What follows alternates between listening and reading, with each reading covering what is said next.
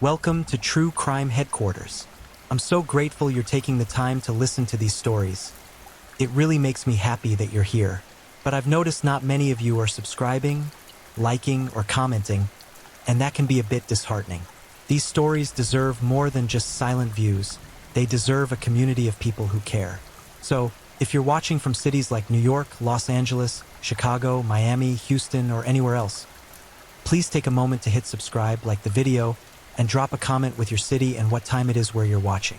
Your support truly makes a difference. These stories matter, and together, we can make sure they get the attention they deserve. Thank you for being a part of this. Have you subscribed yet? I'm waiting. Done? Great, thank you for that. Now, let's dive into the story. This is the story of the morgue keeper, David Fuller's Kingdom of the Dead. A hospital electrician walks through sterile corridors at 3 a.m., his footsteps echoing against linoleum floors. Keys jangle at his hip, keys that unlock doors most people never think about. Doors that lead to the cold rooms, the silent rooms, the rooms where the dead wait for morning. For 12 years, David Fuller was that man. By day, he fixed faulty lights and repaired broken circuits. A quiet worker, reliable, the kind of person who blended into hospital walls like beige paint. But when the night shift began, when doctors went home and nurses dimmed the lights, Fuller descended into the basement morgue. There, surrounded by steel tables and refrigerated compartments, he transformed into something else entirely. Over 100 victims, over 100 families who never knew their loved ones weren't resting peacefully. Over 100 violated souls, including children as young as 9 years old. For more than a decade, a predator roamed freely through Kent hospitals, filming his atrocities with meticulous precision. This is the story of a killer who murdered twice in 1987, then vanished into plain sight for 34 years. This is the story of a man who wore the mask of normalcy so convincingly that even his wife had no idea what darkness lived inside him. This is the story of David Fuller, the morgue keeper, the man who built a kingdom of horror in the coldest room of all. And this is how he was finally caught. Please take a moment to subscribe if you haven't yet, like the video, comment, and share. We'd love to hear your thoughts and know where you're tuning in from, along with the time in your corner of the world. Now, settle in and get ready for tonight's chilling stories. We're diving into 4 true crime cases, each more haunting than the last. So, get comfortable and let the day melt away. The summer heat clung to the streets of Royal Tunbridge Wells like a fever. It was the kind of heat that made people leave windows open at night, desperate for any whisper of cool air. Wendy Nell made that same choice on June 22nd, propping open the window of her ground floor bedsit on Guilford Road. She was 25 years old, recently separated from her husband, trying to rebuild her life in this quiet corner of Kent. She never woke up. The next morning, when Wendy failed to arrive at her job at a printing company, her boyfriend grew worried. She was punctual, reliable. Something felt wrong. He drove to her bedsit, knocked on the door, called her name. Silence. The door was unlocked. He pushed it open. What he found would haunt him forever. Wendy lay naked in her bed, her body positioned in an unnatural way. Blood stained the sheets. Her face was bruised. The room showed no signs of forced entry through the door, but that open window told the story. Someone had climbed through while she slept, crept through the darkness like a shadow, and ended her life with savage brutality. She had been beaten, strangled, sexually assaulted. The police arrived to a scene that reeked of depravity. This wasn't a crime of passion or a burglary gone wrong. This was predatory, calculated. The killer had taken his time with Wendy, violating her in ways that turned even seasoned detectives' stomachs. They collected evidence, DNA samples from her body, fingerprints from the windowsill, fibers from the bedding. But in 1987, DNA technology was in its infancy. The samples were cataloged and stored, waiting for science to catch up. Tunbridge Wells, a genteel spa town known for its Victorian architecture and peaceful streets, suddenly felt dangerous. Women started locking their windows despite the heat. Parents walked their daughters home from work. The community held its breath, waiting for answers that wouldn't come. Caroline Pierce was 20 years old, with her whole life stretching out before her like an open road. She lived in Grosvenor Park, just over a mile from where Wendy Nell had been murdered. On the evening of November 24th, she spent the night with her boyfriend at his flat. They said goodnight around 1:30 a.m., and Caroline walked the short distance to her own bedsit. She never made it inside. Neighbors heard nothing. No screams, no struggle. Caroline simply vanished into the November darkness as if the night itself had swallowed her whole. Her boyfriend raised the alarm the next morning when she failed to answer her door. Police found her keys on the ground outside her home, along with her shoes. The front door was unlocked, standing slightly ajar. Caroline was gone. For weeks, her face stared out from missing person posters plastered across Kent. Volunteers searched parks, woods, alleyways. Her family appeared on television, pleading for information. But days turned into weeks, and hope began to wither like leaves in winter. Then, on December 15th, a farmer discovered something horrific in a water-filled culvert on Romney Marsh, 40 miles from Tunbridge Wells. Caroline's body lay submerged in the cold, dark water, decomposing. She had been beaten, strangled, and sexually assaulted before being dumped like garbage in that isolated ditch. The killer had driven her body all the way across Kent, discarding her in a place where she might never have been found.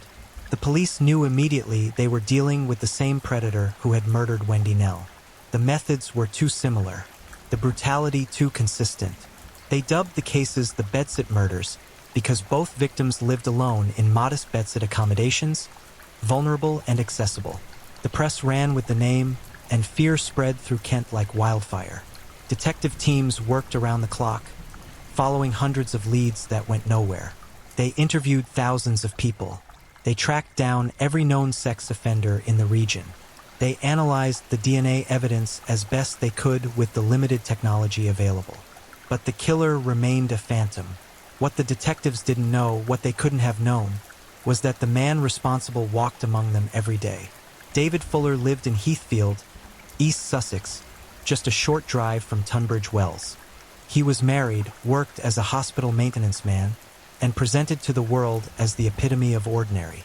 Neighbors described him as quiet but friendly. Colleagues said he was dependable. His wife believed she knew him completely, but Fuller had secrets that no one suspected. After murdering Wendy Nell and Caroline Pierce in 1987, Fuller went silent. Not because he was reformed or frightened of capture, but because his appetites evolved. He had discovered something during those murders, something that satisfied the darkness coiling inside him. The act of violating someone who couldn't resist, couldn't fight back, couldn't scream. It had awakened something monstrous. And in the years to come, Fuller would find a way to feed that monster without the risk of police knocking on his door. The bedsit murder files gathered dust in police archives. The families of Wendy Nell and Caroline Pierce lived with unanswered questions, the wound of their loss never healing. Kent slowly exhaled, believing the killer had either died, been imprisoned for other crimes, or moved away. The case went cold, frozen in time like the bodies in the morgue where Fuller would soon begin his reign of terror. Technology had evolved. DNA databases had expanded. Police forces across the United Kingdom began re-examining cold cases with fresh eyes and new tools. In 2007, forensic scientists took another look at the DNA evidence from the bedsit murders. Using advanced techniques that didn't exist in 1987, they confirmed what detectives had long suspected. The same man had killed both Wendy Nell and Caroline Pierce. They ran the DNA profile through every database available. No matches. The killer had never been arrested, never had his DNA taken for any reason. He was still out there, still free, possibly still hunting. But the police persisted. They initiated a mass DNA screening program, asking men in the Tunbridge Wells area to voluntarily provide samples. Thousands complied, eager to help or to clear their names. The investigation consumed resources and manpower, but the DNA kept coming back negative. Meanwhile, just miles away in Pembury, David Fuller was settling into a job at the Tunbridge Wells Hospital. He had worked in hospital maintenance for years, moving from facility to facility, always reliable, always unremarkable. But at Tunbridge Wells Hospital, Fuller gained access to something that would change everything. He got keys to the mortuary. The morgue became Fuller's sanctuary, a place where he could indulge his darkest fantasies without fear of resistance or discovery. The dead couldn't scream. The dead couldn't identify him. The dead were his to do with as he pleased. And he pleased to do unspeakable things. From 2008 onwards, Fuller began his systematic abuse of corpses. He would wait until late at night, when the hospital was quiet and staff were scarce. Then he would let himself into the mortuary, select a body, always female, ranging from young girls to elderly women, and film himself committing acts of necrophilia. He stored the videos meticulously, organizing them by date and victim, building a digital archive of depravity. Over 100 women and girls. Over 100 times he walked into that cold room, violated someone's mother, daughter, sister, grandmother. Over 100 families who would later discover that death hadn't brought their loved ones peace. And still, no one suspected. Fuller continued his double life with chilling efficiency. By day, he was the helpful electrician who fixed the lights. By night, he was a monster who defiled the dead. Fuller's crimes in the morgue weren't impulsive. They were ritualistic. He had favorite victims, bodies he returned to multiple times. He experimented with different acts, documenting everything on video. The footage revealed a man who felt completely in control, who believed he was untouchable. The morgue became his kingdom, and he ruled it with absolute authority. No one questioned why the maintenance man was working late. No one checked the security footage. No one noticed that certain bodies had been moved, handled, violated. The dead kept their secrets, and Fuller thrived in their silence. He became bolder over time. What started as occasional visits increased in frequency. The videos multiplied, filling hard drive after hard drive. Fuller was meticulous in his documentation, labeling files, creating folders, treating his crimes like a carefully curated collection. It was this obsessive organization that would eventually lead to his downfall, but for now, it was his greatest source of pride. While Fuller descended deeper into his necrophiliac nightmare, the families of Wendy Nell and Caroline Pierce continued to wait for justice. They marked anniversaries, held memorials, and kept hope alive that someday, somehow, the killer would be found. They had no idea that the man who had destroyed their lives in 1987 was still active, still offending, hiding in plain sight inside a hospital where people came to heal. The clock was ticking. Technology was advancing. DNA databases were expanding. And David Fuller's carefully constructed world was about to collapse around him in the most spectacular and horrifying way imaginable. But not yet. For now, the morgue keeper continued his reign, confident in his invisibility, secure in his secrets. The morgue lights hummed in the darkness, refrigeration units clicked on and off, and somewhere in the shadows, David Fuller smiled as he reviewed his latest footage. The dead couldn't tell. The dead couldn't stop him, or so he thought. 33 years had passed since Caroline Pierce's body was discovered in that flooded culvert. 33 years of unanswered prayers and sleepless nights for her family. 33 years during which David Fuller had walked free, his secrets growing darker with each passing year.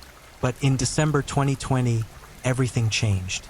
The Kent police had never stopped working the Bedsit murders. Cold case teams periodically reviewed the evidence, hoping for a breakthrough. By 2019, DNA technology had evolved far beyond what was available even a decade earlier. Forensic genealogy, the technique that had caught the Golden State Killer in California, was now being employed in the United Kingdom. Scientists could take a DNA profile and trace it through family trees, identifying suspects through their relatives.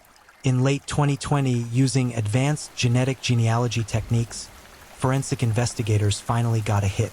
The DNA from the Bedsit murder scenes pointed to a specific family tree. From there, they narrowed the list of possible suspects. One name emerged that fit all the criteria. David Fuller, 66 years old, living in Heathfield, East Sussex. On December 3, 2020, Armed police surrounded Fuller's modest home. Officers knocked on the door with the weight of decades behind them. When Fuller answered, they arrested him on suspicion of the murders of Wendy Nell and Caroline Pierce. Fuller said nothing. He simply nodded, as if he'd been expecting this moment for 33 years. The police took him into custody and began searching his property. What they found would shock even the most hardened investigators, revealing that the Bedsit murders were just the beginning of Fuller's depravity. Fuller's home looked ordinary from the outside, a semi-detached house on a quiet street, with a small garden and net curtains in the windows. Inside, it was meticulously organized, clean, normal, the kind of place where you might have tea with a neighbor on a Sunday afternoon. But hidden in Fuller's study, investigators discovered a digital dungeon that would take months to fully excavate. The room contained multiple computers, external hard drives, USB sticks, and storage devices. Fuller had accumulated more than 23 million files. 23 million. To put that in perspective, the entire United States Library of Congress contains approximately 10 million items. Fuller had more than double that stored in his modest home office. As forensic computer specialists began sifting through the data, they found exactly what they expected. Evidence linking Fuller to the 1987 murders. Videos of the crime scenes. Photos of the victims. Digital files that proved beyond doubt that Fuller was the Bedsit killer. But then they found something else. Something nobody had anticipated. Videos. Hundreds of videos. Thousands of videos. All filmed in darkness with night vision cameras. All showing the interior of a hospital mortuary. All showing David Fuller sexually assaulting corpses. The room fell silent as investigators watched the first few seconds of footage. Then someone ran from the room to vomit. Another officer began crying. A third just stared at the screen, unable to process what he was seeing. Fuller had documented everything. Every victim, every assault, every violation. He had organized the files by date, by location, by victim. Some folders were labeled with the names of the deceased, information Fuller had obtained from mortuary tags. Other files were numbered, clinical in their organization, as if Fuller was cataloging specimens rather than human beings. The videos revealed 2 hospital mortuaries, Kent and Sussex Hospital and Tunbridge Wells Hospital.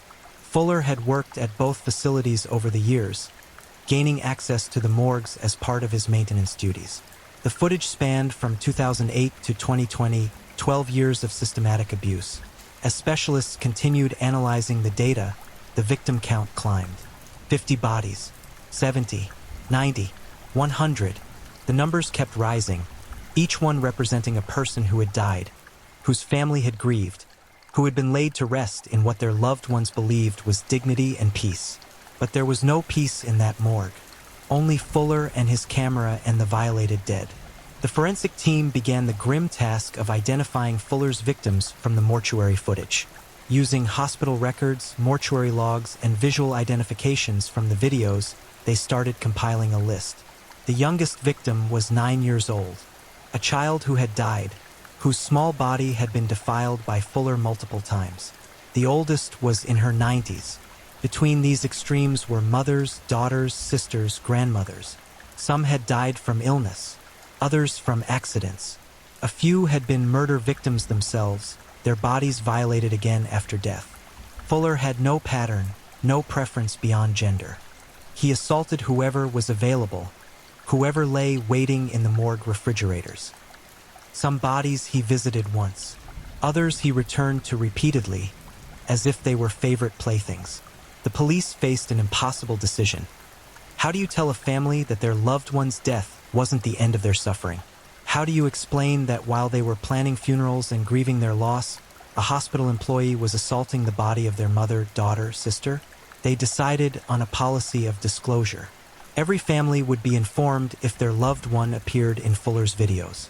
Specialized officers were trained to deliver this unimaginable news. Psychologists were brought in to support both the families and the officers tasked with these horrific notifications. The calls began. One by one, families who thought they had reached the end of their grief journey discovered there was a new, deeper circle of hell waiting for them. Some families screamed, Others went silent, unable to process the information. Many refused to believe it at first, insisting there must be a mistake. But there was no mistake. Fuller's videos were undeniable evidence of his crimes. Support groups formed. Families connected with each other, sharing their trauma, trying to make sense of the senseless. Many described feeling violated themselves, as if Fuller had reached across time to hurt them all over again. The trust they had placed in the hospital system, in the sanctity of death, in the basic decency of humanity, all of it shattered. Throughout Fuller's decades of offending, he maintained what appeared to be a normal home life. He was married to his second wife, Mala. They had been together for years, living in that quiet house in Heathfield. She knew him as a devoted husband, a reliable worker, a quiet man who enjoyed his privacy. Mala had no idea what her husband was doing in those late-night hours at the hospital. She didn't know about the hard drives hidden in his study. She didn't know about the videos, the victims, the double life Fuller had constructed with such meticulous care. When police arrested Fuller, Mala's world imploded. Officers had to inform her about her husband's crimes, not just the Bedsit murders from before they met, but the morgue assaults that had continued throughout their marriage. Every time Fuller had come home from a night shift, every time he'd kissed her goodnight, every time they'd shared a meal together, he'd been carrying these secrets with him. Psychological experts later noted that Fuller demonstrated classic traits of compartmentalization. He could separate his predatory behavior from his everyday life completely. At home, he was the husband who mowed the lawn and paid the bills. At work, he was the reliable electrician who showed up on time. But in the morgue, he transformed into something monstrous. This ability to maintain separate identities is common among serial offenders, but rarely to the extreme degree that Fuller exhibited. He never aroused suspicion, never gave off warning signals, never exhibited the behavioral changes that typically accompany such profound criminal activity. Mala cooperated fully with the investigation, but she remained in shock throughout. In interviews, she described feeling like she'd been married to a stranger, like the man she thought she knew had never really existed. The betrayal cut deeper than any physical wound. As the investigation expanded, uncomfortable questions emerged about how Fuller had operated undetected for so long. The answer revealed systemic failures at multiple levels. First, security in the morgue areas was minimal. Fuller, as a maintenance employee, had legitimate reasons to access all areas of the hospital, including the mortuary. His key card gave him 24-hour access. No one monitored who entered the morgue or when. No one checked security camera footage unless there was a specific complaint or incident. Second, the mortuary had CCTV cameras, but they were poorly maintained and frequently non-functional. Even when they were working, the footage was recorded over after a short period unless flagged for retention. Fuller had learned these systems inside and out. He knew when cameras were operational and when they weren't. He knew which angles they covered and which blind spots existed. Third, there was no system for monitoring how long bodies remained in the morgue or tracking their handling. Bodies were logged in when they arrived and logged out when they were released to funeral directors or transferred for autopsy. What happened to them in between was largely unmonitored. Fuller exploited all of these gaps with frightening efficiency. He would enter the morgue late at night, use his knowledge of camera blind spots to avoid detection, assault victims, and leave without anyone knowing he'd been there. The bodies showed no external signs of his crimes.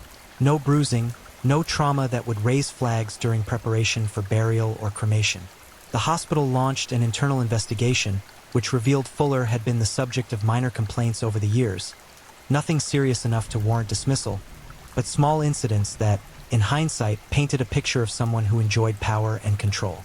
He had been reported for being in areas he didn't need to access. He had occasionally made female staff members uncomfortable with his intense staring. But these were seen as personality quirks rather than warning signs. Families of victims began filing lawsuits against the hospital trust, arguing that better security and monitoring would have caught Fuller years earlier, potentially saving dozens of victims from his abuse. The legal battles would continue for years, with the hospital ultimately acknowledging catastrophic failures in their systems. In police custody, Fuller initially remained silent. He invoked his right to a solicitor and refused to comment on the allegations. But detectives had an advantage. They had his videos. They had undeniable evidence of his crimes, organized and labeled by his own hand. In subsequent interviews, Fuller eventually admitted to murdering Wendy Nell and Caroline Pierce. He provided details only the killer would know, walking investigators through each crime with disturbing calmness. He showed no remorse, no emotion. He described the murders as if he was recounting a grocery shopping trip. When confronted with the morgue videos, Fuller again showed no shame. He acknowledged they were his, admitted to the assaults, and even corrected investigators when they miscounted his victims. It was as if he took pride in the scope of his offending, as if he wanted credit for the full extent of his crimes. Psychologists who evaluated Fuller described him as having severe antisocial personality disorder with necrophiliac and sadistic tendencies. He lacked empathy completely. He viewed other people, living or dead, as objects for his use. He had spent decades perfecting his double life, refining his methods, evading detection. But now, finally, the fortress of lies had crumbled. The mask had slipped. David Fuller, the quiet hospital electrician, was revealed as one of Britain's most depraved criminals. The question was no longer whether he was guilty, but what kind of justice could possibly fit such monstrous crimes. The court proceedings would become one of the most difficult trials in British legal history, forcing the justice system to confront violations that most people couldn't even imagine. Maidstone Crown Court prepared for a trial unlike any in British history. The accused, David Fuller, now 67 years old, charged with 2 counts of murder and numerous counts of sexual penetration of corpses. The evidence, overwhelming. The challenge, how does a legal system designed for the living address crimes committed against the dead? On October 8, 2021, Fuller appeared via video link from custody. He had initially pleaded not guilty to the murders, claiming diminished responsibility. But as his trial date approached, something shifted. Perhaps he realized the futility of denial. Perhaps he wanted to avoid forcing the families of Wendy Nell and Caroline Pierce to endure the trauma of a full murder trial. Or perhaps, more chillingly, he simply wanted to move proceedings along to the sentencing phase where his full catalog of crimes would be revealed. Fuller changed his plea. Guilty. Guilty to murdering Wendy Nell. Guilty to murdering Caroline Pierce. The courtroom fell silent. Pam Nell, Wendy's mother, sat in the gallery, tears streaming down her face. She had waited 34 years for this moment. 34 years of wondering who had killed her daughter and why. The relief of finally having answers mixed with the horror of what those answers revealed. But the murder admissions were only the beginning. Fuller also pleaded guilty to dozens of counts relating to his mortuary crimes, sexual penetration of corpses, taking and possessing indecent images, extreme pornography.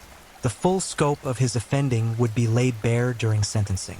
The trial moved to its most harrowing phase, the prosecution's presentation of evidence. The Crown Prosecution Service faced an ethical dilemma. They had to present enough evidence to demonstrate the severity of Fuller's crimes, but they also had a duty to protect the dignity of his victims and spare their families unnecessary trauma. A delicate balance had to be struck. Prosecutor Duncan Atkinson KC took the court through a carefully curated selection of evidence. He described the murders of Wendy Nell and Caroline Pierce in clinical detail, explaining how Fuller had stalked his victims, broken into their homes, and killed them with brutal efficiency. The attacks were sexually motivated, sadistic, and entirely premeditated.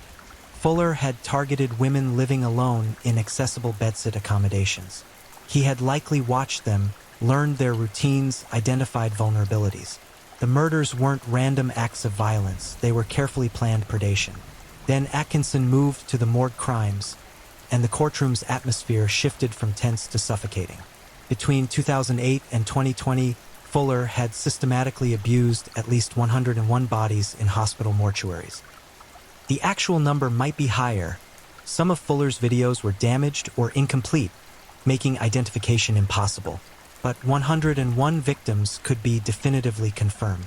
The ages of the deceased ranged from 9 to 100 years old. The assaults occurred at Kent and Sussex Hospital in Tunbridge Wells and, after that facility merged with another trust, at Tunbridge Wells Hospital in Pembury.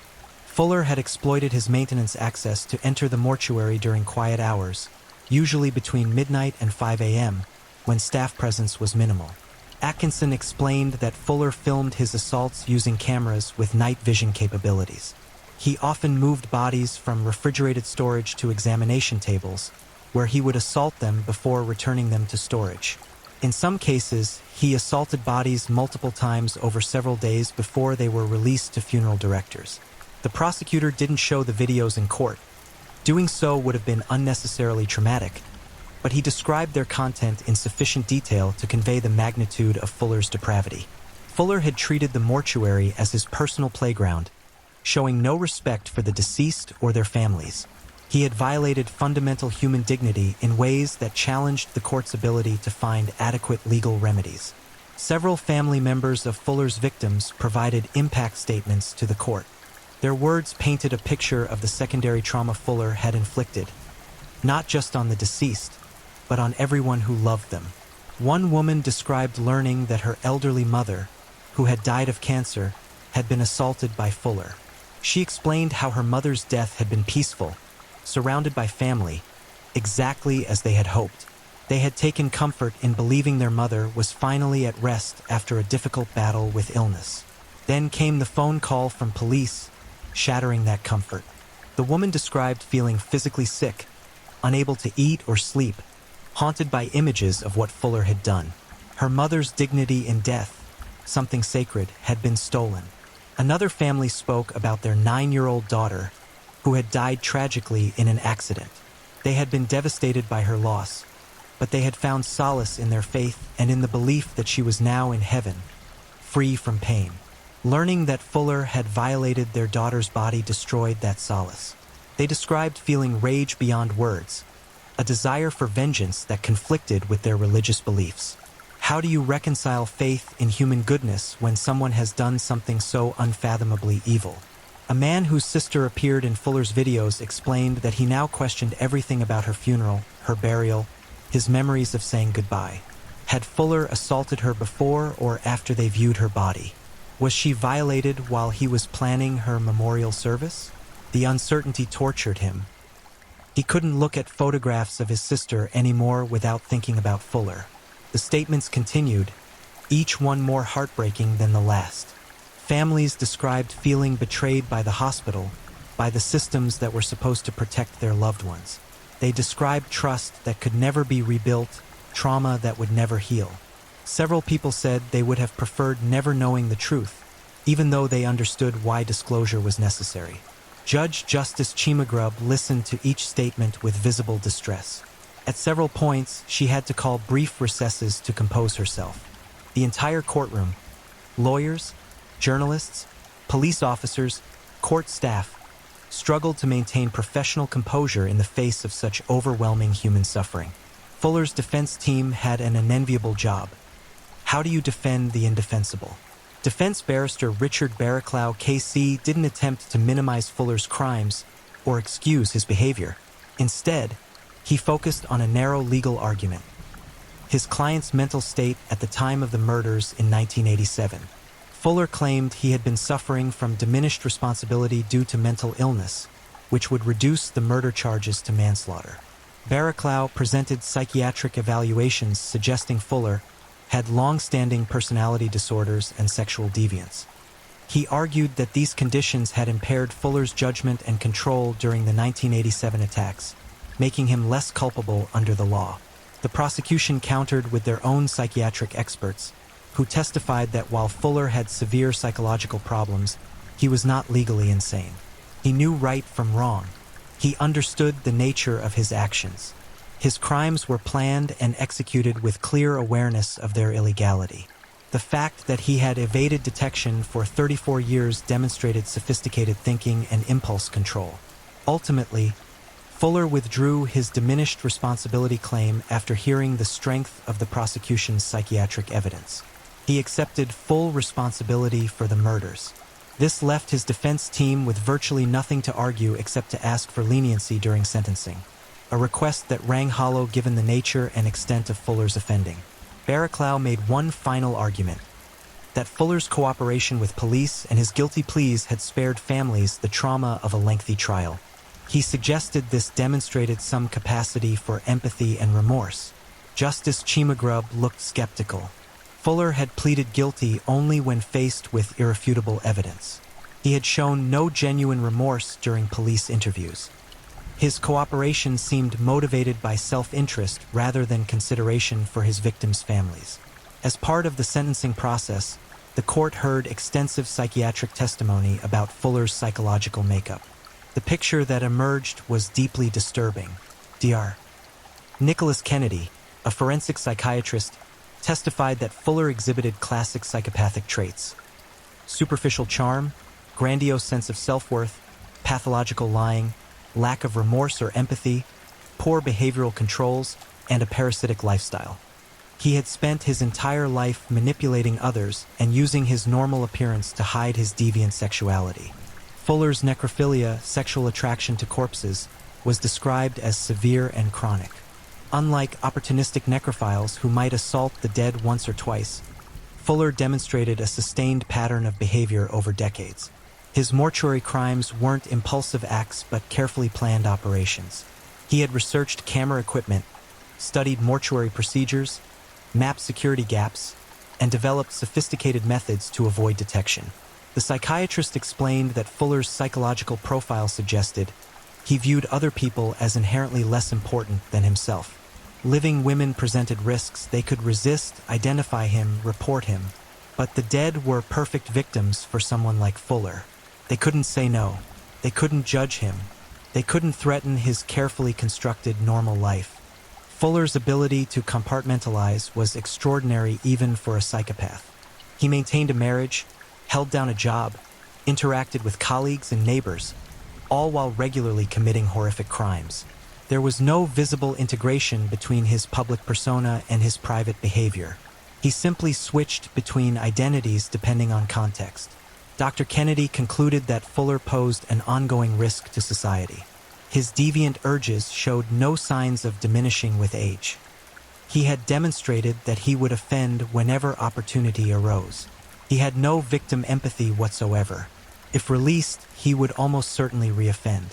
On December 15, 2021, Justice Chimagrub delivered Fuller's sentence. The courtroom was packed with journalists, families, and observers. Every seat filled. The atmosphere crackled with anticipation and barely suppressed rage. The judge began by addressing Fuller directly, her voice steady but hard as steel. "David Fuller, you have committed some of the most heinous and disturbing crimes this country has ever seen. You are a dangerous and depraved individual who has inflicted immeasurable suffering on countless families." She methodically worked through each category of Fuller's offending, explaining the legal framework for sentencing. For the murders of Wendy Nell and Caroline Pierce, Justice Chimagrub imposed 2 life sentences. But the critical question was, would Fuller ever be eligible for parole? The judge considered the aggravating factors: the sexual motivation, the suffering inflicted on the victims, the fact that Fuller committed 2 murders with a cooling-off period between them, and the decades he had spent evading justice. Against these factors, there were virtually no mitigating circumstances. Justice Chimagrub announced her decision. For the murders of Wendy Nell and Caroline Pierce, you will serve a whole life order. You will spend the rest of your natural life in prison. You will never be released. A whole life order is the most severe sentence available in England and Wales, reserved for the most serious crimes. Only a handful of criminals receive such orders each year. Fuller had earned his place among Britain's worst offenders. For the mortuary offenses, the judge imposed concurrent sentences, 12 years for each count of sexual penetration of a corpse. These sentences would run simultaneously with the whole life order, meaning they added no additional time but ensured legal accountability for each victim. The judge concluded, "Your depravity is beyond comprehension. The suffering you have caused is incalculable.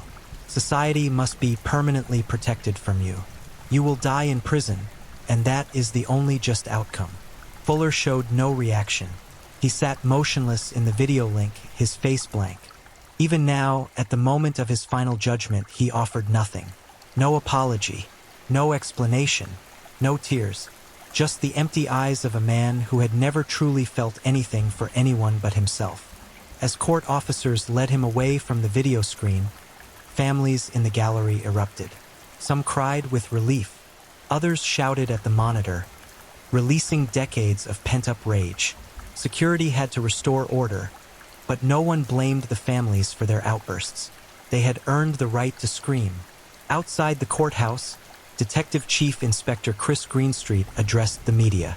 His face showed the weight of the investigation, the toll of months spent cataloging horrors that would haunt him for the rest of his life.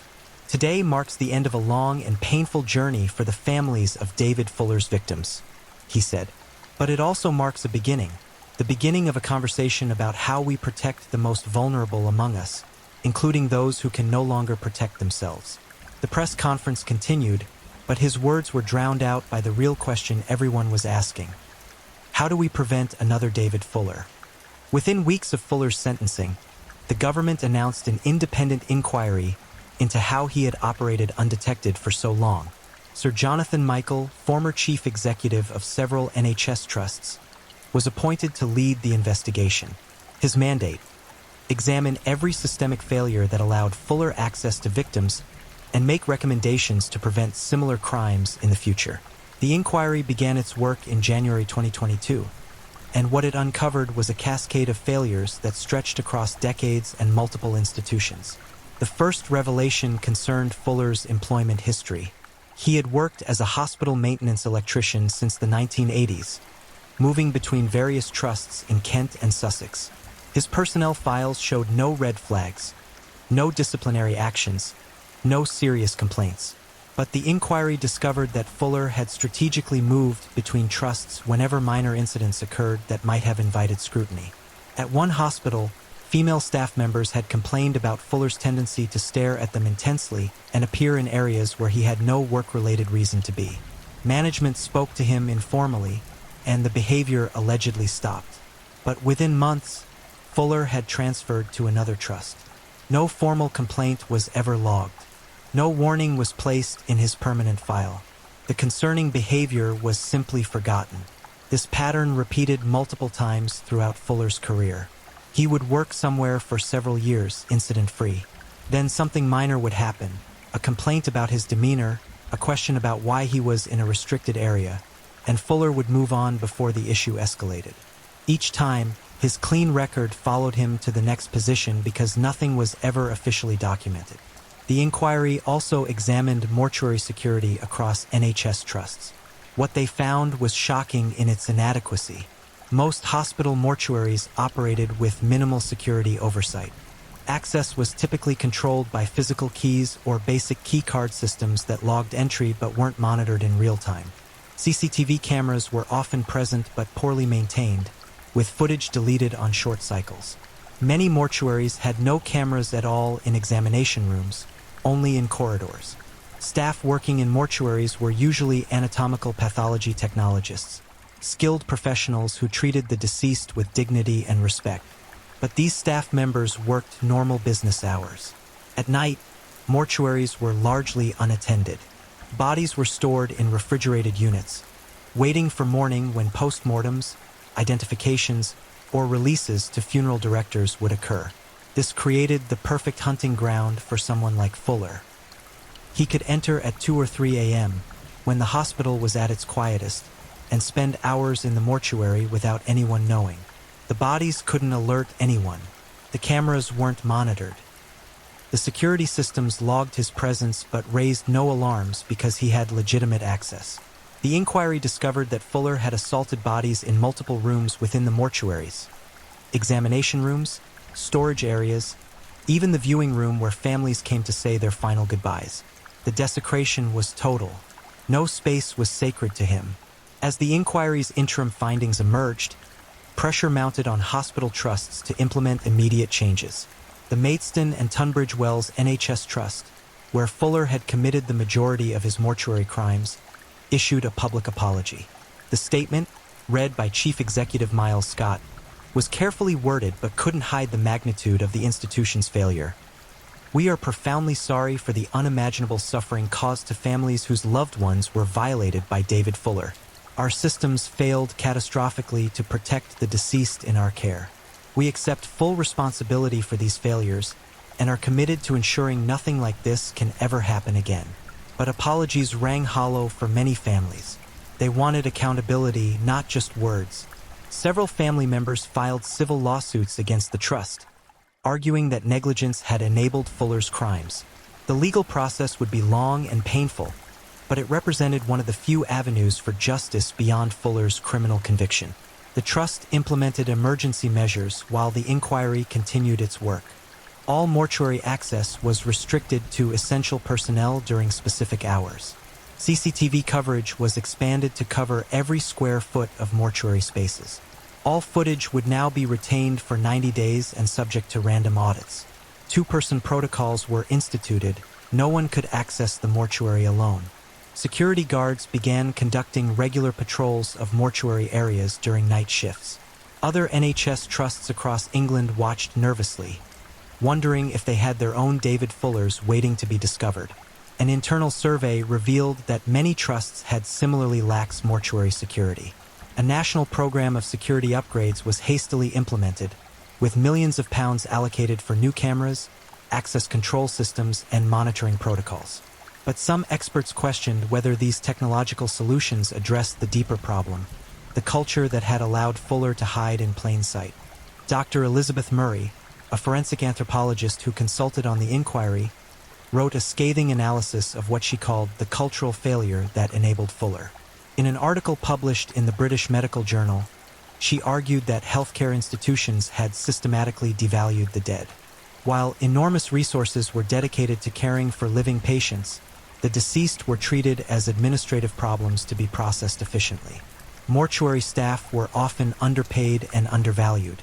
Mortuary facilities were frequently in basement areas, out of sight and out of mind.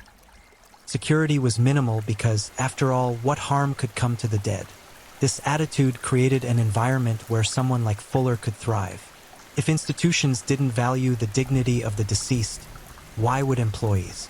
If mortuary security was treated as an afterthought, why would anyone notice suspicious behavior? Dr. Murray called for a fundamental shift in how healthcare treated death.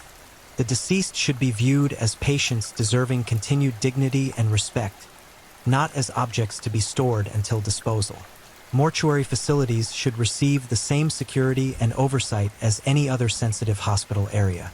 Staff working with the deceased should be properly trained, appropriately compensated, and regularly supervised. Her article sparked widespread debate.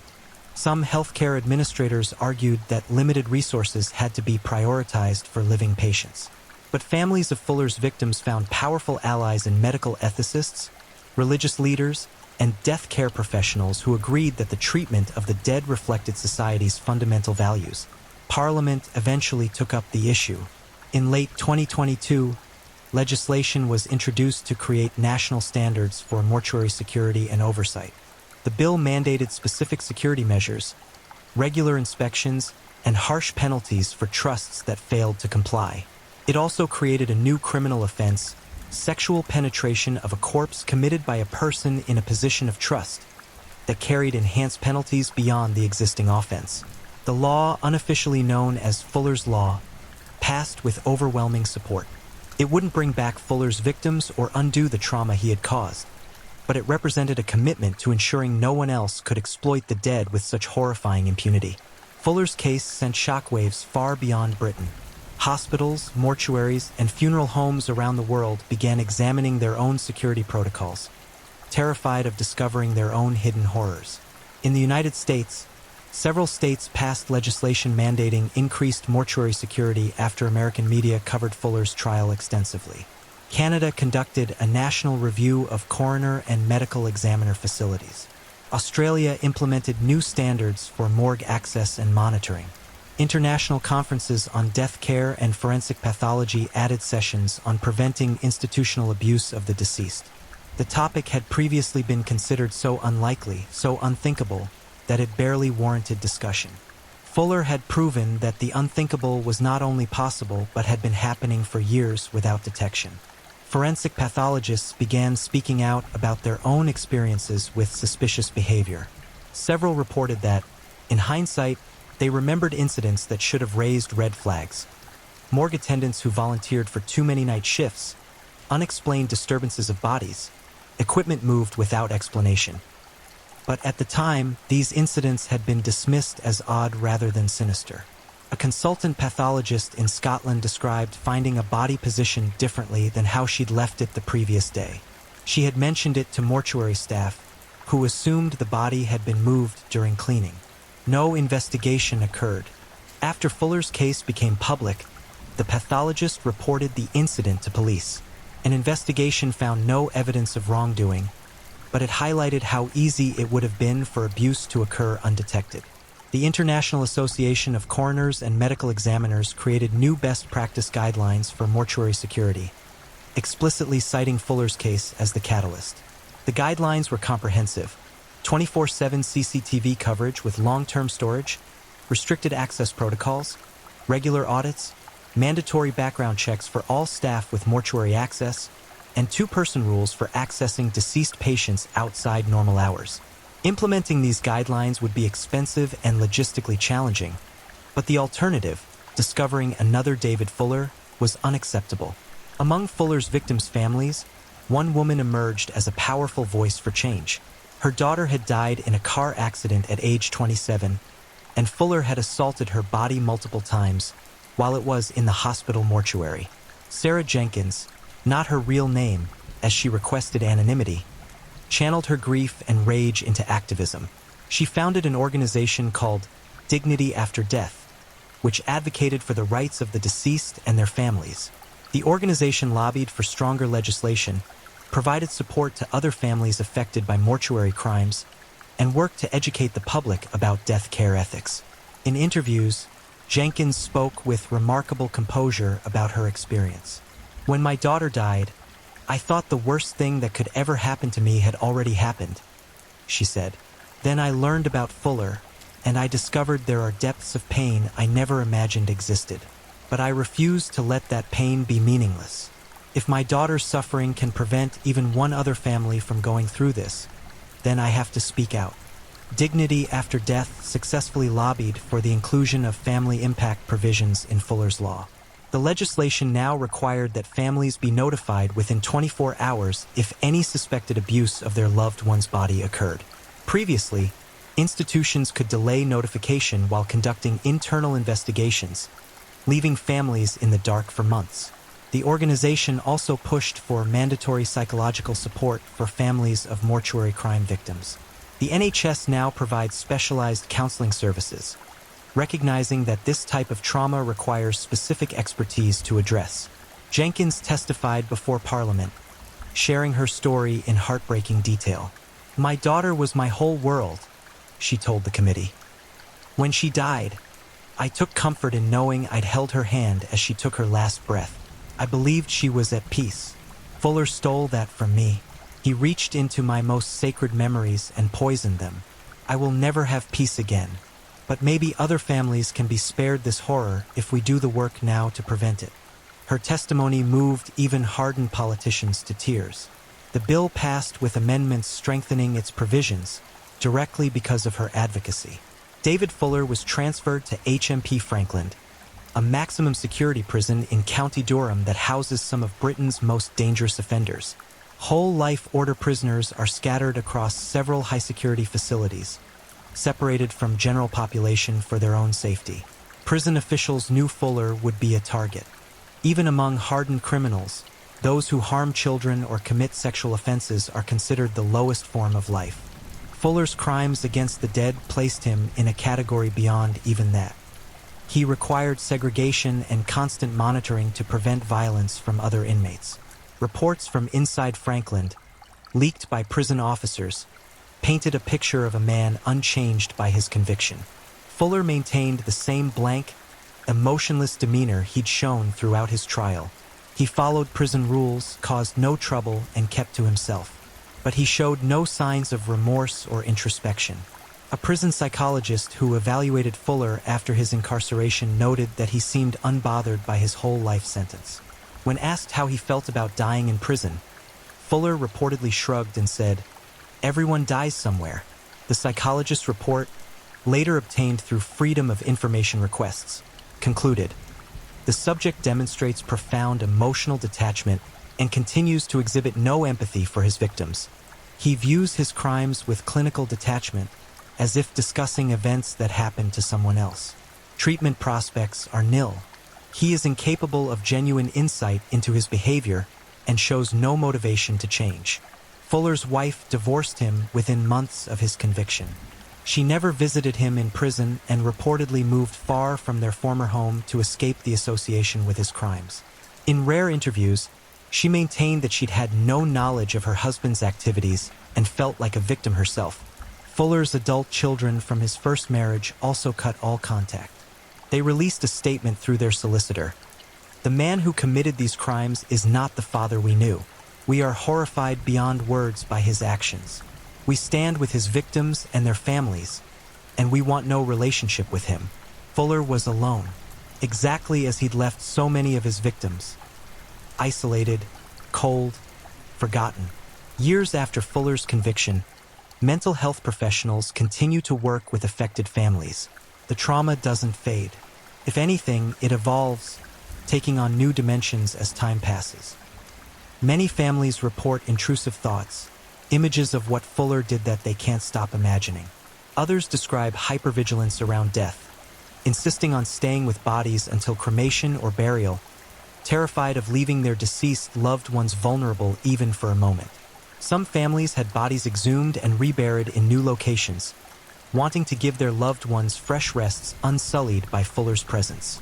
Others held second funeral services, creating new rituals to replace memories that Fuller had contaminated.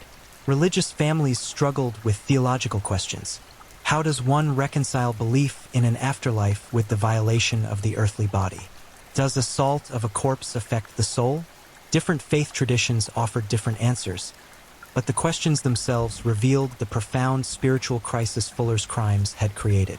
Dr. Amanda Harrison, a psychologist specializing in complex trauma, has worked with dozens of Fuller's victims' families. She describes their experience as doubled trauma. First the loss of a loved one, then the violation of that loved one's memory and remains. What makes this particularly difficult to process, Dr. Harrison explained in an interview, is that the violation occurred without the victim's knowledge or ability to experience it. Families struggle with questions like, did they somehow know? Did their spirit suffer? Should I tell other family members? There's no roadmap for this kind of grief. Support groups formed, both in person and online. Family members found solace in connecting with others who understood the unique horror they'd experienced. These groups became spaces where people could speak the unspeakable, express the rage that polite society found uncomfortable, and grieve in ways that felt authentic rather than performative. But not everyone found healing. Several family members developed severe mental health conditions, depression, anxiety, PTSD. A handful required psychiatric hospitalization. At least 2 family members died by suicide in the years following Fuller's conviction, their deaths attributed at least partially to the trauma of learning about his crimes. The ripples of Fuller's evil continued spreading outward, touching lives in ways that could never be fully quantified or addressed. In the end, one question lingers over the entire Fuller case, asked by families, investigators, journalists, and the public. Why? Why did Fuller commit these crimes? What drove him to murder 2 young women in 1987, then spend decades violating corpses? What satisfaction did he derive from his actions? Fuller has never provided a satisfactory answer. In police interviews, he claimed he didn't know why he did what he did. His crimes were described as compulsions, urges he couldn't resist. But this explanation feels inadequate given the calculated nature of his offending. Forensic psychologists offered various theories. Some argued Fuller's necrophilia stemmed from a desire for complete control. The dead couldn't reject him, judge him, or threaten his carefully constructed normal life. Others suggested it was an extreme form of sexual paraphilia that had escalated over time. A few proposed that Fuller's crimes represented a profound hatred of women, expressed through degradation and objectification. But none of these explanations fully captured the scope and persistence of Fuller's offending. He wasn't a young man acting on impulsive urges. He was a middle-aged and elderly man who maintained his deviant behavior for decades, never wavering, never stopping voluntarily. Perhaps the truth is simpler and more disturbing. Fuller committed these crimes because he enjoyed them, because he could, and because some people are simply evil. This conclusion offers no comfort. It provides no path to prevention beyond the practical measures implemented after his capture. It suggests that monsters can walk among us wearing human faces, and we might never know until the damage is done. David Fuller's name now exists alongside Britain's most notorious criminals: Harold Shipman, Fred West, Ian Brady, Peter Sutcliffe. He has earned his place in that rogues gallery of monsters, not through the number of people he killed, but through the unprecedented nature of his offending. The mortuary crimes, in particular, have left an indelible mark on British consciousness.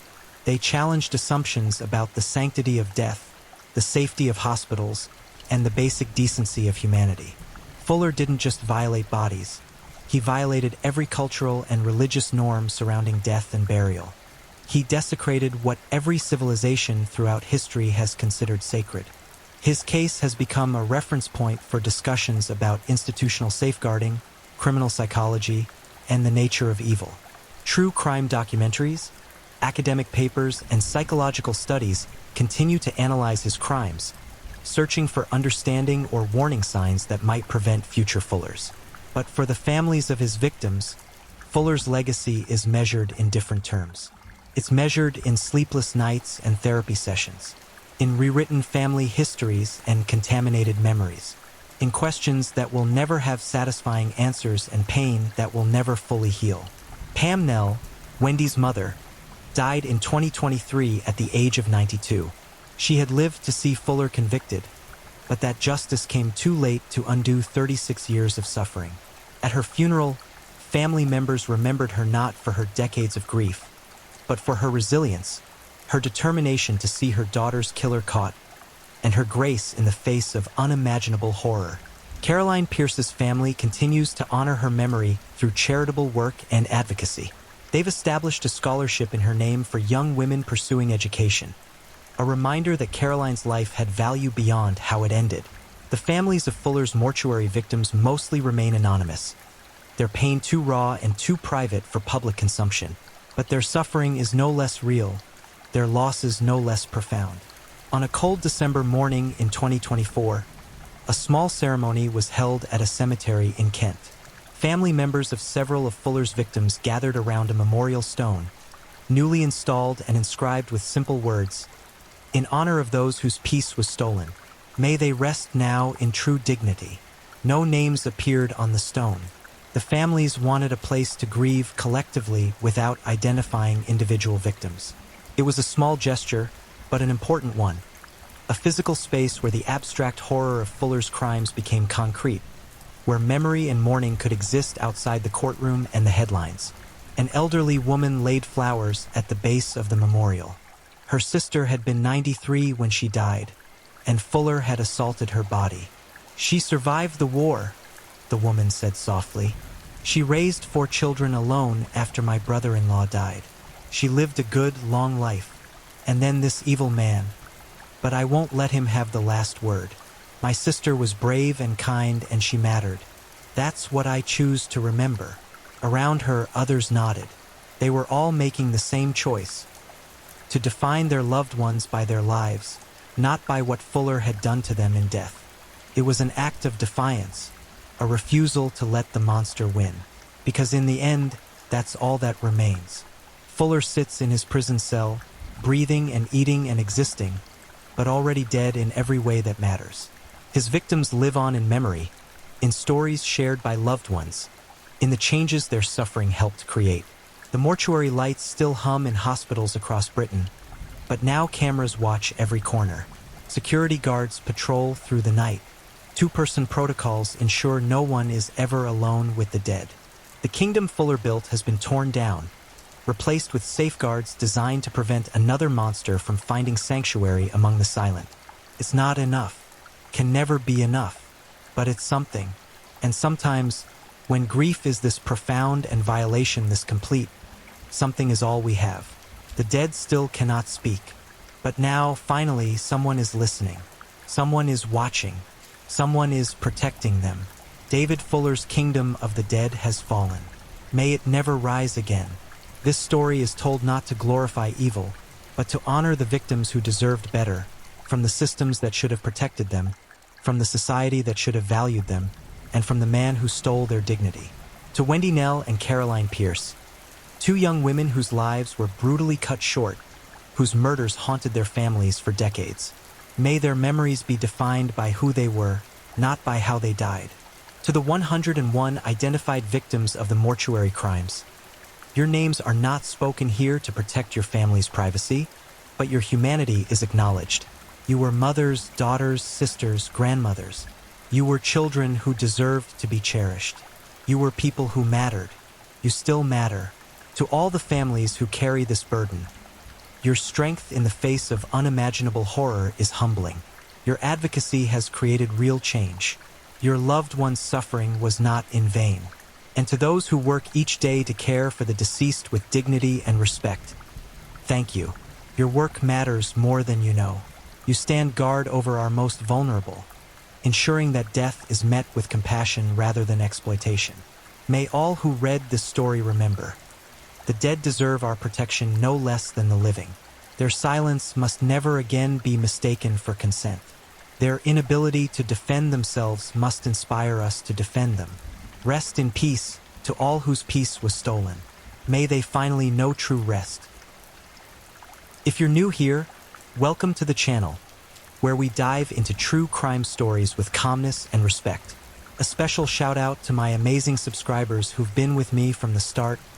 Thank you for your incredible support. If you're still with me, drop a comment.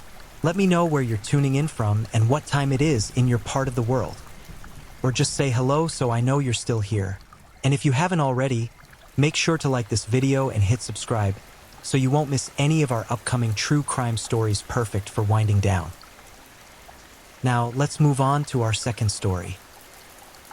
Story 2. The Devil Wore a Father's Face. The unspeakable horror of Lee Ford.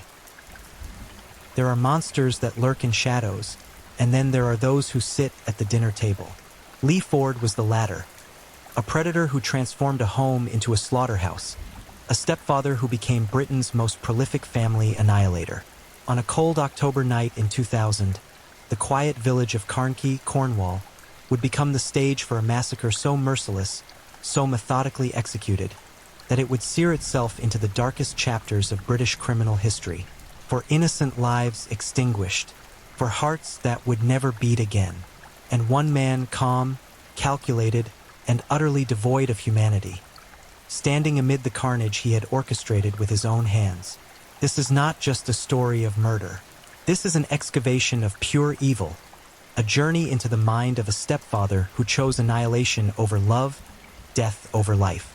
What drives a man to hunt down his own family, one by one, and silence their screams forever? The answer lies in the blood-soaked rooms of 9 Beacon Park, where the unthinkable became reality, and where evil wore the most deceptive mask of all, the face of family. The village of Carnkey sits like a forgotten jewel in the Cornish countryside, a place where everyone knows everyone, where gossip travels faster than the wind that sweeps across the moors, and where evil was never supposed to find a home.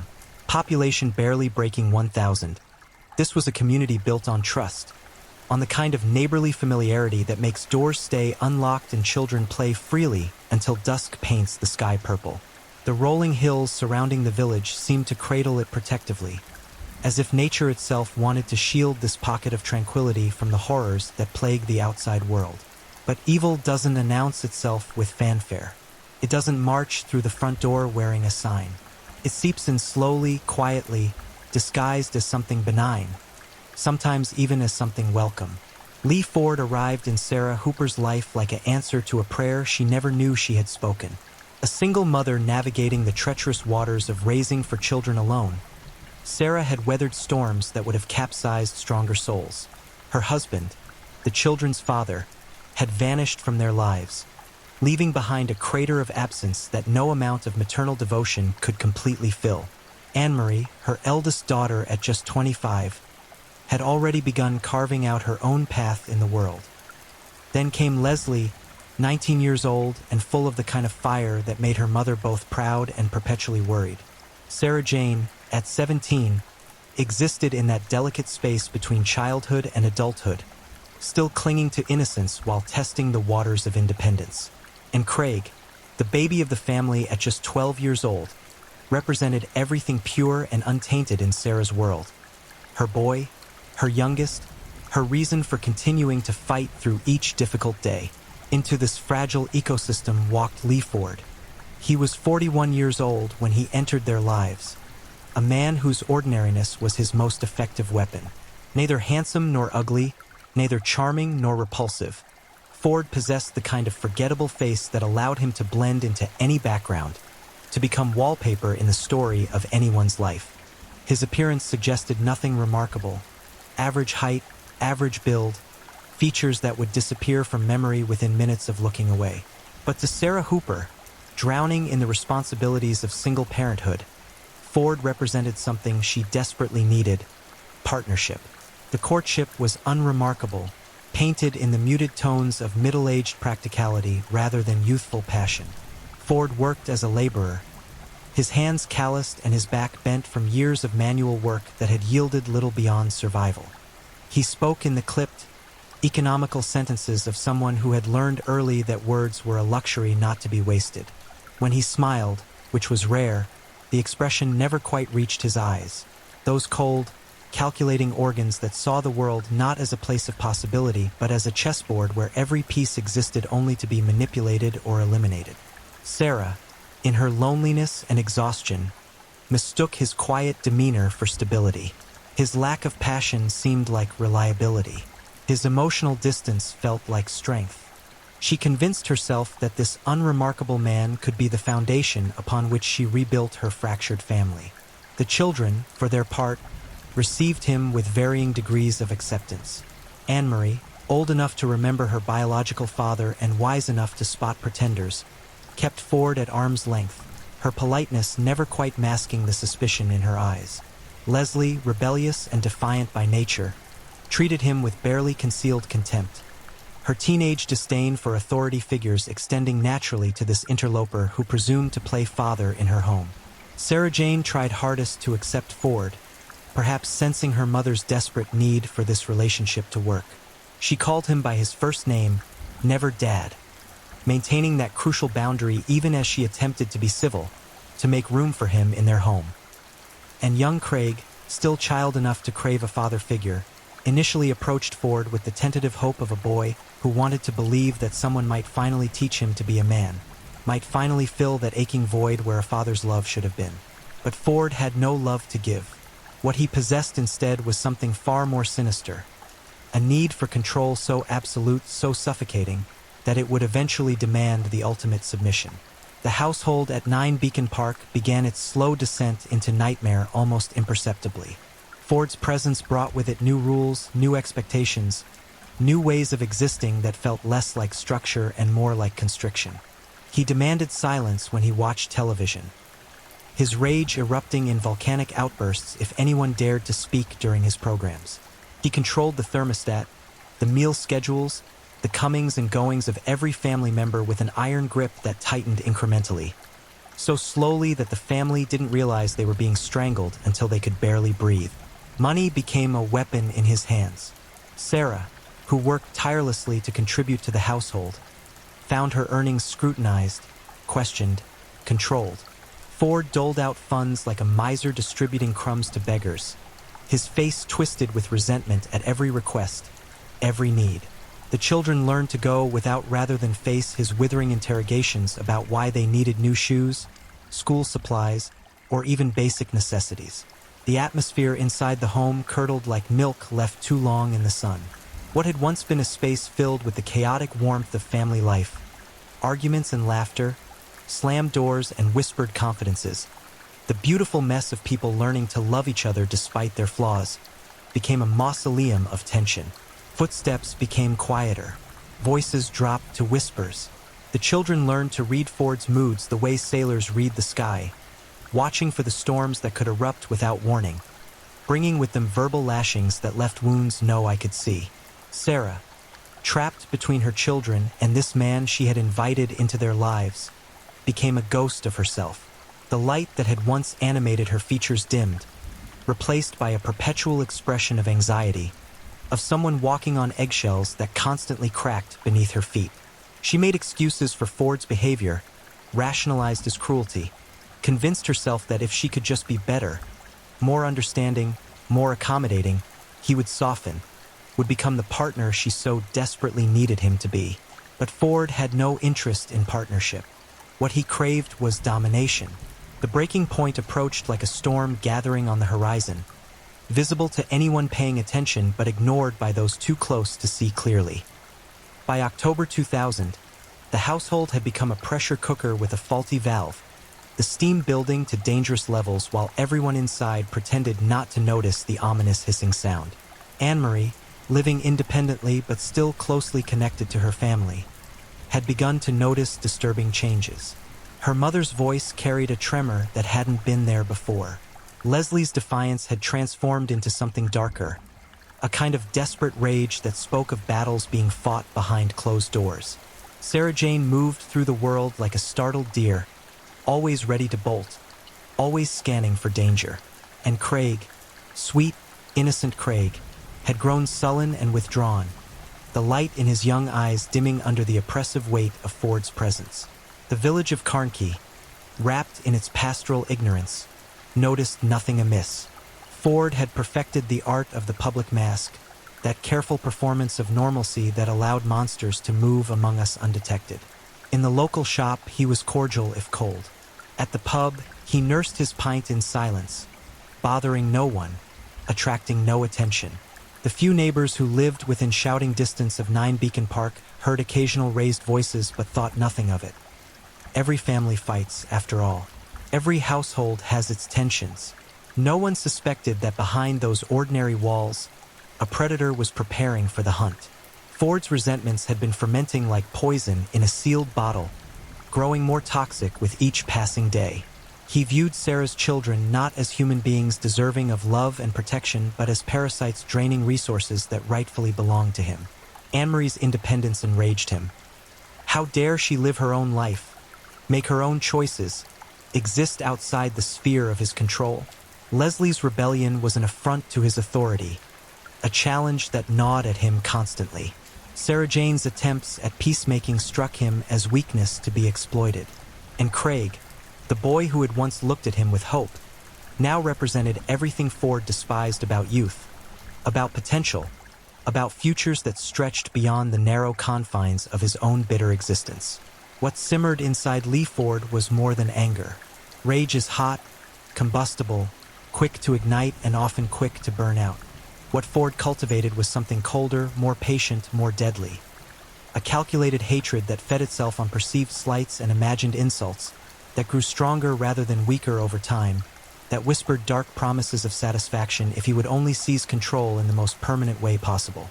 October 14th, 2000, dawned gray and cold over Carnkey, the kind of morning where mist clings to the ground like grave cloth and the sun struggles to penetrate the layers of cloud. Inside 9 Beacon Park, the family moved through their routines with mechanical precision, each member navigating the minefield of Ford's presence with practiced care. Sarah prepared breakfast with trembling hands. The children dressed quickly, quietly, each one desperate to escape into the outside world where Ford's malevolent gravity couldn't pull them down. But escape was an illusion. Ford had already made his decision. The rage that had been building inside him like water behind a failing dam had reached critical mass. On this day, in this house, the unthinkable would unfold. The mask would slip, the monster would feed, and 4 innocent people would pay the ultimate price for the sin of existing in Lee Ford's world. The morning passed with excruciating slowness, each second ticking toward a deadline that only Ford knew existed. He moved through the house with purpose now, his cold eyes calculating, measuring, planning. He had made his peace with what was to come, not because of moral considerations, but because the logistics had been arranged, the plan finalized, the point of no return passed sometime in the dark hours before dawn. Sarah sensed something was wrong. A woman who had spent years reading the subtle shifts in Ford's demeanor, who had become an expert in the semiotics of impending violence, she felt the change in atmospheric pressure that preceded his storms. But what could she do? Where could she go? This was her home, her family, her life. She had invested everything in the fantasy that Ford could be managed, controlled, lived with. To admit the truth now, that she had invited a predator into her home, had fed him and sheltered him and given him access to everything she loved, would be to accept a culpability she couldn't bear. So, she did what she had done for months, for years. She pretended everything was fine, maintained the fiction that this day would be like any other, that the danger she sensed was just her imagination working overtime. It was a fatal miscalculation. As afternoon bled into evening, Ford's patience ran out. The time for pretense was over. The mask fell away, revealing the true face of evil that had been hiding underneath all along. What happened next would shock a nation, would force an entire society to confront the horrifying truth that sometimes the greatest danger comes not from strangers in the night, but from the people we invite into our homes, into our families, into our hearts. The devil doesn't always announce himself with horns and flames. Sometimes he simply walks through the front door, sits down at the dinner table, and waits for the perfect moment to strike. That moment had arrived. The first blow fell on Sarah Jane Ford, formerly Sarah Jane Hooper, the 17-year-old girl who had tried so desperately to make peace with the stepfather who would become her executioner. The clock had just passed 4 in the afternoon when Lee Ford made his move, transforming from sullen domestic tyrant into active killer in the space of a heartbeat.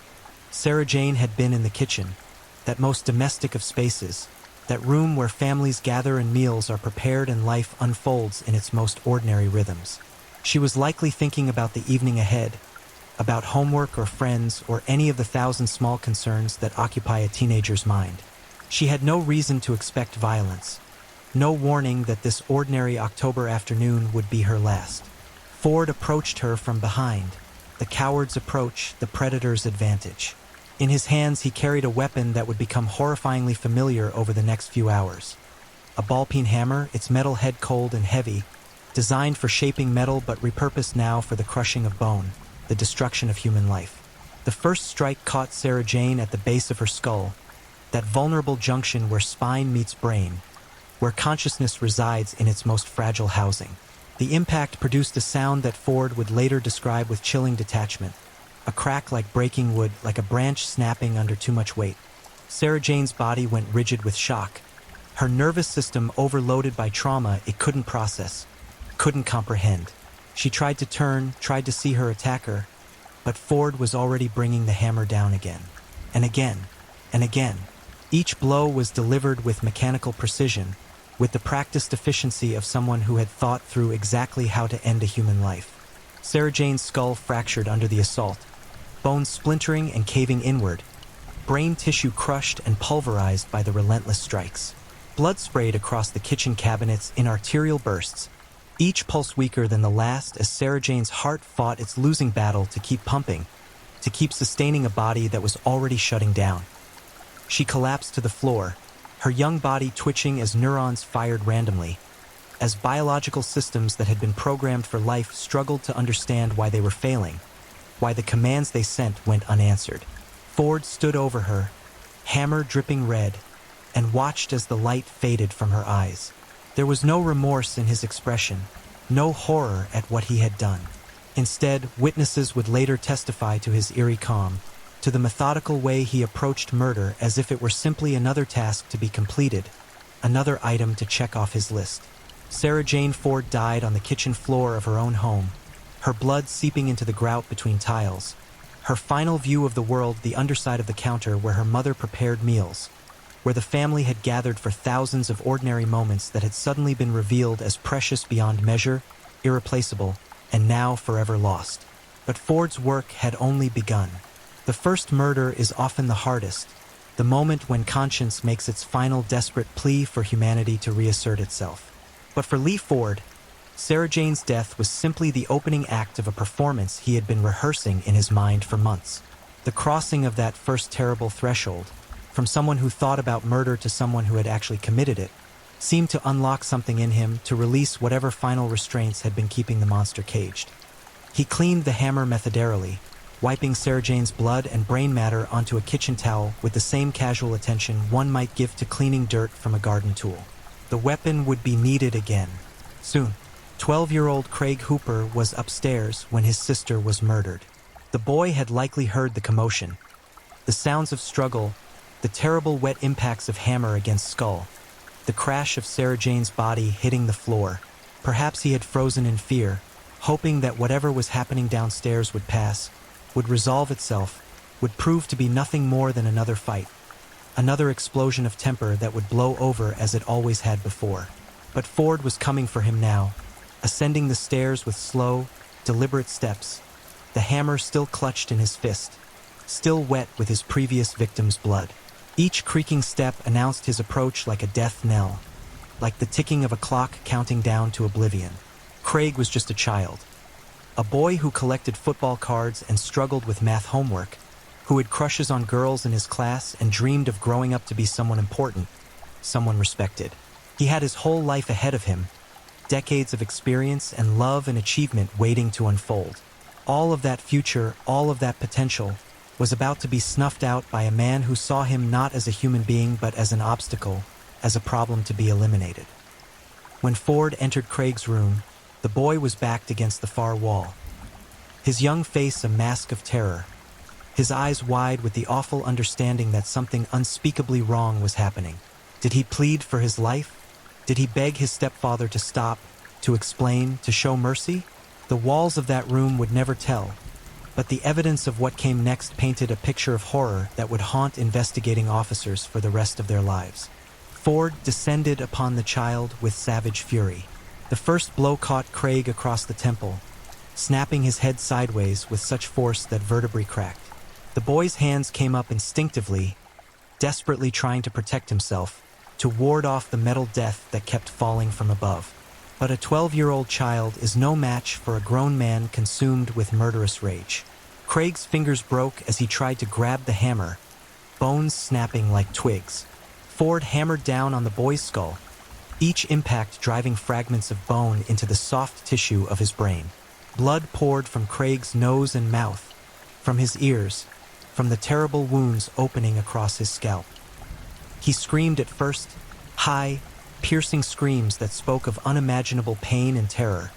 But those screams became gurgles as blood filled his throat, became choking gasps as his body began its final surrender to death. Ford didn't stop.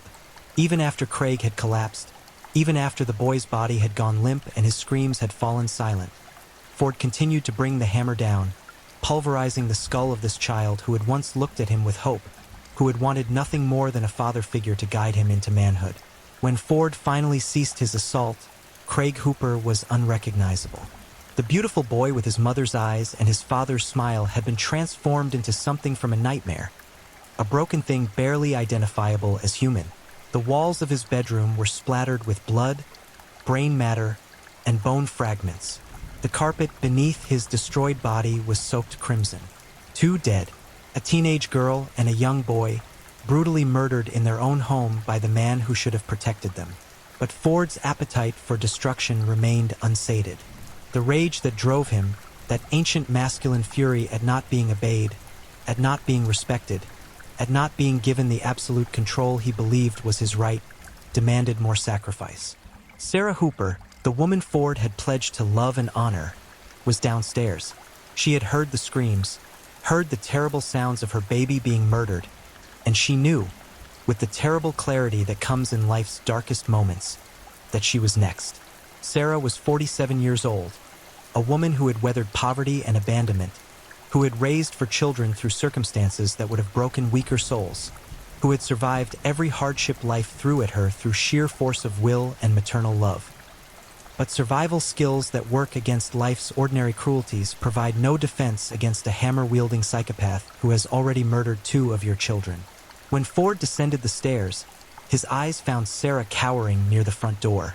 She had tried to run, had actually made it to the door with trembling hands fumbling at the lock, but fear made her clumsy, made her slow.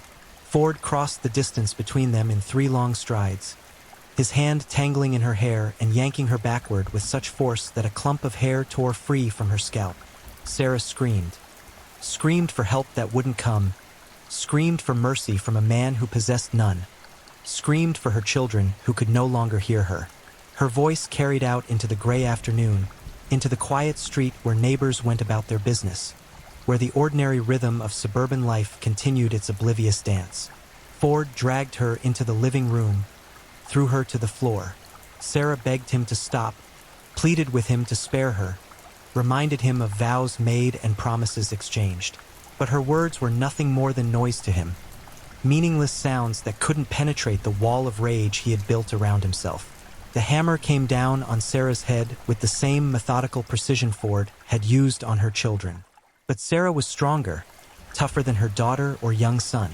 She fought back with the desperate strength of a mother who knows her children are dead and has nothing left to lose. Her nails raked across Ford's face, drawing blood, leaving marks that would later help identify him. She kicked and thrashed, her body driven by pure survival instinct even as her rational mind understood that survival was impossible. Ford's response to her resistance was to increase the savagery of his attack. He rained blows down upon her head, her face, her shoulders. Sarah's cheekbones shattered. Her jaw broke. Her skull cracked open like an eggshell, exposing the gray matter beneath. Still she fought. Still she struggled, her body refusing to surrender even as it failed piece by piece. The living room became an abattoir, furniture overturned, blood splashed across walls and ceiling. The physical space transformed into a monument to violence. Sarah's blood mixed with her children's blood on Ford's clothes, on his skin, a baptism in death that marked him forever as what he truly was. A family annihilator, a destroyer of the very institution he had claimed to want to join. When Sarah Hooper finally died, when her battered body could no longer sustain the spark of life despite its heroic efforts to keep fighting, Ford stood over her corpse with the hammer still clutched in his fist. 3 dead, a mother and 2 of her children, murdered in their own home, in the space where they should have been safest. But Ford's killing spree wasn't finished. One target remained.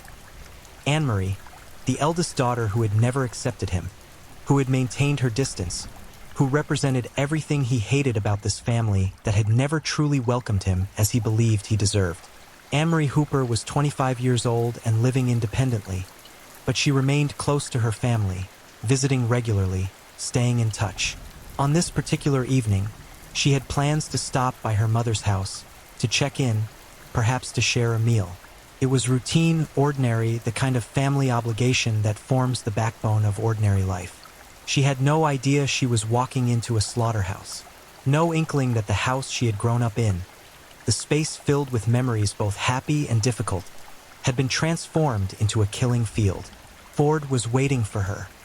He had cleaned himself up somewhat, had tried to wash away the blood that covered him, though he had missed spots. His hair was matted with it. There was brain matter under his fingernails. His shoes squelched with the accumulated gore of 3 murders. The hammer rested within easy reach, patient and ready to serve again.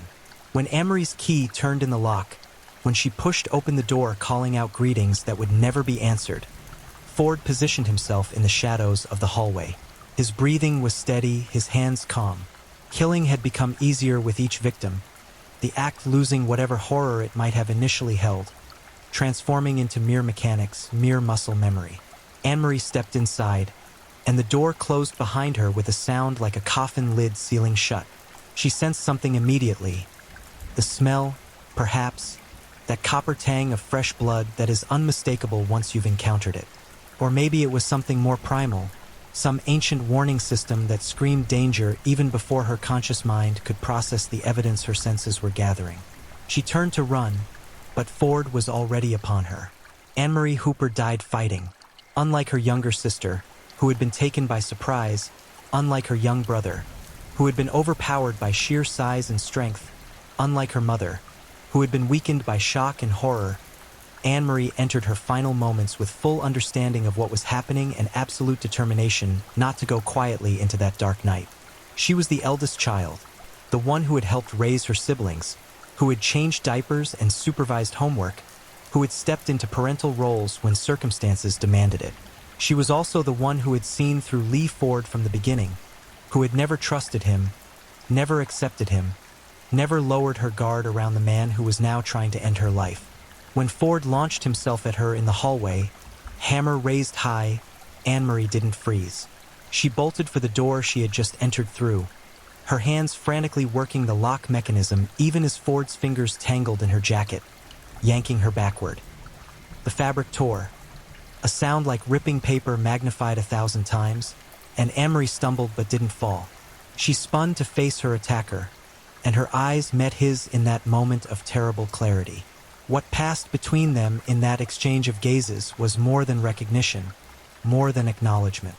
It was a final confirmation of everything Anne-Marie had always suspected about this man.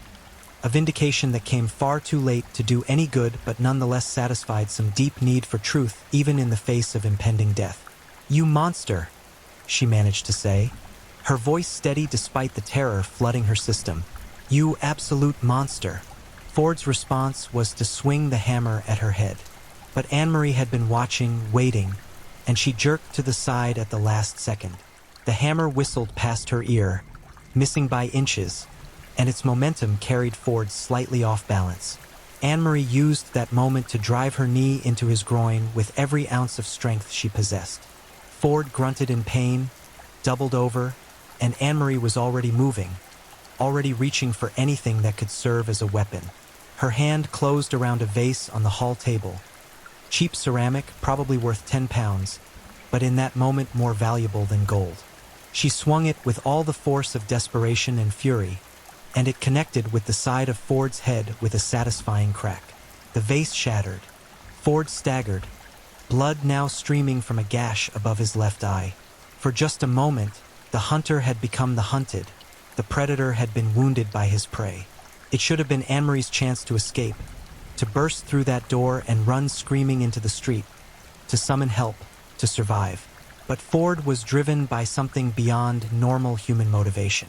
Pain didn't slow him, didn't discourage him, didn't penetrate the fog of murderous intent that had consumed whatever humanity he might have once possessed.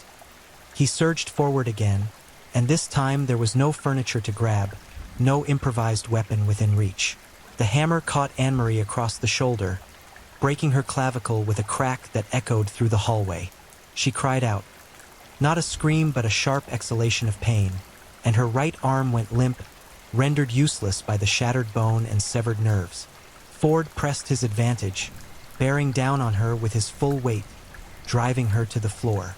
They struggled there in the narrow space, two bodies locked in the oldest and most desperate conflict, the fight between killer and victim, between the one who would take life and the one who would preserve it.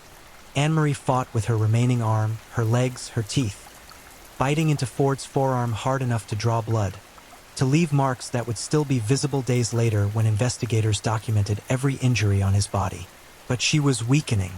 Blood loss from the shoulder wound was making her lightheaded.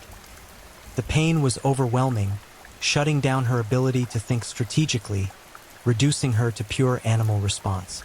And Ford, fueled by rage and the momentum of having already killed 3 times, was relentless. The final blow came not to her head but to her chest. Ford adjusted his grip on the hammer and brought it down with piledriver force directly over Anne-Marie's sternum. Bones cracked, ribs breaking, cartilage pulverizing, the protective cage of her thorax collapsing inward. The next strike drove bone fragments into her heart and lungs, puncturing vital organs, flooding her chest cavity with blood. Anne-Marie's fighting ceased not because she gave up, but because her body could no longer obey the commands her desperate brain was sending. Her lungs filled with blood, drowning her from the inside. Her heart, pierced and damaged, beat irregularly, frantically trying to pump blood through a system that was catastrophically failing. She looked up at Ford, and even in extremis, even as death wrapped its arms around her, there was no fear in her eyes, only contempt, only defiance, only absolute refusal to give him the satisfaction of seeing her beg. "Burn in hell," she whispered through blood-frothed lips, and then Anne-Marie Hooper died. For dead, an entire family nearly wiped from existence. Mother, daughter, another daughter, son. all brutally murdered by the man who had promised to be part of their family, to protect them, to honor them. The house at 9 Beacon Park had been transformed into something worse than a crime scene.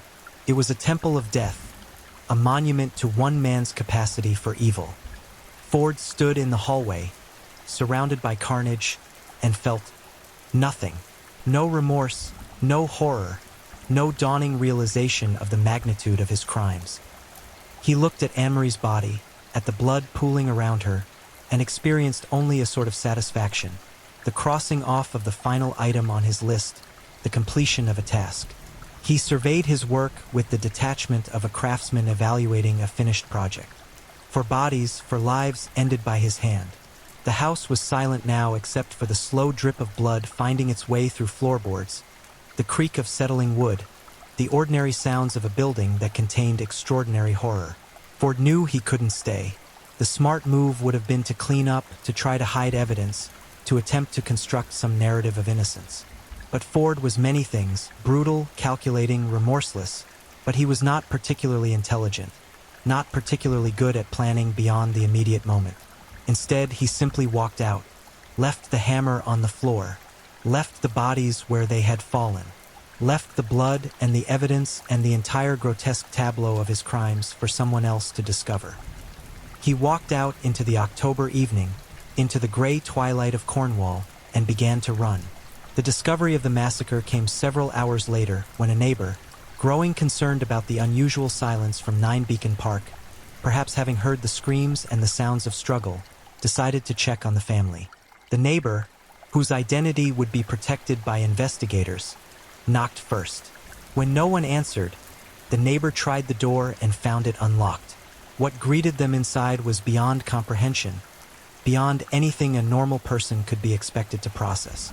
The neighbor managed to stumble back outside before vomiting in the front garden, then called the police with shaking hands, barely able to form coherent words to describe what they had seen. The first responding officers arrived at 9 Beacon Park expecting perhaps a burglary gone wrong, perhaps a domestic incident that had escalated. They were veteran police officers, men and women who had seen difficult things in the course of their duties. Nothing could have prepared them for what they encountered inside that house. Sergeant Michael Tremaine, a 15-year veteran of the Cornwall Constabulary, would later describe the scene as the worst he had encountered in his entire career. There was blood everywhere, he would tell investigators, his voice still shaking months later. On the walls, the ceiling, pooled on the floors. And the bodies, the savagery of it. You could see that someone had beaten these people to death with extreme prejudice. This wasn't a crime of passion that got out of hand. This was sustained, deliberate, methodical murder. Sarah Hooper was found in the living room, her body surrounded by overturned furniture, evidence of her desperate final struggle. Sarah Jane was in the kitchen, collapsed against the lower cabinets, her young face frozen in an expression of surprise and horror. Craig was upstairs in his bedroom, his small body almost unrecognizable from the beating it had endured, and Anne-Marie was in the hallway, blocking the path to the front door, her final resting place a testament to how close she had come to escape. The house was immediately sealed. The forensics team that descended upon 9 Beacon Park worked through the night, documenting every detail, photographing every bloodstain, collecting every piece of evidence. They worked in near silence, the usual banter and dark humor that crime scene investigators used to cope with difficult situations entirely absent. This scene demanded respect, demanded reverence, demanded recognition of the horror that had unfolded within these walls. Meanwhile, a manhunt had begun. Lee Ford had fled, but he was on foot, had no vehicle, no real plan for escape. The police quickly established that Ford was their suspect. His absence from the scene, combined with evidence of his presence throughout the house, made him the only logical perpetrator. An all-points bulletin was issued. Roadblocks were established on major routes out of Cornwall. Ford's photograph was broadcast to every police station, every officer, every news outlet. The media descended upon Carnkey like locusts, transforming the quiet village into a circus of satellite trucks and reporters doing stand-ups against the backdrop of 9 Beacon Park. The residents, shocked and horrified by what had happened in their midst, struggled to reconcile the brutal murders with their image of their community as a safe haven. How could this have happened here? How could such evil have existed among them, undetected, until it erupted in an orgy of violence? Ford, meanwhile, was running. He had made it several miles from the house before exhaustion and the onset of shock began to slow him down. He was still covered in blood, his clothes saturated with it, his skin sticky with it, even his hair matted and crusty with the dried blood of his victims. Anyone who saw him would immediately know something was terribly wrong, and Ford seemed to realize this as the adrenaline of murder began to wear off and something approaching rational thought returned. He found himself on the outskirts of a small town called Ridgeruth, about 5 miles from Carnkey. The sky had darkened fully now, and a cold rain had begun to fall, the kind of penetrating drizzle that seeps through clothing and chills to the bone. Ford was shivering, his teeth chattering, whether from cold or from the psychological aftermath of what he had done. Even he couldn't say. He needed to change clothes, needed to wash away the evidence that coated him. In his scattered thinking, Ford broke into a garden shed behind an empty holiday cottage, finding old coveralls and a tarp. He stripped off his blood-soaked clothing and changed into the coveralls, then used rainwater collected in a barrel to wash his hands and face, watching as the water turned pink, then red, then cleared again as he scrubbed. His old clothes he buried in the garden, a shallow grave that he dug with his bare hands, dirt collecting under his fingernails, mixing with the blood he hadn't managed to wash away. He was operating on instinct now, on some primitive understanding that he needed to distance himself from the evidence, from the reality of what he had done. But distance was impossible. The murders had already spread across Cornwall like wildfire. Every television in every pub was showing his photograph. Every radio station was broadcasting warnings. Every police officer in the county was looking for him. Lee Ford had become the most wanted man in Britain, and his window for escape was closing with each passing minute. He continued moving through the night, staying off main roads, cutting across fields and through woodland, a ghost moving through the darkness. His mind began to fracture, reality blurring at the edges. He would later claim to investigators that he heard voices during this time. Sarah's voice, Anne-Marie's voice, even young Craig's voice, calling to him from the darkness, accusing him, condemning him. Whether these were genuine auditory hallucinations or simply the metaphorical weight of guilt manifesting in his consciousness, Ford stumbled through the countryside like a man pursued by demons. And perhaps he was, though the demons were entirely of his own making. By dawn on October 15th, Ford had made it to the outskirts of Cambourne, another small Cornish town. He was exhausted, hungry, cold, and beginning to understand that escape was futile. Every face he passed seemed to be studying him, recognizing him, preparing to call the police. Paranoia gripped him, tightening around his chest like a vice. At 7:23 a.m., a sharp-eyed convenience store clerk named Patricia Henderson spotted Ford entering her shop. She recognized him immediately from the photographs that had been plastered across every news outlet. With admirable calm, Patricia served Ford a cup of coffee and a sandwich, all while covertly pressing the panic button beneath her counter that would alert police to his location. Ford sat in the corner of the small shop, mechanically eating the sandwich, seemingly oblivious to the trap closing around him. Patricia would later describe the eerie calm he exhibited, the complete absence of emotion in his eyes. He looked, she would tell reporters, like a man who had already died inside but whose body just hadn't realized it yet. Within minutes, police vehicles surrounded the convenience store. Armed response units took up positions. A negotiator arrived on scene, prepared to talk Ford down if necessary. But when officers finally entered the shop, weapons drawn and shouting commands, Ford offered no resistance. He simply stood, raised his hands, and allowed himself to be pushed to the floor and handcuffed. "I did it," he said quietly, his voice emotionless, flat. "I killed them all." Detective Inspector Robert Kelsey, who led the arrest, would never forget that moment. "He showed no remorse, no emotion at all," Kelsey recalled. "It was like he was reporting the weather, not confessing to the murder of 4 people." I've arrested many killers in my career, but I've never encountered someone so completely devoid of humanity. Ford was transported to Camborne Police Station, where he was formally arrested and charged with 4 counts of murder. The interrogation that followed would provide investigators with the details of his crimes. Though Ford recounted the murders with such chilling detachment that even experienced detectives found themselves disturbed. He described each killing methodically, explaining his thought process, his techniques, the order in which he had killed his victims. He showed no signs of mental illness, no evidence of psychosis or delusion. He had known exactly what he was doing, had understood that it was wrong, and had chosen to do it anyway because, in his twisted logic, his family had disrespected him, had failed to give him the control and authority he believed he deserved. "They never accepted me," Ford told investigators, his voice carrying a note of self-pity that was grotesque given the context. "Sarah's children always looked down on me, always treated me like I wasn't good enough. I provided for them, I tried to be a good husband and stepfather, but it was never enough. They pushed me to it. They forced my hand." The investigators listening to this obscene justification, this attempt to blame his victims for their own murders, had to maintain professional composure even as rage boiled inside them.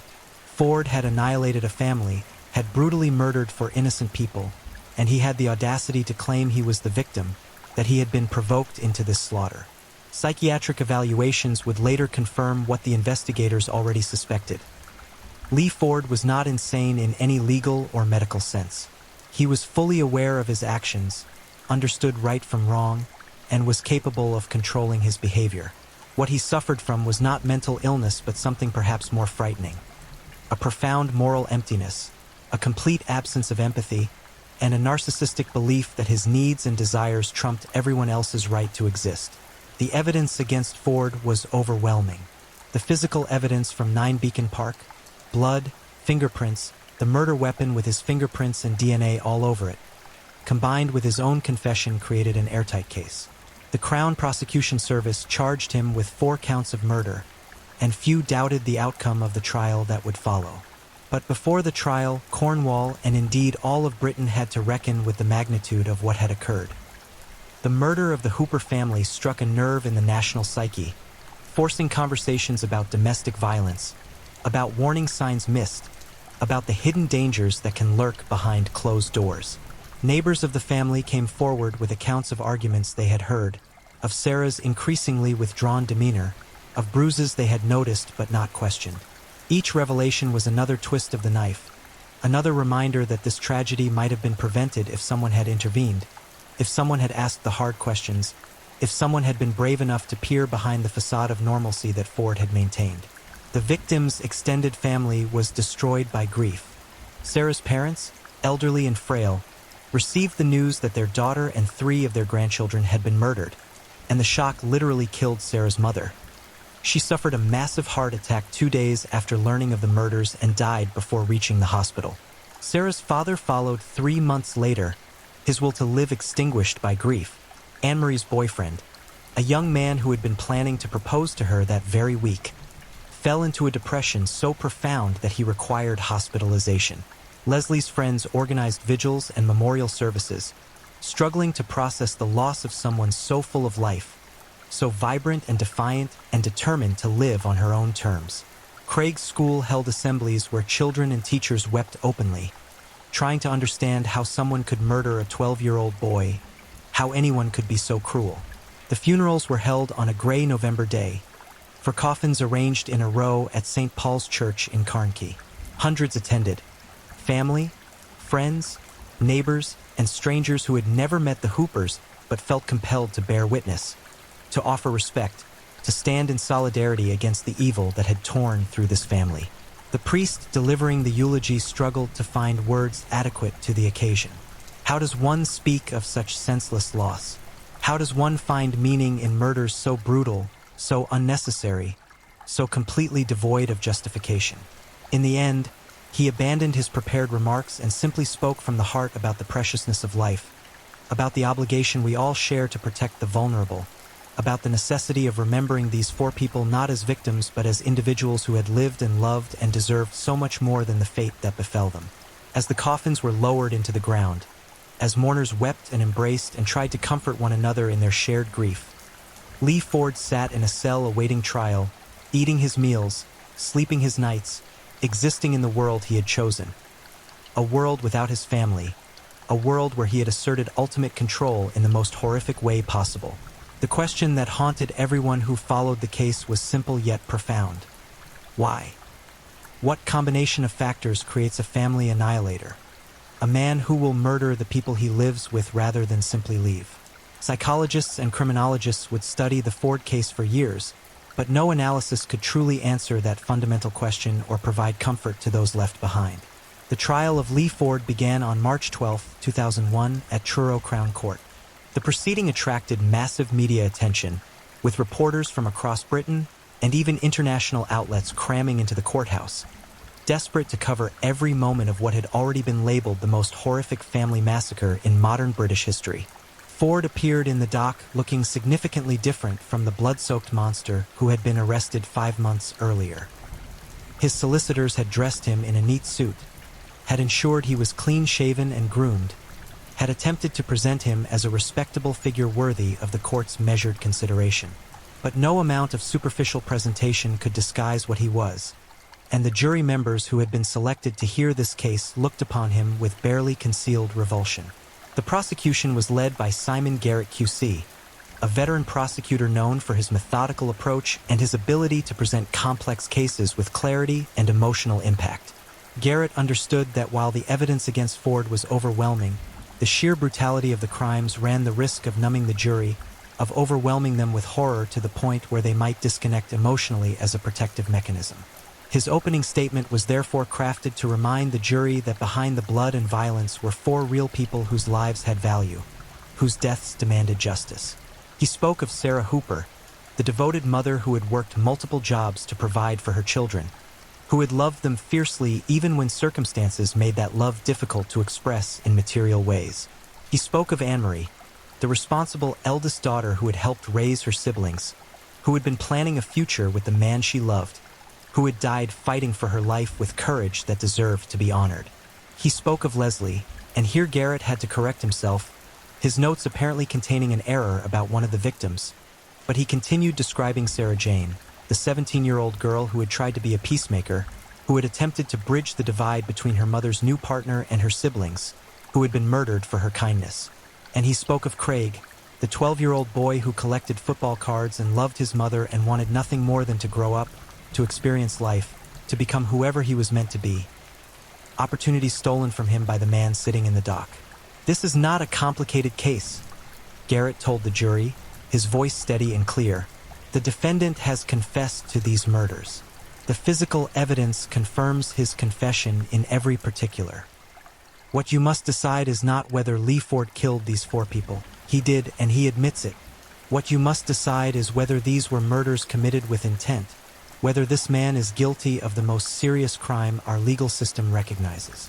The defense, led by Marcus Sullivan QC, faced an almost impossible task. Ford's confession eliminated any possibility of claiming innocence, and the brutality of the crimes made any sympathy for the defendant nearly impossible to generate. Sullivan's strategy, therefore, was to argue for diminished responsibility, to claim that Ford had been suffering from some form of mental disturbance that reduced his culpability. But this strategy crumbled almost immediately under the weight of evidence. Psychiatric experts called by the prosecution testified that Ford showed no signs of mental illness, no evidence of psychosis, no indicators of any condition that would have impaired his ability to understand his actions or to control his behavior. Dr. Helena Morrison, a forensic psychiatrist with 30 years of experience, delivered particularly damning testimony. "Mr. Ford is not mentally ill," Dr. Morrison stated firmly. "He suffers from no delusions, hears no voices, exhibits no disconnection from reality. What he does exhibit is a profound antisocial personality structure characterized by extreme narcissism, complete absence of empathy, and an inflated sense of entitlement. He murdered his family not because he was unable to control himself, but because he chose not to. He knew what he was doing was wrong. He simply didn't care." The prosecution's case was built on 3 foundations: physical evidence, Ford's confession, and the testimony of those who had known the family and could speak to the dynamics within the household. The physical evidence was presented in painstaking detail. Forensic experts walked the jury through the crime scene photographs.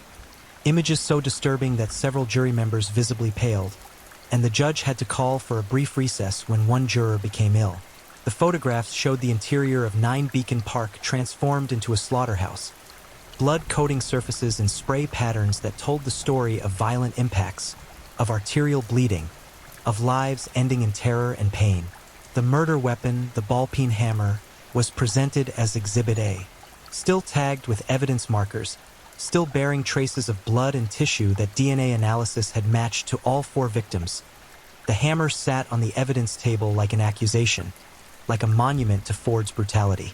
Expert testimony established that every injury on every victim was consistent with blows from this hammer, wielded with considerable force by someone standing over prone or cowering victims.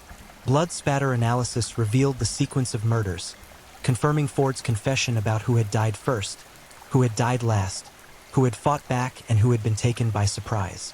The expert testimony was clinical, technical, full of terms like cast-off patterns and impact spatter and arterial gushes. But the meaning behind the jargon was clear, for people had been beaten to death with extraordinary violence, and Lee Ford had wielded the weapon that killed them. Ford's own confession was played for the jury, hours of recorded interrogation in which he described his crimes with disturbing detachment. The jury listened in horrified silence as Ford's voice, flat and emotionless, recounted how he had approached Sarah Jane from behind, how many times he had struck Craig, how Anne-Marie had fought back, and what he had done to overcome her resistance. At several points during the playback, Ford showed the closest thing to emotion that he would display during the trial, not remorse or horror at what he had done, but what appeared to be annoyance at having to relive these events, at having his confession scrutinized and analyzed. He shifted in his seat, sighed heavily, occasionally rolled his eyes as if bored by the proceedings. This callousness did not escape the jury's notice, nor was it lost on the judge, who watched Ford with an expression that suggested he had rarely encountered a defendant so thoroughly unsympathetic. The testimony from those who had known the family provided context and motive. Neighbors spoke of hearing arguments, of Sarah's increasingly fearful demeanor, of seeing bruises on the children that they had convinced themselves were from innocent accidents. Friends of the victims described Ford's controlling behavior, his rages over trivial matters, his resentment of the children's very existence. One particularly powerful testimony came from June Bartlett, Sarah Hooper's closest friend. Through tears, Bartlett described her final conversation with Sarah, just 2 days before the murders. "She told me she was afraid," Bartlett testified, her voice breaking. "She said Lee had been getting worse, more angry, more unpredictable. She said she was thinking about asking him to leave, but she was scared of how he would react. I told her." Here Bartlett had to pause, overcome by emotion and guilt. "I told her she was probably overreacting, that all couples go through rough patches. I told her to give it more time, to try to work things out. If I had known, if I had just listened to what she was really saying." Bartlett broke down completely at this point, and the prosecution kindly excused her from further testimony. Her words hung in the courtroom like an indictment, not of her, but of a society that too often dismisses women's fears, that encourages them to stay and work things out even when every instinct screams danger. The defense called only 2 witnesses: a psychologist who attempted to argue that Ford had been under unusual stress that impaired his judgment, and Ford's elderly mother, who testified that her son had always been a quiet, respectful boy who wouldn't hurt anyone. Both testimonies rang hollow in the face of the overwhelming evidence, and Sullivan's closing argument was perfunctory at best, a lawyer going through the motions of a defense he knew was doomed. Garrett's closing argument, by contrast, was a masterpiece of prosecutorial rhetoric. He summarized the evidence methodically, then addressed the jury directly about the nature of Ford's crimes. "Ladies and gentlemen of the jury, you have heard evidence about one of the most brutal crimes ever committed in Cornwall, perhaps in all of Britain. Lee Ford did not kill in a moment of passion. He did not kill in self-defense. He did not kill accidentally or recklessly. He hunted down 4 members of his family, one by one, and he beat them to death with a hammer. He showed no mercy when Sarah Jane was struck down in her own kitchen. He showed no mercy when 12-year-old Craig cowered in his bedroom. He showed no mercy when Sarah begged for her life. And he showed no mercy when Anne-Marie fought desperately to escape. Garrett paused, letting his words sink in, letting the jury visualize once more the horror that had unfolded at 9 Beacon Park. The defense would have you believe that Mr. Ford was somehow not fully responsible for his actions, that he was under stress, that he was mentally disturbed. But the evidence shows otherwise. Mr. Ford planned these murders. He armed himself with a weapon. He waited for opportunities to strike when his victims were vulnerable. He pursued them when they tried to flee. And after committing these horrific acts, he attempted to escape, to avoid responsibility for what he had done. This is not diminished responsibility. This is murder in its purest, most unforgivable form. This is a man who decided that his pride, his desire for control, his wounded ego were more important than 4 human lives. And for that, he deserves the full weight of justice that this court can impose. The jury deliberated for less than 4 hours, a remarkably short time given the volume of evidence, but a testament to how clear-cut the case was. When they returned, the foreman stood and delivered their verdicts. Guilty of murder on all 4 counts. Not manslaughter, not diminished responsibility, but murder, willful, intentional, unforgivable murder. Ford showed no reaction to the verdicts, his face remaining blank, his eyes unfocused. He had already disconnected from the proceedings, had already retreated into whatever dark internal space allowed him to exist without confronting the magnitude of his crimes. The sentencing hearing took place 3 days later. British law at the time mandated a life sentence for murder, but the judge had discretion in setting the minimum term that must be served before parole could be considered. Judge Malcolm Hastings, a respected jurist known for his fairness, but also for his unwillingness to tolerate heinous crimes, made clear his thinking on the matter. Lee Ford, Judge Hastings began, his voice carrying the weight of judicial authority. You have been convicted by a jury of your peers of 4 counts of murder. The evidence presented in this court has revealed crimes of almost unimaginable brutality, the systematic annihilation of your family, people who should have been able to trust you, to feel safe in your presence. You murdered Sarah Hooper, a woman who welcomed you into her home and her life. You murdered Sarah Jane Ford, a 17-year-old girl who tried to make peace with you. You murdered Craig Hooper, a 12-year-old child who looked to you as a potential father figure. And you murdered Anne-Marie Hooper, a young woman whose only crime was seeing through your facade and refusing to be intimidated by you. Judge Hastings paused, looking directly at Ford, who continued to stare blankly ahead. I have presided over many difficult cases in my career, but rarely have I encountered a defendant so completely devoid of remorse, so utterly lacking in human decency. You have shown no regret for your actions, no sympathy for your victims, no recognition of the pain you have caused. You are, in the truest sense of the term, a danger to society. The law requires that I sentence you to life imprisonment. In setting the minimum term you must serve, I have considered the aggravating factors, the vulnerability of your victims, the breach of trust involved in these crimes, the premeditation evident in your actions, and the suffering you inflicted. There are no mitigating factors that I can identify. Therefore, I sentence you to life imprisonment with a minimum term of 40 years before you may be considered for parole. Given your age, it is likely that you will die in prison. That is appropriate. You have forfeited your right to freedom, to happiness, to the ordinary pleasures of life. You will grow old behind bars, and that is the only justice this court can provide to your victims. 40 years.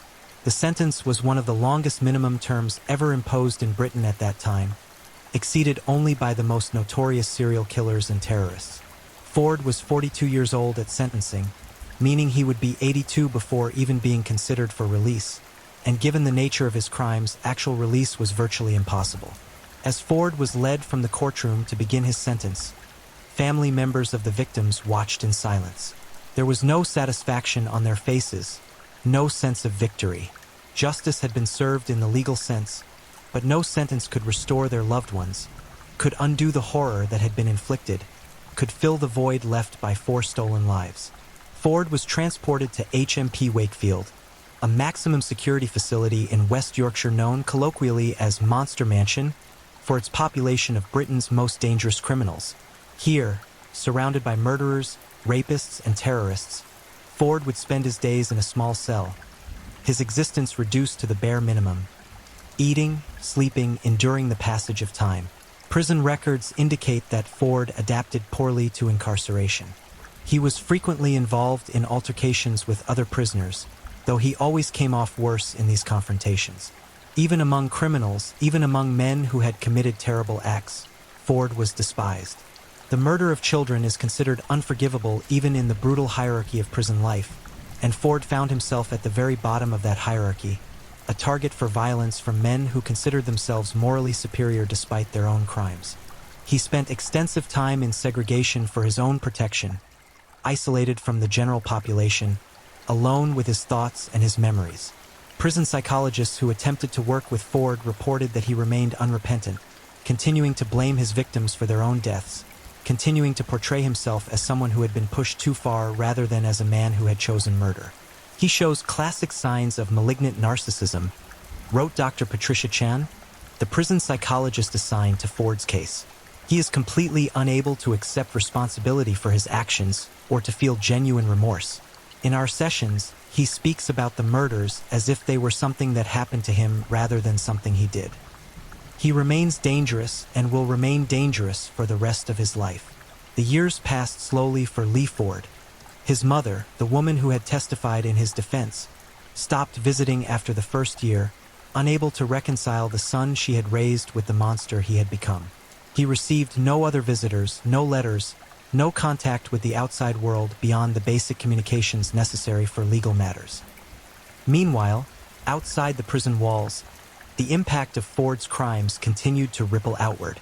The village of Carncas struggled to recover from the trauma, with many families moving away, unable to remain in a place associated with such horror. The house at 9 Beacon Park stood empty for years, its windows boarded up, its garden overgrown.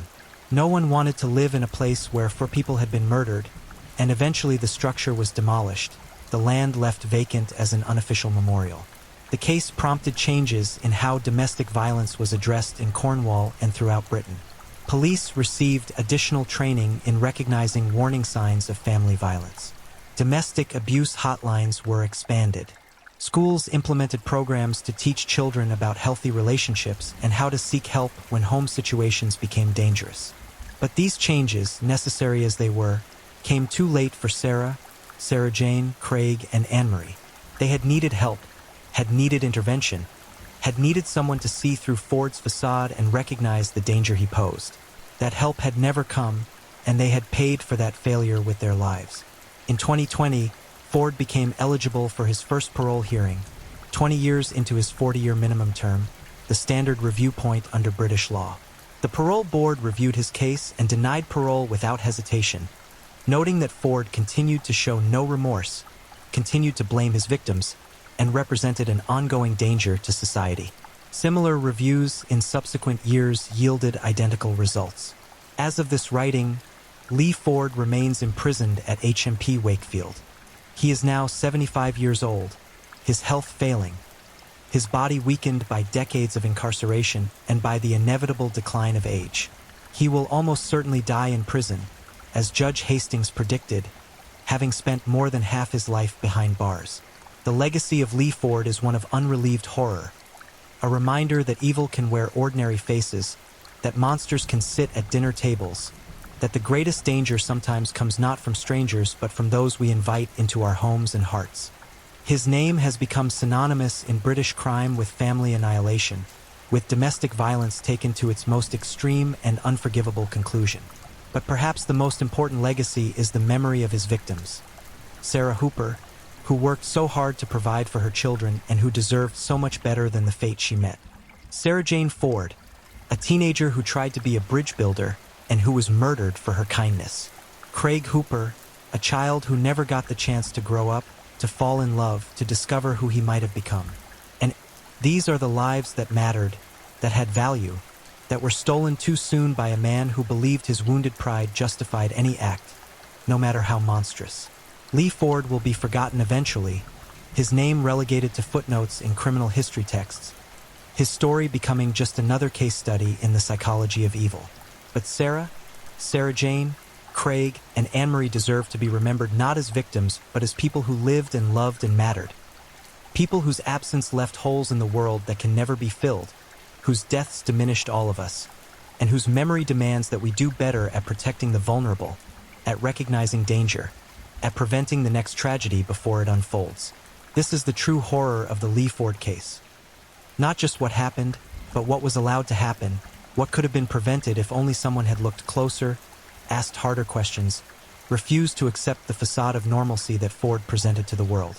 May the victims rest in peace, and may we learn from their deaths to be more vigilant, more compassionate, more willing to act when we sense that someone is in danger.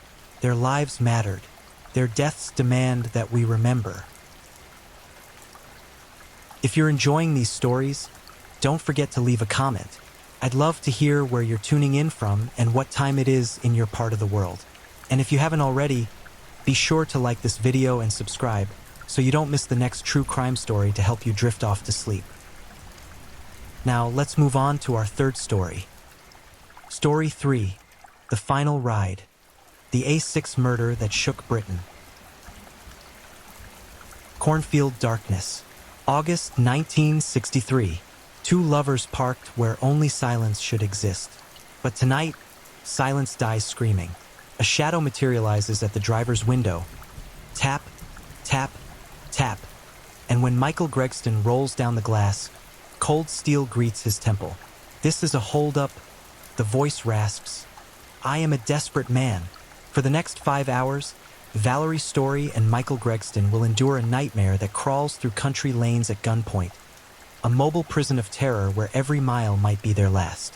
When dawn breaks over Dead Man's Hill, one will be dead with bullets in his brain, and the other will be paralyzed, bleeding and broken, left to drag herself across dewy grass using only her arms, leaving crimson trails behind her. The killer will vanish into London's underbelly. But James Hanratty's face, those hollow eyes, that cruel smile, will haunt a nation. This is not just murder. This is execution. This is the story of the A6 killer and the hunt for a man who believed he could outrun justice itself. August 22nd, 1963. Dorney Reach, Buckinghamshire countryside bleeding into twilight. Michael Gregston's Morris Minor sat nestled between cornfields, engine silent, windows slightly cracked to let in the evening air. 36 years old, married, a scientist at the Road Research Laboratory, he should have been home. Instead, he was here with Valerie Story, his 23-year-old colleague. Their affair an open secret that thrived in stolen moments like these. They had driven out from Slough, seeking privacy away from judgmental eyes, away from whispers in laboratory corridors.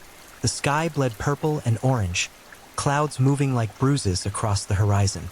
Valerie leaned against Michael's shoulder, her fingers intertwined with his. They talked softly about nothing important, the kind of conversation lovers have when words matter less than presence. The cornfield rustled around them, stalks swaying in rhythm with the dying wind. Somewhere distant, a dog barked. Somewhere closer, something moved through the shadows. Neither of them noticed. Time passed. Darkness thickened. The interior of the Morris Minor became a small island of warmth against the growing chill outside. Michael lit a cigarette, the flare of the match briefly illuminating their faces. Valerie laughed at something he said, her voice light and unguarded. They were comfortable, safe. They were wrong. The tap came without warning. 3 sharp knocks against the driver's side window that shattered their cocoon of intimacy like a hammer through glass. Michael jerked upright, his cigarette tumbling onto his lap. He brushed at the sparks reflexively, then turned toward the sound.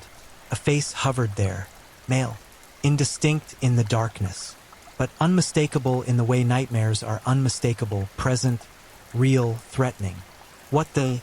Michael started to say, but the words died as he lowered the window halfway, confused more than frightened.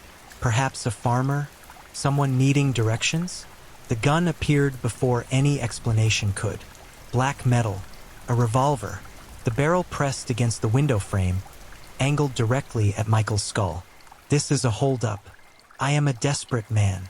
The voice carried a North London accent, rough around the edges, the kind forged in streets where violence was currency. The man behind the voice remained partially concealed by darkness and the door frame, but his hand was steady, utterly, terrifyingly steady. Michael's breath caught. Valerie's fingers tightened around his, her nails digging crescents into his palm. The world had transformed in 3 seconds, from intimate to lethal, from safety to mortal danger. "I have been on the run for 4 months," the voice continued, almost conversational, as if discussing the weather.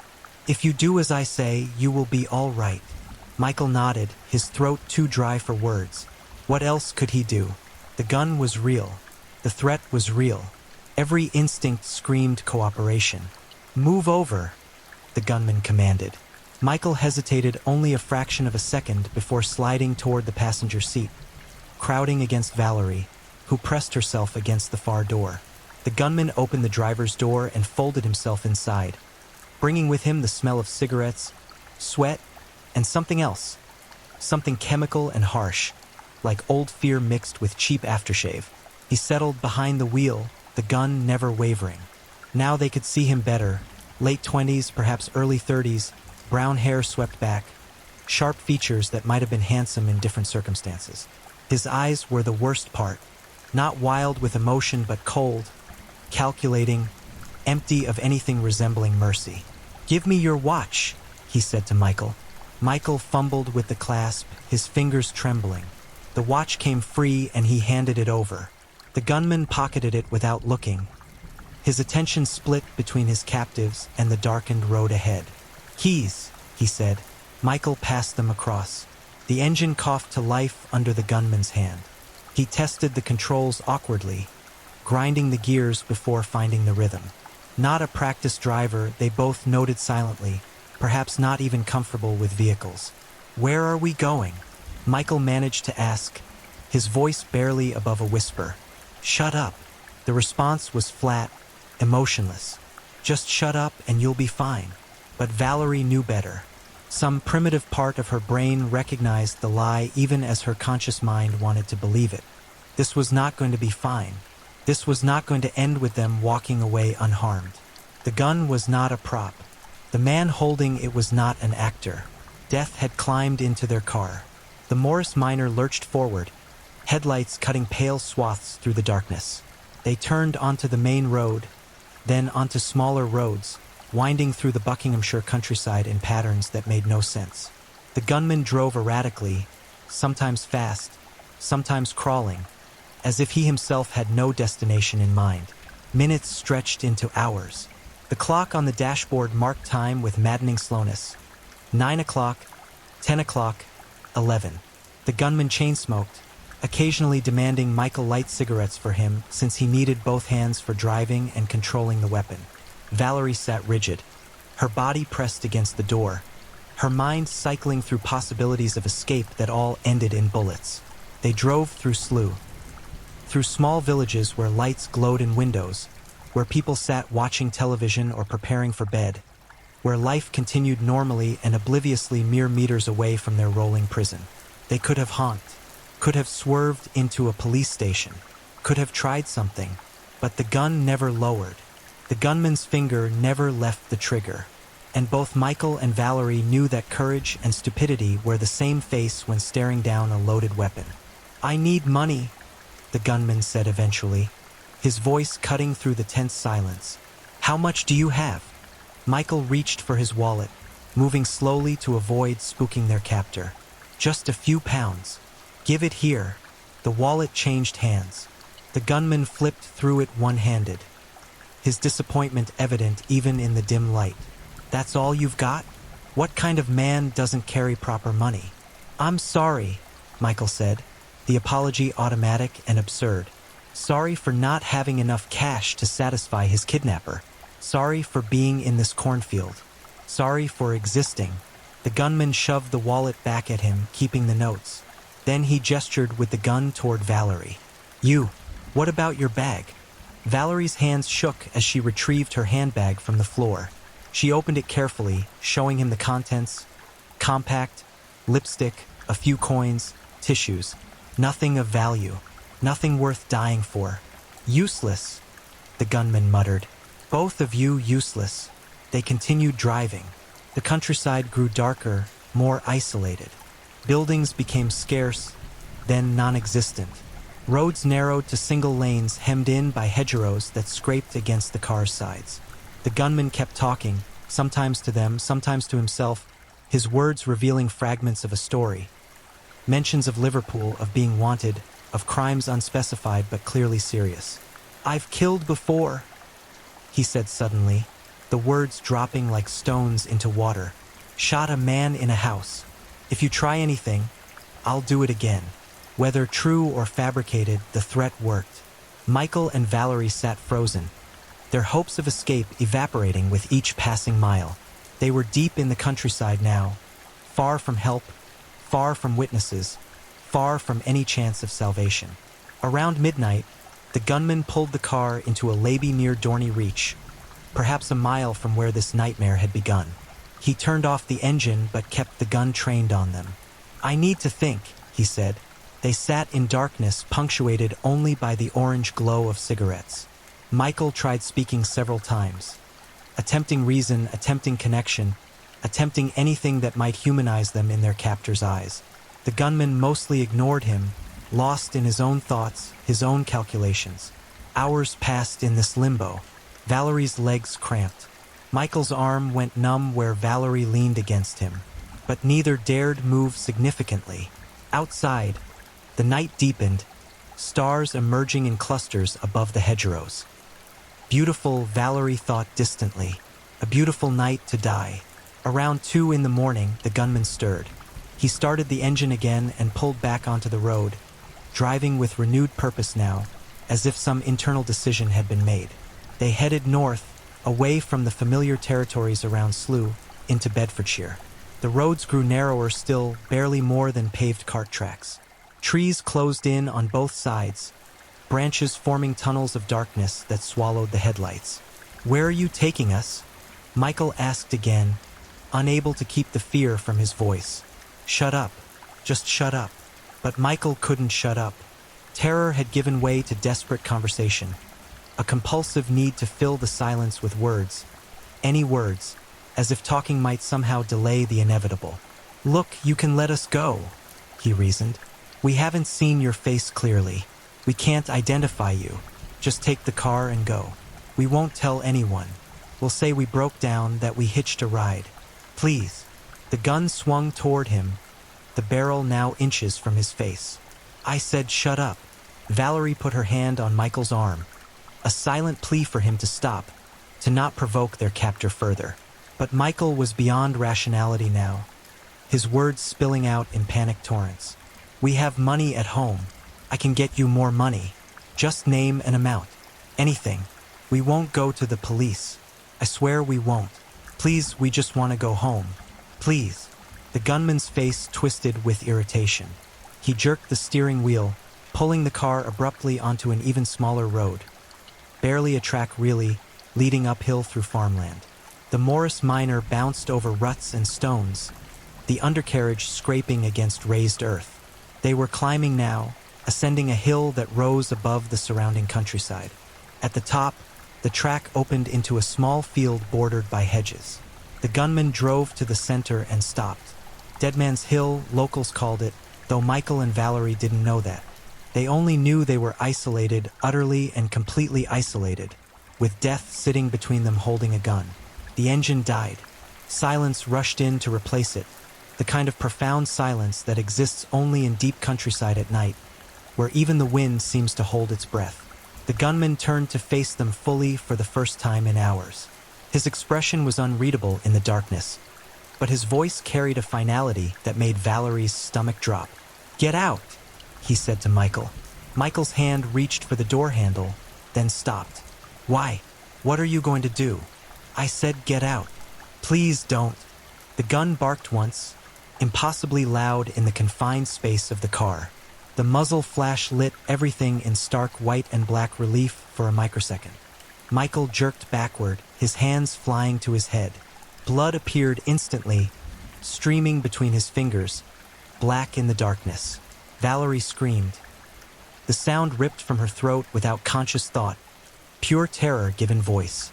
She scrambled backward, pressing against the door, her hands scrabbling for the handle. The gunman swung the weapon toward her. Shut up! Shut up or you're next! But Valerie couldn't shut up. Shock and horror had seized her vocal cords, sounds emerging that she couldn't control, sobs, screams, gasping attempts at words that came out as gibberish. Michael slumped against the seat, still conscious but barely, his breath coming in wet, ragged gasps. Blood pooled in his lap, spread across the upholstery, dripped onto the floor. The gunman turned back to Michael and fired again. Then again. The shots crashed through the night, each one a thunderclap of finality. Michael stopped moving. Valerie's screams had devolved into whimpers now, her body shaking uncontrollably. She watched, unable to look away, unable to process what her eyes were recording. As the gunman opened his door and stepped out, walking around to the passenger side, he yanked open her door. Get out!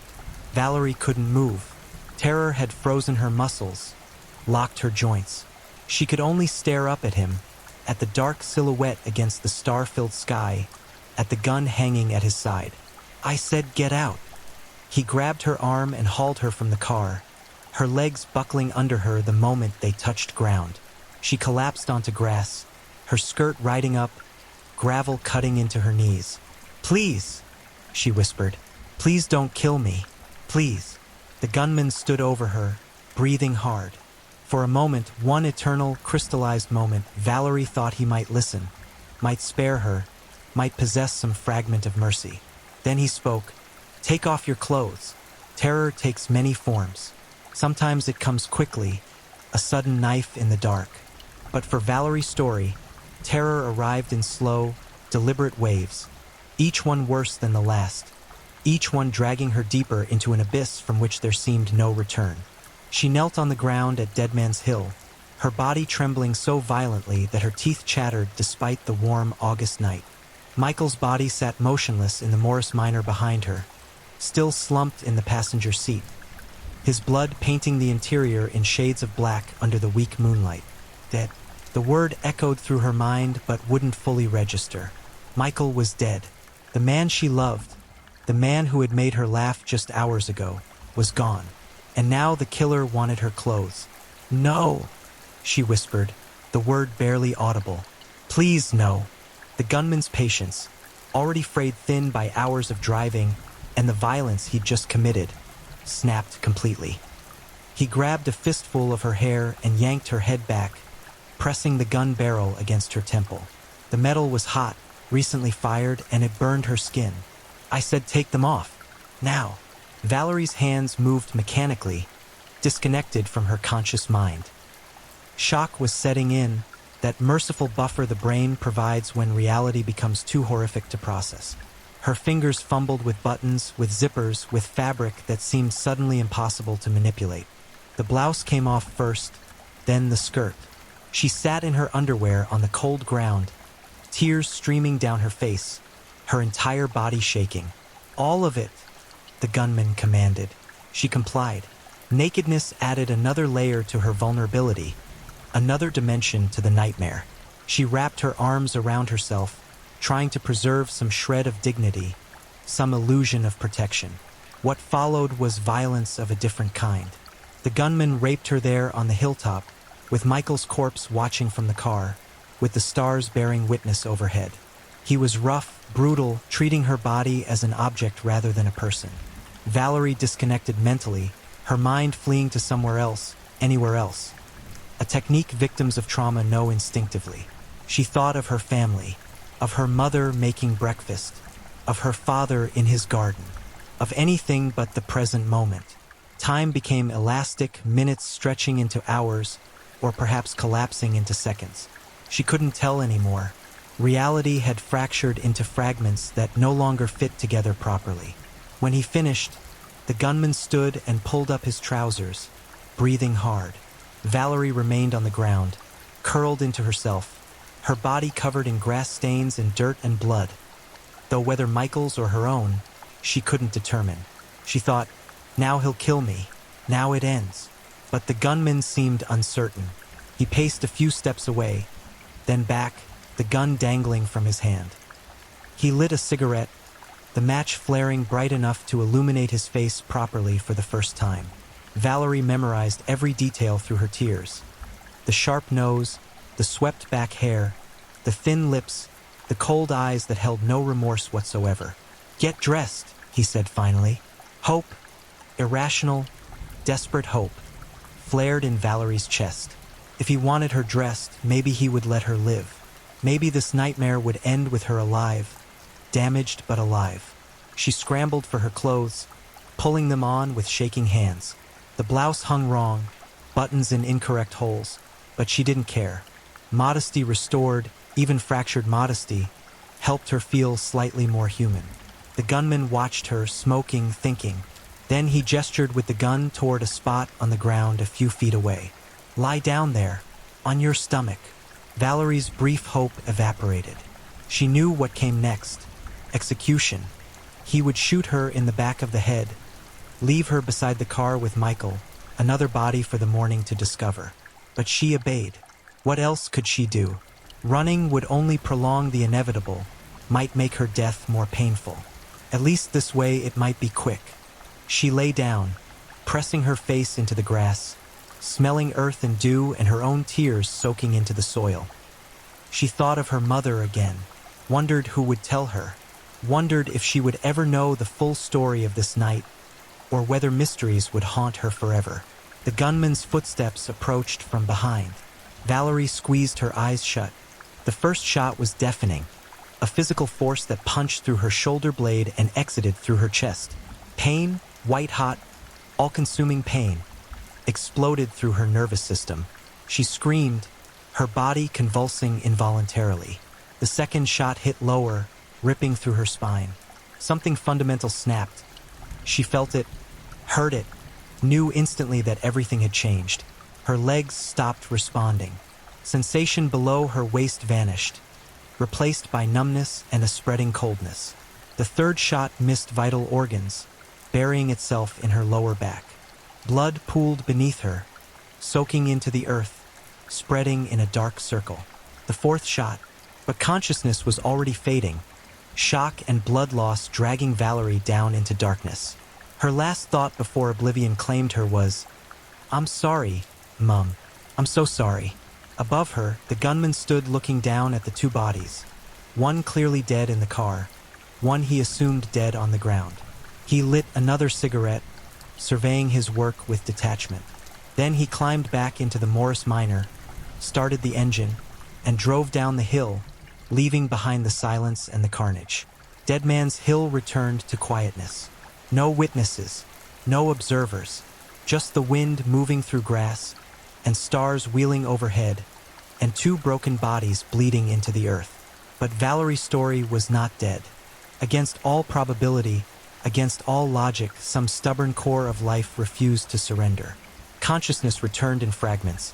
First sounds, wind, distant traffic, then sensations, cold, wetness, pain, then finally the horrifying awareness of what had happened. She was alive, impossibly, inexplicably alive, but she couldn't move her legs, couldn't feel anything below her waist. The bullet through her spine had severed the connection between brain and lower body, leaving her paralyzed, helpless. Valerie tried to scream but managed only a weak moan. Blood loss had stolen her strength, left her dizzy and disoriented. The world spun even though she lay still. Nausea churned in her stomach. She was going to die here, not from bullets. Those had already done their damage, but from exposure, from bleeding out slowly as the night deepened toward dawn. Unless, the thought came slowly, pushing through the fog of shock and pain. Unless she could get help. Unless someone found her before she bled out completely. Using only her arms, Valerie began to drag herself forward. Inch by agonizing inch, she pulled her broken body across the grass, her legs trailing uselessly behind her. Every movement sent fresh waves of pain crashing through her nervous system. Every breath felt like inhaling broken glass. She didn't know where she was going. Down the hill, she thought vaguely. Down to the road. Maybe someone would be driving by. Maybe someone would see her. The distance that would normally take 30 seconds to walk took Valerie nearly an hour to crawl. Her arms burned with exhaustion. Her hands were torn and bloody from gripping grass and stones. But she kept going, driven by the most basic of all instincts: survive. Behind her, she left a trail of blood, a crimson path marking her progress across the field. Michael remained in the car, his eyes open but unseeing, his body already cooling. Valerie reached the road just as dawn began breaking across the horizon. Gray light filtered through the trees, bringing with it the promise of a new day that she had not expected to see. She lay in the grass beside the narrow lane, too exhausted to move further, too weak to call out. Blood continued seeping from her wounds, forming a sticky pool beneath her. Her vision blurred, sounds becoming distant and muffled. This is it, she thought. I tried, but it wasn't enough. Then she heard it, an engine, a vehicle approaching from down the hill, its motor growing louder with each passing second. Valerie gathered every remaining scrap of strength and waved one arm weakly, a tiny gesture of desperation against the growing daylight. The vehicle, a farm truck, crested the small rise and the driver spotted her immediately. Brakes shrieked. A door slammed. Footsteps pounded toward her. "Oh my God!" a male voice said, horror and disbelief mixing in equal measure. "Oh my God! What happened?" Valerie tried to answer but could only produce a wet gurgle. Blood had filled her mouth, the copper taste coating her tongue. The farmer, a man named John Kerr, knelt beside her, his weathered face pale with shock. He was on his way to check on livestock when he'd seen what he first thought was an animal in the road. Now, confronted with this broken young woman, he struggled to process the scene. "Don't move," he said, his voice shaking. "I'm getting help. Just hold on. Please hold on." He sprinted back to his truck and drove at reckless speed to the nearest farm with a telephone, leaving Valerie alone again with her pain and her fading consciousness. Help arrived within 20 minutes, though it felt like hours to Valerie. Police cars, an ambulance, officers spreading across the hilltop to secure the scene. Someone covered her with a blanket. Paramedics worked frantically to stabilize her, to stop the bleeding, to keep her alive long enough to reach a hospital. One of the officers climbed the hill and found the Morris Minor with Michael's body inside. The full scope of the crime began revealing itself. As paramedics loaded Valerie into the ambulance, she managed to speak for the first time, her voice barely a whisper. "He shot us. A man. He shot us." "Who?" the paramedic asked, leaning close. "Who shot you?" But Valerie had slipped back into unconsciousness, her body finally surrendering to the trauma it had endured. The ambulance raced toward Bedford Hospital, sirens wailing, carrying the only witness to a crime that would soon grip the entire nation. Behind them, Dead Man's Hill transformed into a crime scene, officers cordoning off the area, photographing evidence, collecting shell casings and blood samples and tire tracks. Michael Gregston lay dead, his scientific mind silenced forever. Valerie's story clung to life by the thinnest of threads, her body broken, her future uncertain. And somewhere in London, James Hanratty, though police didn't yet know his name, was parking the stolen Morris Minor, cleaning blood from the upholstery, and preparing to vanish into the crowded anonymity of the city. The hunt was about to begin. At Bedford Hospital, surgeons worked for hours to save Valerie's life. They removed bullets, repaired damaged organs, transfused blood to replace what she'd lost. But the spinal cord damage was catastrophic and irreversible. Even if she survived, and that remained uncertain, she would never walk again. News of the attack spread rapidly through the hospital, then through the surrounding communities, then across the nation. Headlines screamed about the A6 murder, named for the road where the crime began. Television broadcasts interrupted regular programming with updates. The British public, generally unaccustomed to such brazen violence, reacted with shock and outrage. Who would do such a thing? Who would kidnap a couple, hold them hostage for hours, then execute them on a lonely hilltop? Detective Superintendent Bob Acott of Scotland Yard took charge of the investigation. A veteran officer with decades of experience, Acott had worked murder cases before, but this one struck him as particularly vicious, particularly calculated. He stood at Dead Man's Hill on that first morning, surveying the scene with a practiced eye. The blood patterns told a story. Michael shot multiple times at close range. Valerie shot repeatedly as she lay prone. Brass casings littered the grass. Tire tracks marked the killer's entrance and exit. But physical evidence, while plentiful, offered few immediate leads. The gun was missing. The killer had left no fingerprints in the car. Witnesses who might have seen the Morris Minor during its hours-long journey were scattered across multiple counties, most unaware they'd witnessed anything significant. Accott's best hope lay with Valerie.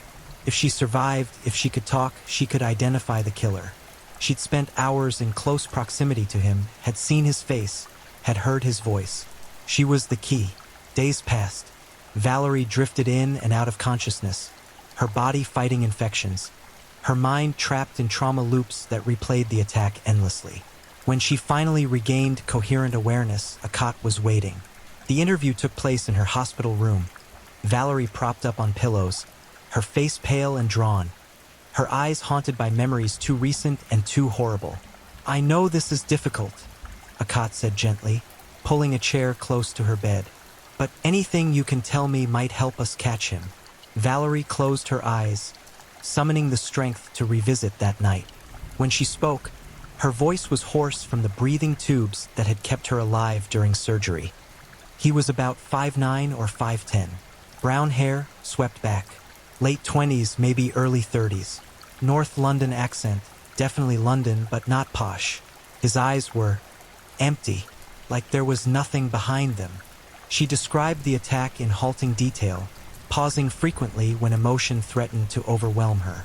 Acott listened, taking notes, his expression betraying nothing but his mind cataloging every detail. "Did he say anything about himself?" Acott asked. "Any names? Any places?" Valerie frowned, thinking. "He mentioned Liverpool at one point, said something about being wanted there, and he claimed he'd killed someone before, shot a man in a house." This detail made Accott's pulse quicken. Previous murder. If true, it might provide a connection, a way to identify their suspect. Did he take anything?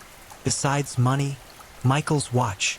And Valerie hesitated, shame coloring her cheeks despite everything. "And he raped me, before he shot me." Acott nodded, his face grave. "We'll need to do a medical examination, collect evidence." "I'm sorry." Valerie turned her face away, tears sliding down her cheeks.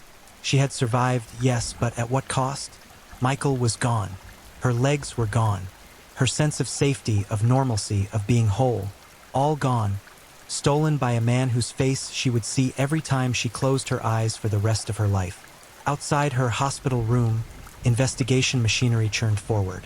Police canvassed the area around Dead Man's Hill, interviewing residents, checking alibis, pursuing leads. The Morris Minor, abandoned in Ilford, East London, provided new evidence. More blood, fibers, a partial fingerprint on the rearview mirror. Most significantly, 2 cartridge cases were discovered under the front seat, .38 caliber, matching the ones found at the crime scene. Ballistics experts examined them carefully. The gun that fired these rounds had distinctive characteristics, unusual were patterns on the firing pin. If police could locate the weapon, they could make a definitive match. But finding the gun meant finding the killer. And despite growing public pressure, despite the massive manhunt now underway, the killer remained a ghost. Until September 11th, 3 weeks after the murder, when James Hanratty's name finally surfaced. James Hanratty was not a master criminal. He was not brilliant or particularly careful, or gifted with the cunning that allows killers to evade capture for years. He was, quite simply, a small-time thief with delusions of competence and a streak of violence that had finally found its ultimate expression. Born in 1936 in Bromley, South London, Hanratty grew up in a working-class family. The second of 4 sons to Mary and James Hanratty Sr., his childhood was unremarkable in most ways. a cramped council house, a father who worked as a dustman, a mother who struggled to make ends meet. But Hanratty himself was troubled from early on. He struggled in school, his reading and writing skills never developing properly. Whether this was due to undiagnosed dyslexia, simple disinterest, or some cognitive impairment, teachers could never determine. What they did know was that young Jimmy Hanratty was prone to outbursts, to truancy, to minor acts of vandalism that suggested a fundamental disconnect from social norms. By age 14, he'd committed his first burglary, breaking into a neighbor's house and stealing jewelry. The police caught him quickly. He hadn't bothered with gloves, hadn't thought to avoid leaving muddy footprints throughout the house. The magistrate assigned him to a probation officer and sent him home with a warning. It didn't take. Over the next decade, Hanratty accumulated a criminal record that read like a textbook case of escalating antisocial behavior. More burglaries, car theft, shoplifting, each arrest followed by a conviction, each conviction followed by probation or a short jail stint, each release followed inevitably by more crime. He wasn't good at it. Professional criminals develop skills, lockpicking, alarm systems, planning. Hanratty had none of these. He smashed windows, grabbed what he could reach, and ran. His thefts netted small amounts, his getaways were clumsy, and his attempts to sell stolen goods always left trails police could follow. But he persisted, driven by some combination of need and compulsion that even he probably couldn't articulate. Crime was what he knew. It was his identity, his lifestyle, his substitute for the legitimate work he'd never been able to maintain. By 1961, at age 25, Hanratty had spent more time in prison than out. His family had largely given up on him. His father refused to see him. His mother wept each time police arrived at her door, which they did with grim regularity. Then came August 1963. Hanratty had been on the run since April, wanted for a burglary in Liverpool where he'd stolen a small amount of cash and some silverware. Not a major crime, but enough to warrant arrest. He'd fled to London, staying with various criminal acquaintances, moving frequently, never settling anywhere long enough to establish patterns. Money was tight. He was smoking heavily, drinking when he could afford it, sleeping in rooming houses that rented by the night and asked no questions. Desperation was setting in, the kind of desperation that makes people do things they might not otherwise consider. On August 21st, Hanratty acquired a gun. The details of this transaction remain murky, even decades later, but underworld contacts in the East End knew people who could provide weapons for the right price. The gun was a .38 revolver, old and somewhat unreliable but functional. Hanratty likely paid less than £10 for it. Why he wanted a gun, what he planned to do with it, he never clearly explained. Perhaps he thought it would make robberies easier, provide intimidation without requiring violence. Perhaps he simply liked the feeling of power it gave him. Or perhaps, on some level, he already knew where this path would lead. On the evening of August 22nd, Hanratty took a bus from London to Slough, arriving around 8 p.m. He walked through the town, then out into the surrounding countryside, moving with no clear destination, just walking off nervous energy. Around 9:30, he spotted the Morris Minor in the cornfield lobby. A couple inside, windows down, clearly engaged in an affair given the location and the furtive way they sat. Perfect targets, isolated, vulnerable, unlikely to put up serious resistance. Hanratty approached the car and knocked on the window. What followed, the hours of driving, the kidnapping, the eventual murders, we already know. What matters here is what Hanratty did afterwards, how he attempted to evade capture, and why, despite his criminal experience, he made mistakes that would ultimately seal his fate. After leaving Deadman's Hill, Hanratty drove the Morris Minor back toward London, stopping once to wipe down surfaces where he thought he might have left prints. Blood covered the passenger seat and floor, but he couldn't clean that thoroughly, not in darkness beside a country road. He drove through the pre-dawn hours, navigating back roads and small villages, avoiding main routes where police might stop him. The gun sat in his pocket, still warm, 3 bullets remaining in the cylinder. His hands shook slightly on the steering wheel, not from fear, but from adrenaline crash, the body's response to extreme violence finally catching up with him. Around 6 a.m., he reached Ilford in East London. parking the Morris Minor on Avondale Crescent, a quiet residential street where an extra car wouldn't draw immediate attention. He wiped down the steering wheel one more time, grabbed Michael's watch from the glove compartment, and walked away. The watch was solid gold, worth perhaps 50 pounds, enough to keep him fed and housed for several weeks if he could find the right fence. He couldn't know that this single item, more than anything else, would help connect him to the murders. Hanratty caught a bus into central London, then transferred to another heading toward Paddington. At a public toilet near the station, he washed his hands and face, trying to scrub away the smell of gunpowder and blood. His clothes were relatively clean. He'd been careful during the shootings, but paranoia made him examine every inch of fabric for telltale stains. He looked at himself in the cracked mirror above the sink. Same face, same sharp features, same brown hair, same cold eyes. But something had changed fundamentally. Yesterday he'd been a petty criminal, a burglar, a car thief. Today he was a murderer. The realization should have affected him more, should have produced remorse, horror, some emotional response commensurate with what he'd done. Instead, Hanratty felt mostly relief that it was over and satisfaction that he'd escaped without being caught. He left the toilet and walked the streets of London as dawn fully broke, just another anonymous figure in the early morning crowd of workers heading to their shifts. Nobody looked at him twice. Nobody saw the blood on his hands. Metaphorical now, but no less real. For the next 3 weeks, Hanratty moved through London's criminal underworld like smoke. He stayed with a woman named Louise Anderson in Maida Vale for a few days, then moved to a boarding house in Finsbury Park. He sold Michael's watch to a fence named Charles France, claiming it was from a house burglary. France, a small-time criminal with connections throughout London's underworld, paid Hanratty £30 and asked no questions. But he remembered the watch, distinctive, with an unusual inscription on the back. He remembered Hanratty's nervous demeanor, the way his hands shook when handling the money. Hanratty tried to maintain normalcy, but the murders had changed him in ways he didn't fully understand.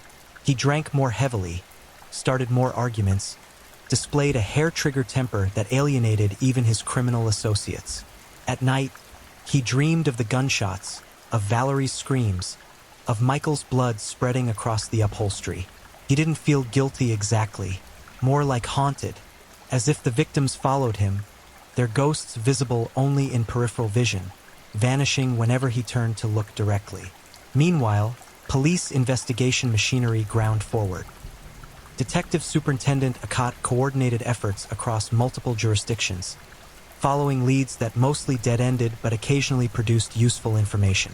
The abandoned Morris Minor yielded fingerprints, several sets actually, given that it was a used car that had passed through multiple owners. Forensics photographed and cataloged each one, comparing them against criminal databases. Most matched people with legitimate reasons to have touched the car, previous owners, mechanics, Michael and Valerie themselves. But one partial print on the rearview mirror matched nobody in the vehicle's known history. Someone else had been in that car, someone whose prints weren't on file yet. The cartridge cases provided another angle. Ballistics experts determined they'd been fired from a specific type of .38 revolver, narrowing the field considerably. Now police needed to find criminals known to possess such weapons. This led them to Charles France. France had a long history of dealing in stolen goods, including occasionally weapons. Police had questioned him multiple times over the years, suspecting him of being a clearinghouse for East End criminals. But France was clever. He kept no written records, conducted transactions in cash, and maintained plausible deniability about the origins of goods he bought and sold. When Akot's detectives knocked on France's door on September 7th, he greeted them with wary politeness. They'd danced this dance before. "We're investigating a murder," the lead detective said, watching France's reaction carefully. "Michael Gregston, shot on August 22nd near Bedford." France's expression remained neutral. "Terrible thing. I read about it. But I don't know anything about murders. We're looking for a gun. .38 revolver. Know anyone who might have access to such a weapon?" France shrugged. "I deal in jewelry and watches, not guns. You know that." Speaking of watches, the detective produced a photograph of Michael's watch, taken before his death during an insurance assessment. Seen anything like this recently? France studied the photograph for several long seconds. His criminal instincts warned him to deny everything, to claim ignorance. But something else, perhaps exhaustion with the criminal life, perhaps genuine horror at being connected to a murder, made him hesitate. Might have, he said slowly. Maybe. Can't be sure from a photograph. But you might have, the detective pressed. If you did, we need to know who sold it to you. France made his decision. Self-preservation outweighed criminal loyalty. If he was connected to a murder weapon or stolen goods from a murder, his own future looked very dark. Better to cooperate, to distance himself, to help police if it meant avoiding charges. James Hanratty, he said, brought me a watch about 2 weeks ago, gold with an inscription. Said it was from a house burglary in Kingsbury. The detective's pen paused above his notebook. James Hanratty. You're certain? Positive. Known him for years. Small-time burglar, car thief. Not the brightest, but usually harmless. France paused, then added, or so I thought. Where can we find him? France provided several addresses, places Hanratty was known to frequent, associates he stayed with, pubs where he drank. It was enough. Within hours, Hanratty's name and photograph circulated through Scotland Yard. Officers familiar with his criminal history pulled his file. Multiple arrests, multiple convictions, a pattern of escalating property crime. But nothing violent. Nothing suggesting he was capable of murder. Akat studied Hanratty's photograph, comparing it mentally to Valerie's description. Height matched, age matched, the North London accent fit. But was this really their killer? The watch provided strong circumstantial evidence. Hanratty possessing Michael's watch meant he'd either committed the murders or had contact with whoever did. Either way, police needed to question him urgently. But Hanratty was already running. Whether through criminal intuition or word from the underworld that police were asking about him, Hanratty sensed danger. On September 10th, he left his boarding house in Finsbury Park and vanished. Not far, he lacked the resources and imagination for elaborate escapes. Instead, he moved between cheap hotels in North London, registering under false names, paying in cash, avoiding places where he was known. Police mounted surveillance on his known addresses and associates. They circulated his photograph to hotels and boarding houses. They monitored train stations and bus terminals. The net was tightening, but Hanratty remained just outside its reach. Days passed. Public pressure intensified. Newspapers ran daily stories about the A6 murder, about the nationwide manhunt, about Valerie Story's slow recovery in Bedford Hospital. The case had become a national obsession, discussed in pubs and factories, analyzed by armchair detectives convinced they could solve what police could not. On September 22nd, exactly 1 month after the murders, Hanratty made a critical mistake. He was staying at the Vienna Hotel in Maida Vale under the name J. Ryan. The hotel was shabby but clean, the kind of place that catered to traveling salesmen and people conducting affairs. The proprietor, a Mrs. Gladys Deacon, ran a respectable establishment and had no patience for criminals. Hanratty had been holed up in his room for 2 days, reading newspapers, smoking constantly, growing increasingly paranoid. His money was running low. The watch proceeds had dwindled to a few pounds. Soon he'd need to commit another crime to finance his fugitive lifestyle, but the police attention made any criminal activity dangerous. He decided to call his mother. He woke to find himself surrounded, uniformed officers filling the small room, their weapons trained on his chest. For a moment, he considered resistance. The .38 revolver was still in his possession, hidden under the mattress, loaded with 3 bullets. He could grab it, could go down fighting, could end this on his own terms. But survival instinct won. Hanratty raised his hands, his face pale, his eyes wide with fear. James Hanratty, I'm arresting you in connection with the murder of Michael Gregston and the attempted murder of Valerie Story, Akat said formally. You do not have to say anything, but anything you do say may be given in evidence. They handcuffed him and searched the room thoroughly. Under the mattress, they found the revolver, a .38, old but functional, 3 rounds remaining in the cylinder. Forensics would later confirm it as the weapon that fired the fatal shots on Dead Man's Hill. They also found items stolen in various burglaries, small amounts of cash, and several pieces of identification under different names. Hanratty had been preparing for extended fugitivity, accumulating tools for life on the run. In the police car transporting him to Scotland Yard, Hanratty sat silent, staring out the window at London passing by. He'd walked these streets freely just hours ago.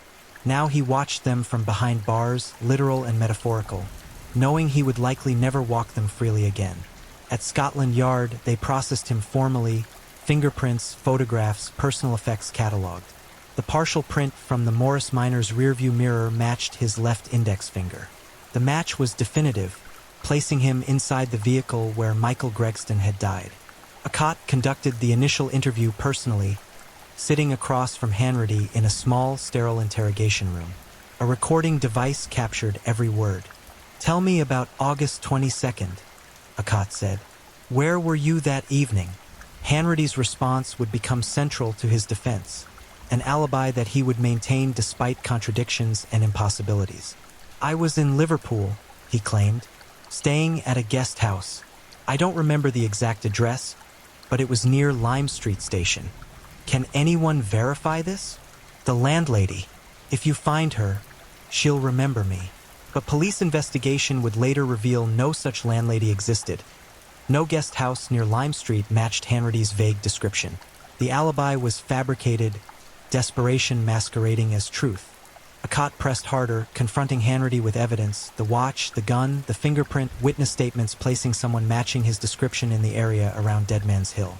Hanratty denied everything, claiming he'd bought the watch legitimately, found the gun in a park, never been near Bedfordshire. His story shifted and changed, contradictions piling upon contradictions. Finally, Akot played his strongest card. "Valerie's story survived," he said, watching Hanratty's reaction carefully. "She's recovering in hospital, and she's provided a detailed description of her attacker. Height, build, voice, facial features. Every detail matches you." Hanratty's face drained of color. He'd assumed both victims were dead, that no witnesses existed. The news that Valerie lived, that she could identify him, shattered his fragile composure. "I want a solicitor," he said, his voice barely above a whisper. The interview ended. Hanratty was led to a holding cell to await formal charging. Behind him, Akot collected his notes, satisfied that they had the right man but knowing the real battle lay ahead.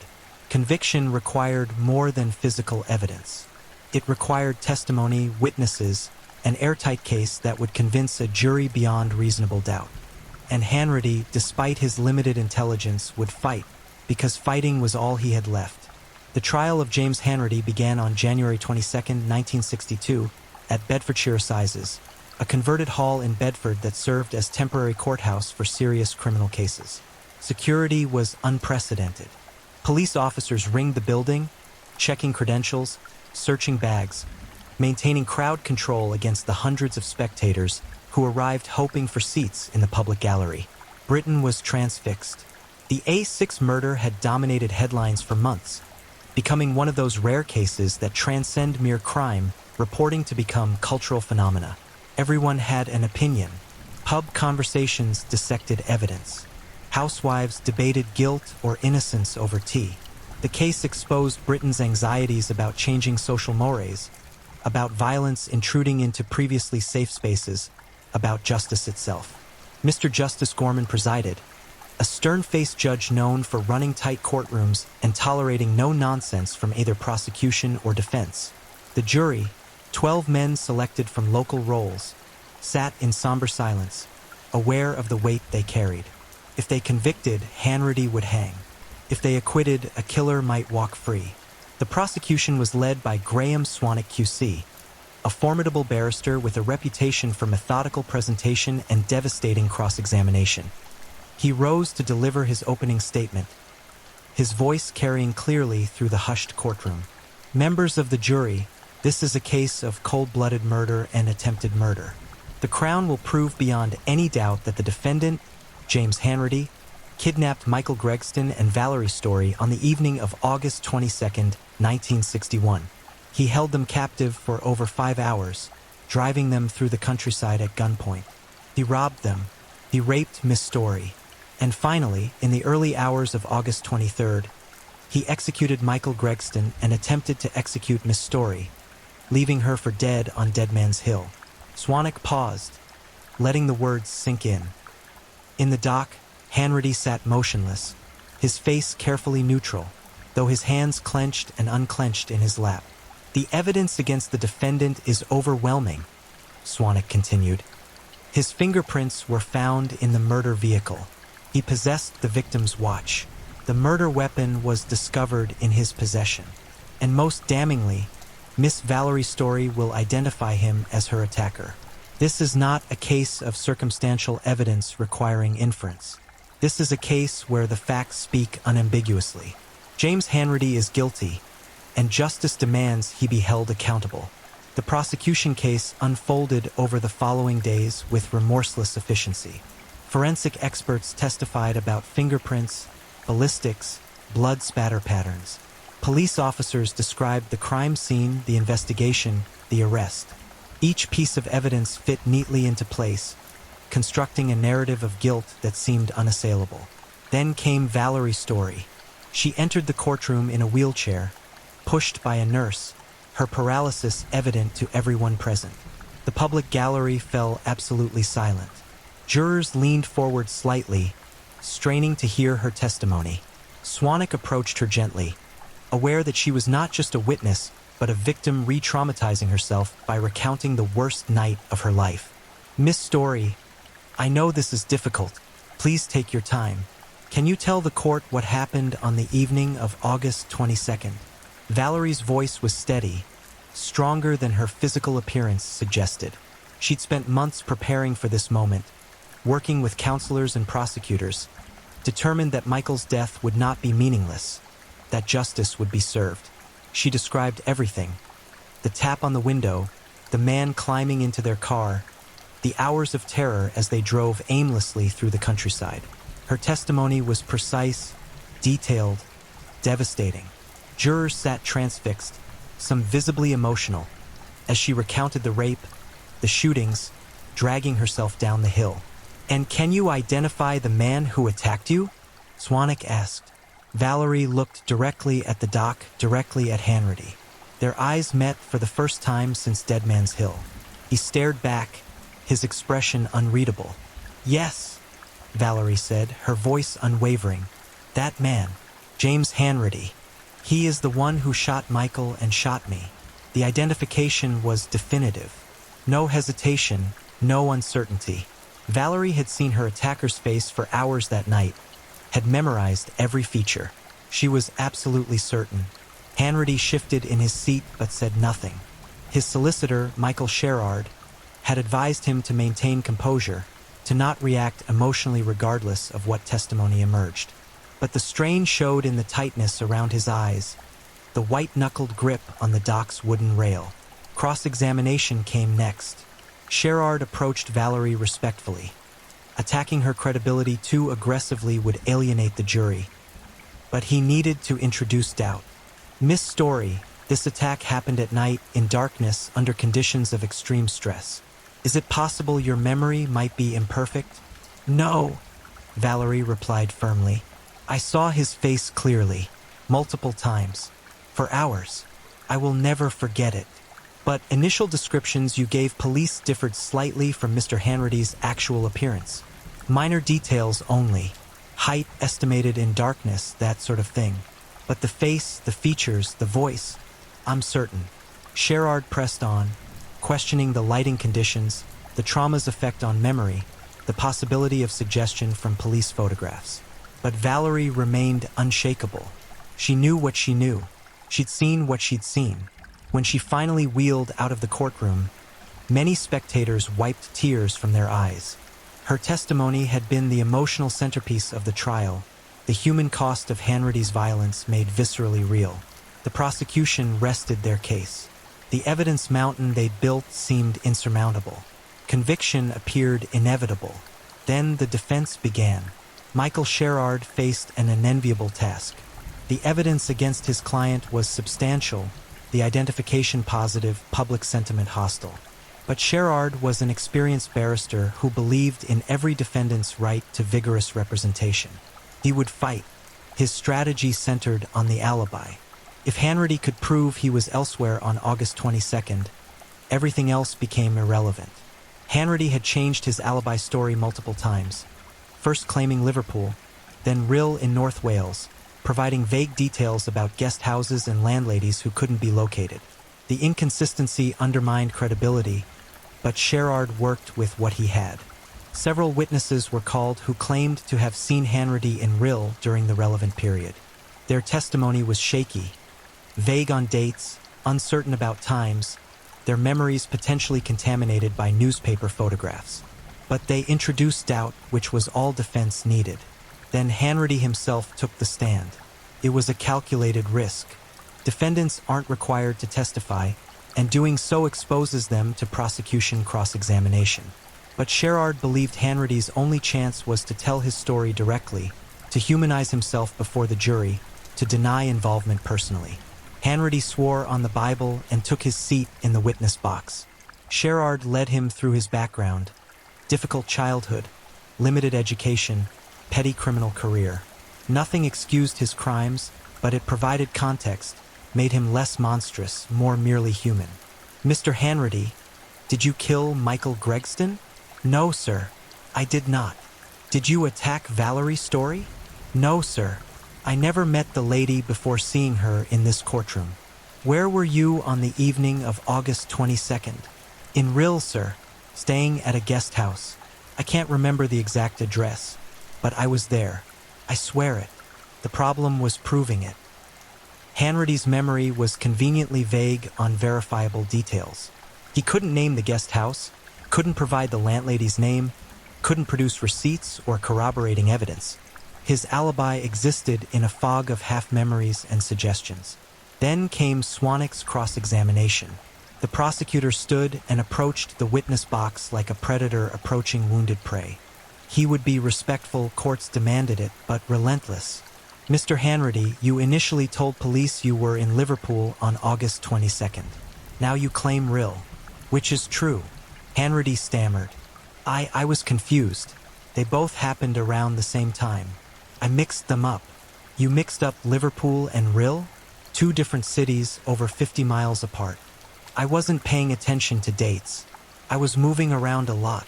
Swanwick produced police interview transcripts, reading Hanratty's previous statements aloud, highlighting contradictions. The Liverpool guest house that didn't exist. The Rhyl landlady nobody could find. Details that shifted and changed with each telling. Mr. Hanratty, isn't it true that you've invented this alibi? That you're lying to this court? No, I'm telling the truth. Then explain the fingerprint. Your fingerprint in Mr. Gregston's car. I don't know how it got there. Maybe I touched the car some other time. When? Where? Under what circumstances? Hanratty had no answer. He floundered, contradicting himself, his story crumbling under sustained questioning. Swanwick moved to the gun. The murder weapon was found in your hotel room. How do you explain that? I found it in a park. I was going to sell it.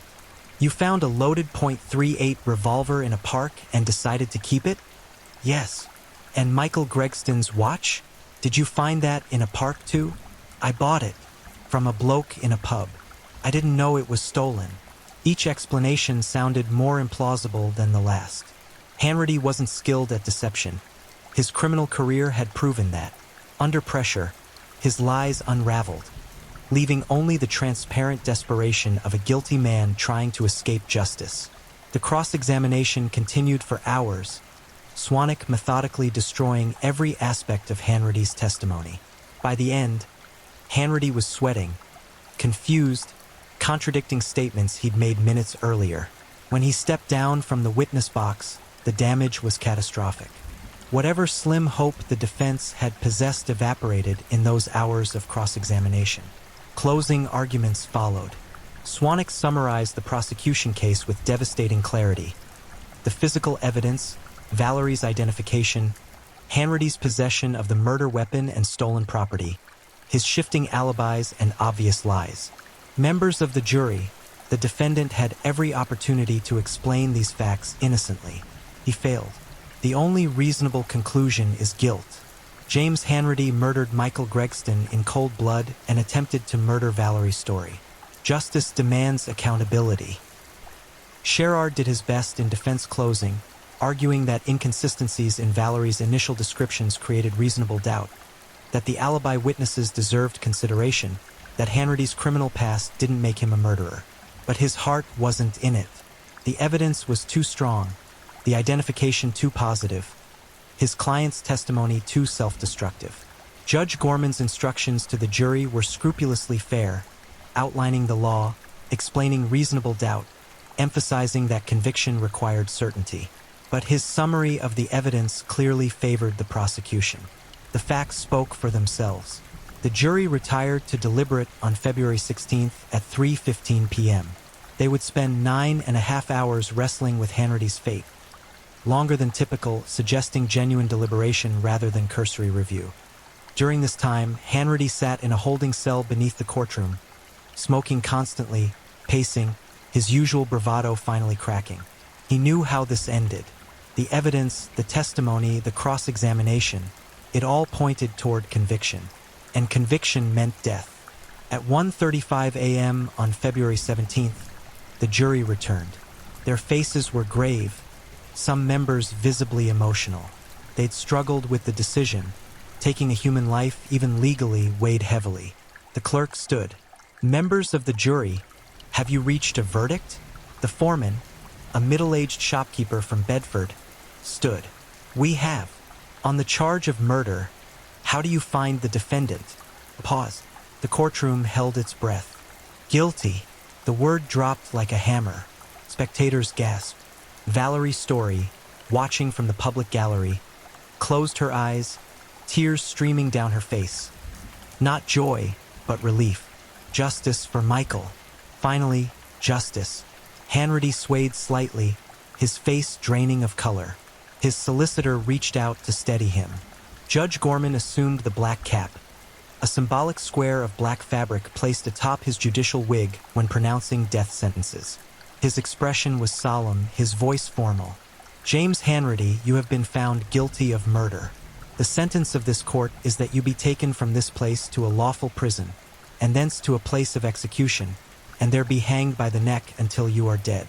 May God have mercy upon your soul. I didn't do it, Hanratty shouted, his composure finally shattering. I swear I didn't do it. I'm innocent. But the words changed nothing. Guards led him from the dock, his protests echoing through the courtroom until doors closed behind him, cutting off the sound. Appeals followed, automatic in capital cases. Hanratty's defense team argued procedural errors, challenged the identification evidence, claimed the jury had been prejudiced by media coverage. Each appeal was heard, considered, and denied. The Court of Criminal Appeal found no grounds to overturn the conviction. The evidence was solid, the trial fair, the verdict reasonable. James Hanratty would hang. During his final weeks, Hanratty maintained his innocence in letters to family, to newspapers, to anyone who would listen. He claimed frame-up, mistaken identity, police corruption. But his protestations rang hollow against the weight of evidence. His parents visited him in the condemned cell at Bedford Prison. His mother wept throughout, still believing her son's claims of innocence despite everything. His father sat silent, face hard, unable to reconcile the child he'd raised with the man who'd committed such brutal crimes. I'm sorry, Mom, Hanratty said during their final visit, for everything, for the shame I brought on the family. But notably, he never apologized for the murders, never expressed remorse for Michael Gregston's death or Valerie Story's suffering.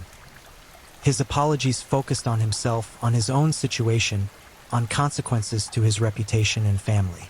The Home Secretary reviewed the case, as required by law, to determine whether clemency was warranted. He found none. The crime was too heinous, the evidence too strong, the verdict too clearly correct. James Hanratty would hang.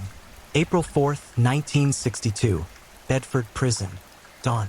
Hanratty spent his final night awake, chain-smoking, praying sporadically, writing final letters. Prison chaplains stayed with him, offering spiritual comfort that Hanratty accepted but seemed unable to internalize. Fear had him now, primal, absolute fear that no rationalization could overcome. At 8 a.m. precisely, the execution party arrived at his cell.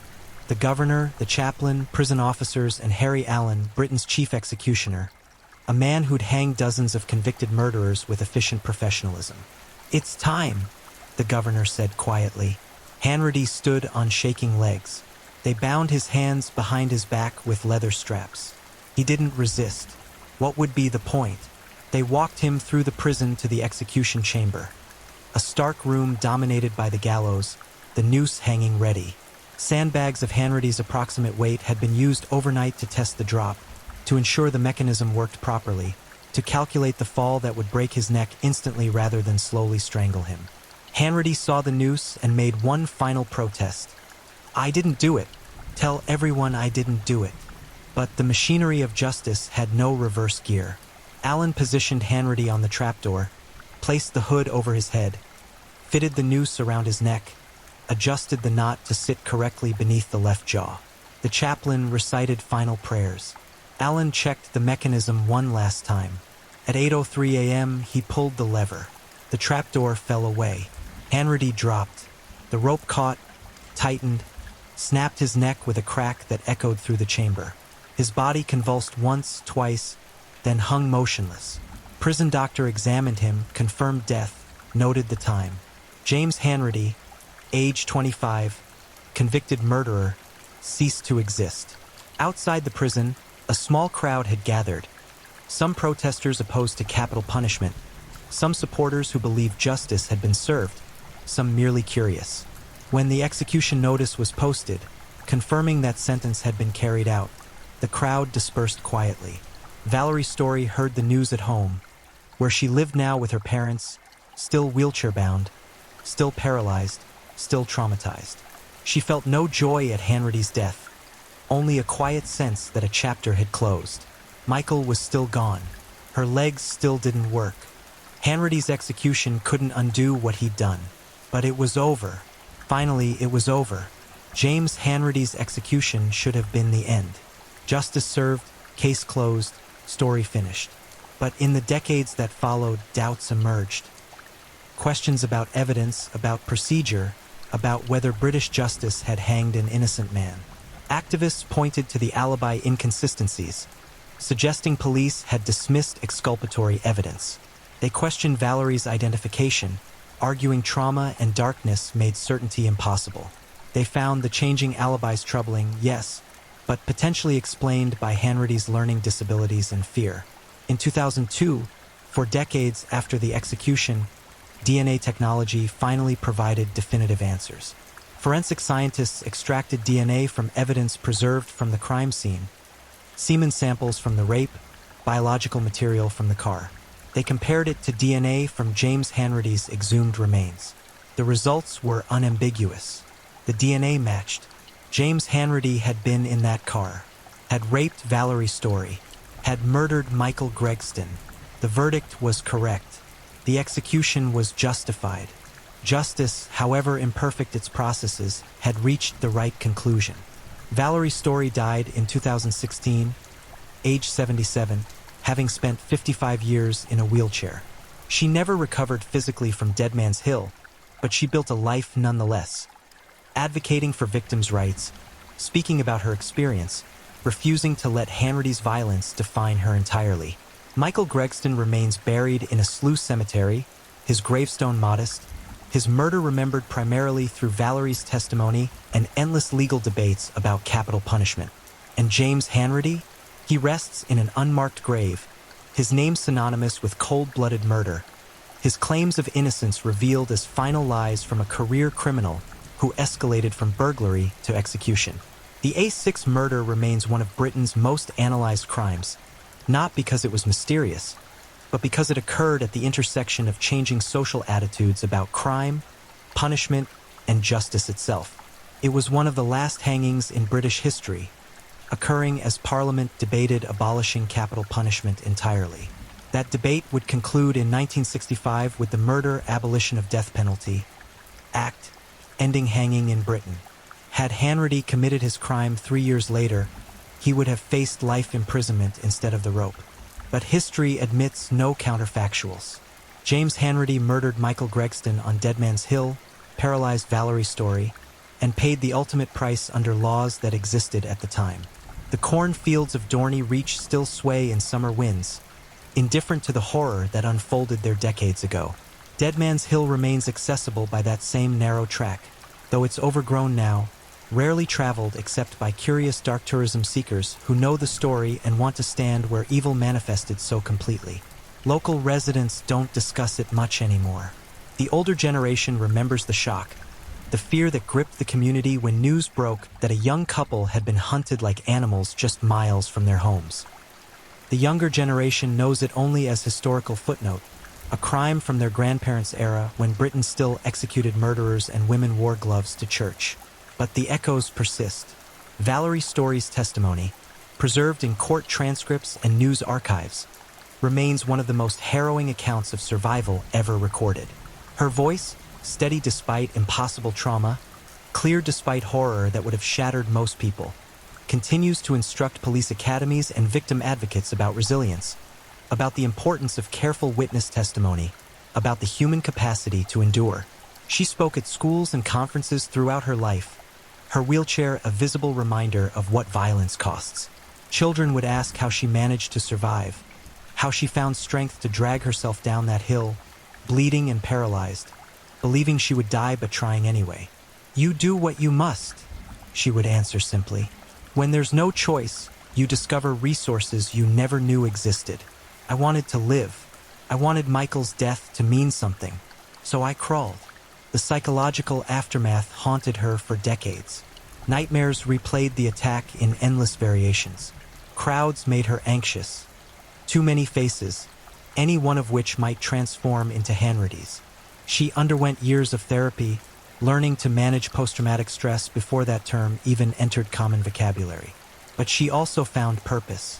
Valerie became an advocate for victims' rights at a time when British law paid little attention to survivors. Criminals had solicitors and appeals. Victims had trauma and silence. She worked to change that, testifying before Parliament, advising police on victim support protocols, ensuring that her suffering contributed to systemic improvement. "I couldn't walk again," she said in a 1985 interview. "I couldn't bring Michael back. I couldn't undo what happened. But I could help make sure other victims didn't face what I faced." The isolation, the feeling that the system cared more about the criminal's rights than the victim's suffering. Her advocacy helped shape the 1988 Victims' Charter and subsequent legislation protecting victims' interests. It was legacy forged from agony, progress built on ruins. Psychologists and criminologists spent years analyzing James Hanratty, trying to understand how a petty burglar escalated to murder. His case became a study in criminal progression, taught in universities as an example of how untreated antisocial behavior can spiral toward extreme violence. Hanratty's childhood provided clues. Neglect, not in the form of abuse but in the absence of intervention. Teachers noticed his difficulties, the reading problems, the aggressive outbursts, the inability to connect actions with consequences, but 1940s Britain lacked resources for learning disabilities or behavioral disorders. Children like Hanratty fell through cracks, their problems dismissed as bad seed or moral failing rather than conditions requiring treatment. His criminal career showed escalating risk-taking. First burglaries were opportunistic, unlocked doors, smashed windows, grab-and-run tactics. Later crimes involved planning, tools, targeting specific properties. He was learning, adapting, becoming more sophisticated. But he never became careful. Each arrest revealed sloppiness. Fingerprints left behind, witnesses ignored, stolen goods sold too quickly and too locally. Hanratty had criminal ambition but lacked criminal talent. This mismatch created frustration, which likely fueled his increasing anger and willingness to employ violence. The gun acquisition marked a critical threshold. Burglars who carry weapons signal different psychology than those who don't. They've accepted the possibility of violence, internalized the idea that human life might be expendable if it threatens their goals or freedom. Hanratty bought the gun claiming he wanted it for protection or intimidation. But guns transform situations. What might have been a simple robbery becomes an armed holdup. What might have been a witness becomes a potential victim. The weapon changes calculations, makes murder thinkable. On August 22nd, when Hanratty approached that Morris minor, he likely intended robbery. Take money, watches, perhaps the car itself. But the extended kidnapping suggests he was improvising, making decisions on the fly without clear planning. Michael and Valerie's presence complicated things. They could identify him. They'd seen his face, heard his voice. Letting them go meant witnesses, meant manhunts, meant arrest. Hanratty's previous escapes from justice had relied on lack of evidence. This time, the evidence sat beside him in the car. So he drove, postponing the decision, smoking and thinking and drinking tea from a flask Michael had packed.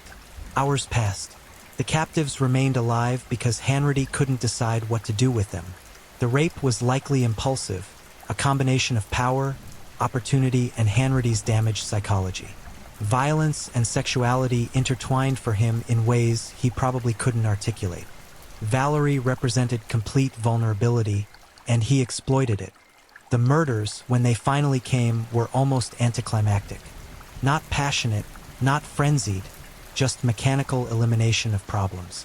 Michael died because he could identify Hanratty. Valerie died, or was meant to die, for the same reason. Cold calculation, not hot rage. That Hanratty then fled to London and tried to resume his normal criminal life suggests profound disconnection from normal human emotion. Most killers experience some psychological aftermath. Guilt, fear, nightmares. Hanratty seemed primarily annoyed that the murders complicated his situation, made him more wanted, forced him into hiding. When police arrested him, he didn't confess or express remorse. He lied, constructed alibis, blamed others. And when convicted, he protested innocence with the same fervor he'd protest an incorrect restaurant bill. The murders were inconvenient, but they didn't weigh on his conscience.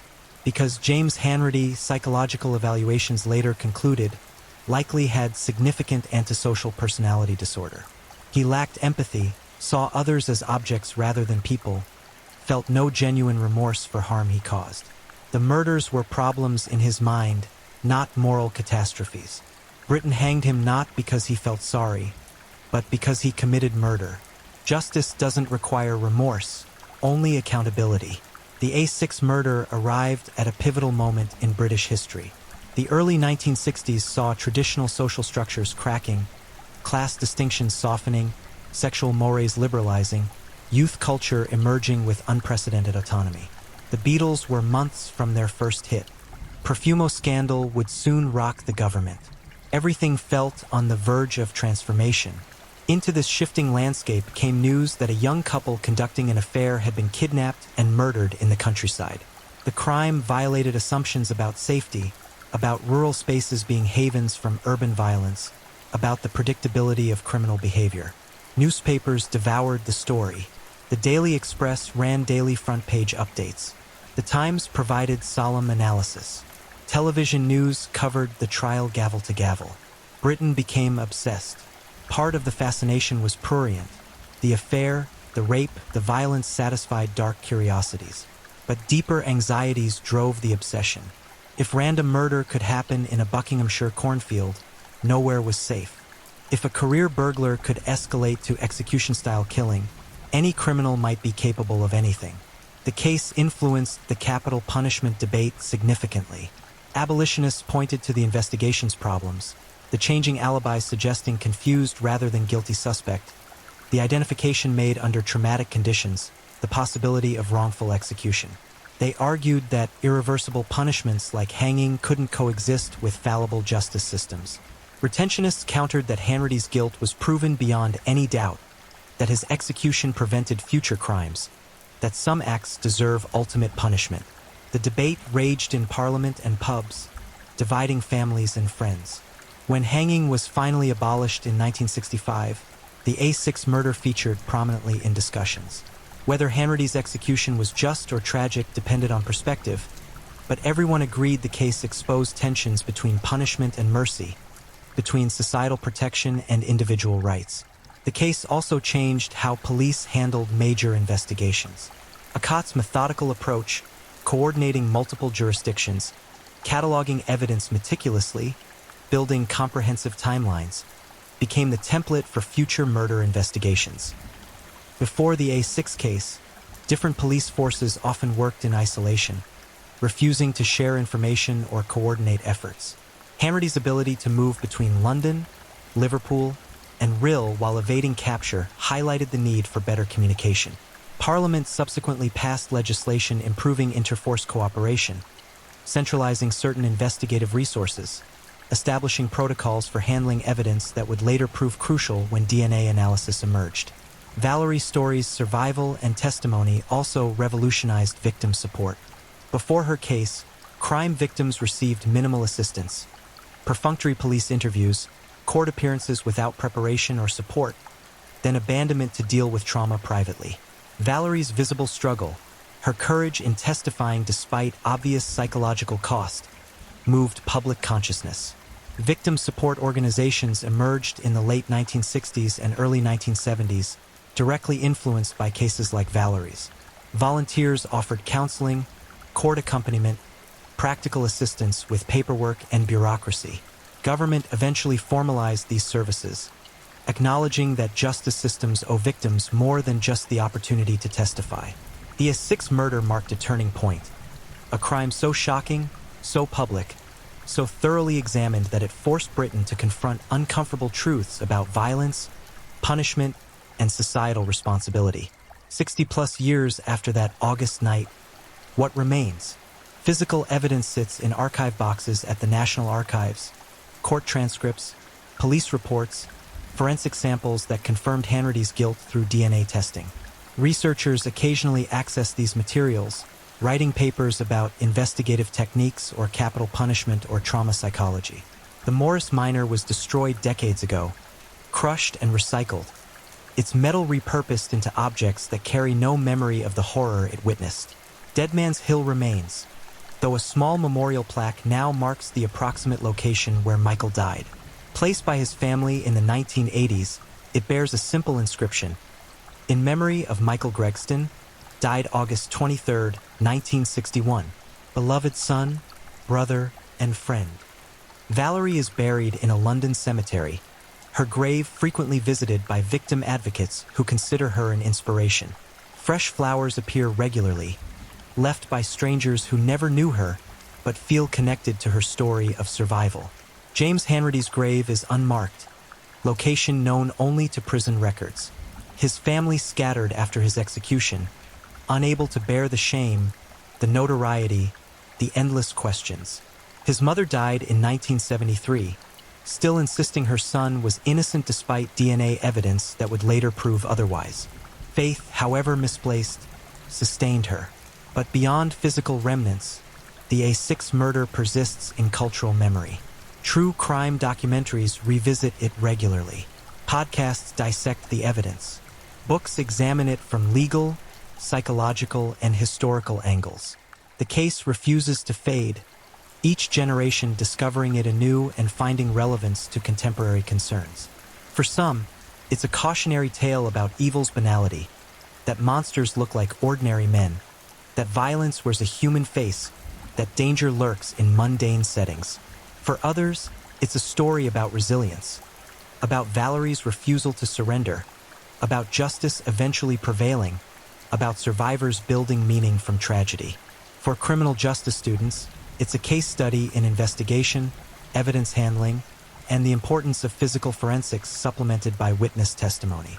For Britain, it marks the ending of one era and the beginning of another, the last gasps of capital punishment, the first stirrings of victim advocacy, the collision of traditional and modern approaches to crime and punishment. Michael Gregston was 36 when he died.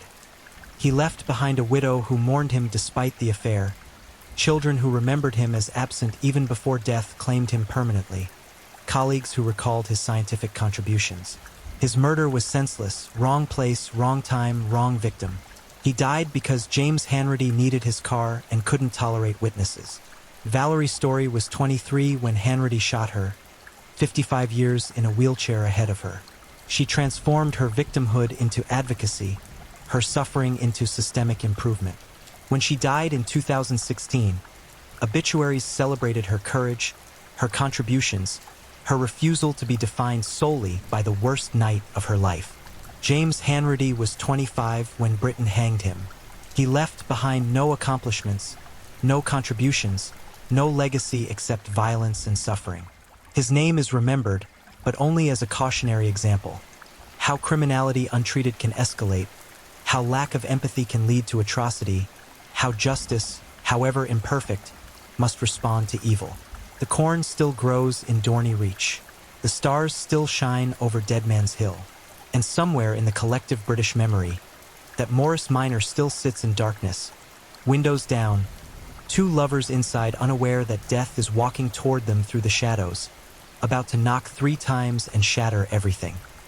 The Essex murder reminds us that horror is real, that evil exists not in supernatural forms but in damaged human hearts, that survival is possible but costly, and that justice, flawed, slow, imperfect justice, remains our best response to the darkness that occasionally erupts into ordinary lives. On a warm August night in 1963, James Hanratty knocked on a car window and changed British history. The echoes of that knock still resonate, a reminder that vigilance matters, that victims deserve more than sympathy, and that some crimes scar not just individuals but entire nations. The case is closed. The files are archived. The bodies are buried. But the story endures, because stories about how we confront evil, how we support victims, and how we pursue justice never truly end. They evolve, inform, and challenge each new generation to do better than the last. That is the final legacy of Dead Man's Hill. Not the murder itself, but everything that followed. The survival, the testimony, the conviction, the execution, the reforms, the remembrance. James Hanratty killed 2 people that night, though only one died immediately. But Valerie's story survived to ensure he didn't kill justice itself. If you're enjoying these stories, don't forget to leave a comment. I'd love to know where you're tuning in from and what time it is in your part of the world. And if you haven't already, make sure to like this video and subscribe, so you never miss the next true crime story to help you unwind. Now, let's get into our final story. Story 4. The Shadow of Wokingham. The Mark Tildesley abduction and the monster who vanished into darkness. Summer 1984. A 7-year-old boy pedals his bicycle toward a traveling fairground, his pockets jingling with coins meant for candy floss and carousel rides. The air hums with calliope music and children's laughter. Within 90 minutes, Mark Tildesley will vanish, swallowed whole by a nightmare that refuses to end. No body, no grave, no goodbye, just a bicycle abandoned near the waltzers, slowly rusting in the evening dew while his mother screams his name into an indifferent twilight. What follows is not merely the story of a missing child, but a descent into the blackest chambers of human depravity, where a network of predators operated with chilling precision, and where Mark's fate intertwined with horrors so profound that even seasoned detectives would wake screaming decades later. This is the story of evil that hides in plain sight, of monsters who smile while they destroy, and of a family's 40-year journey through hell, searching for a boy who was taken by demons wearing human faces. The town of Wokingham sits tucked among the Thames Valley's green folds, a place where hedgerows bloom wild in summer and church bells mark the passage of quiet Sundays. In June 1984, this market town radiated the kind of sleepy English charm that makes parents believe their children are safe, that evil belongs to distant cities, that monsters exist only in storybooks read before bedtime. The Tildesley family had built their life here, on the estate where neighbors borrowed sugar and children played cricket in the streets until dusk painted the sky purple. Mark, their second youngest child, possessed the kind of spirit that made him unforgettable, copper-bright hair that caught sunlight like a torch, freckles scattered across his nose like confetti, and a laugh that could shatter the gray of any ordinary day. Tuesday, June 1st, 1984, dawned with that particular quality of brightness that makes children restless, the kind of weather that turns classrooms into prisons and pulls young souls toward adventure. When news rippled through the estate that Sunter's Funfair had erected its attractions on Woodcray Manor fields, Mark's excitement became a living thing, infectious and impossible to contain. The fairground, that magical conjunction of lights, sugar-spun treats, and mechanical thrills, represented everything magnificent about childhood freedom. His mother, Pat Tildesley, watched her son's enthusiasm with the mixture of joy and caution that all parents know. That bittersweet awareness that children must be allowed to grow, to explore, to taste independence even when every instinct screams to keep them close. Mark had been given permission to visit the fair with his older brother and sister, a concession granted after persistent pleading and solemn promises to stay together. But plans unraveled the way they often do in childhood. His siblings found distractions, friends called them elsewhere, and suddenly Mark stood alone with his bicycle and his determination, unwilling to let the fair's magic pass him by. At approximately 5 o'clock that evening, he made a decision that would echo through 4 decades and countless nightmares. He would go alone, just for a little while, just for one ride on the waltzers that spun until the world became a blur of color and speed. The fairground sprawled across the field like something from a fever dream, all garish paint and mechanical music, the air thick with competing scents, fried onions, diesel fuel, cotton candy melting into pure sugar. Generators coughed and rumbled, powering the lights that would transform the place into a neon wonderland once darkness fell. But in the honey-colored light of early evening, the fair retained its innocence, still a place where children queued with sticky hands and parents watched from the edges, smoking cigarettes and chatting about nothing important. Mark arrived pedaling hard, his bike bumping over the uneven ground, his face flushed with anticipation. Witnesses would later remember seeing him, a small boy with distinctive red hair, moving through the crowd with purpose, heading toward the rides that spun and lifted their passengers toward the sky. What happened next exists in fragments, pieces of a puzzle that investigators would spend years trying to assemble. Mark was seen near the waltzers, that much is certain.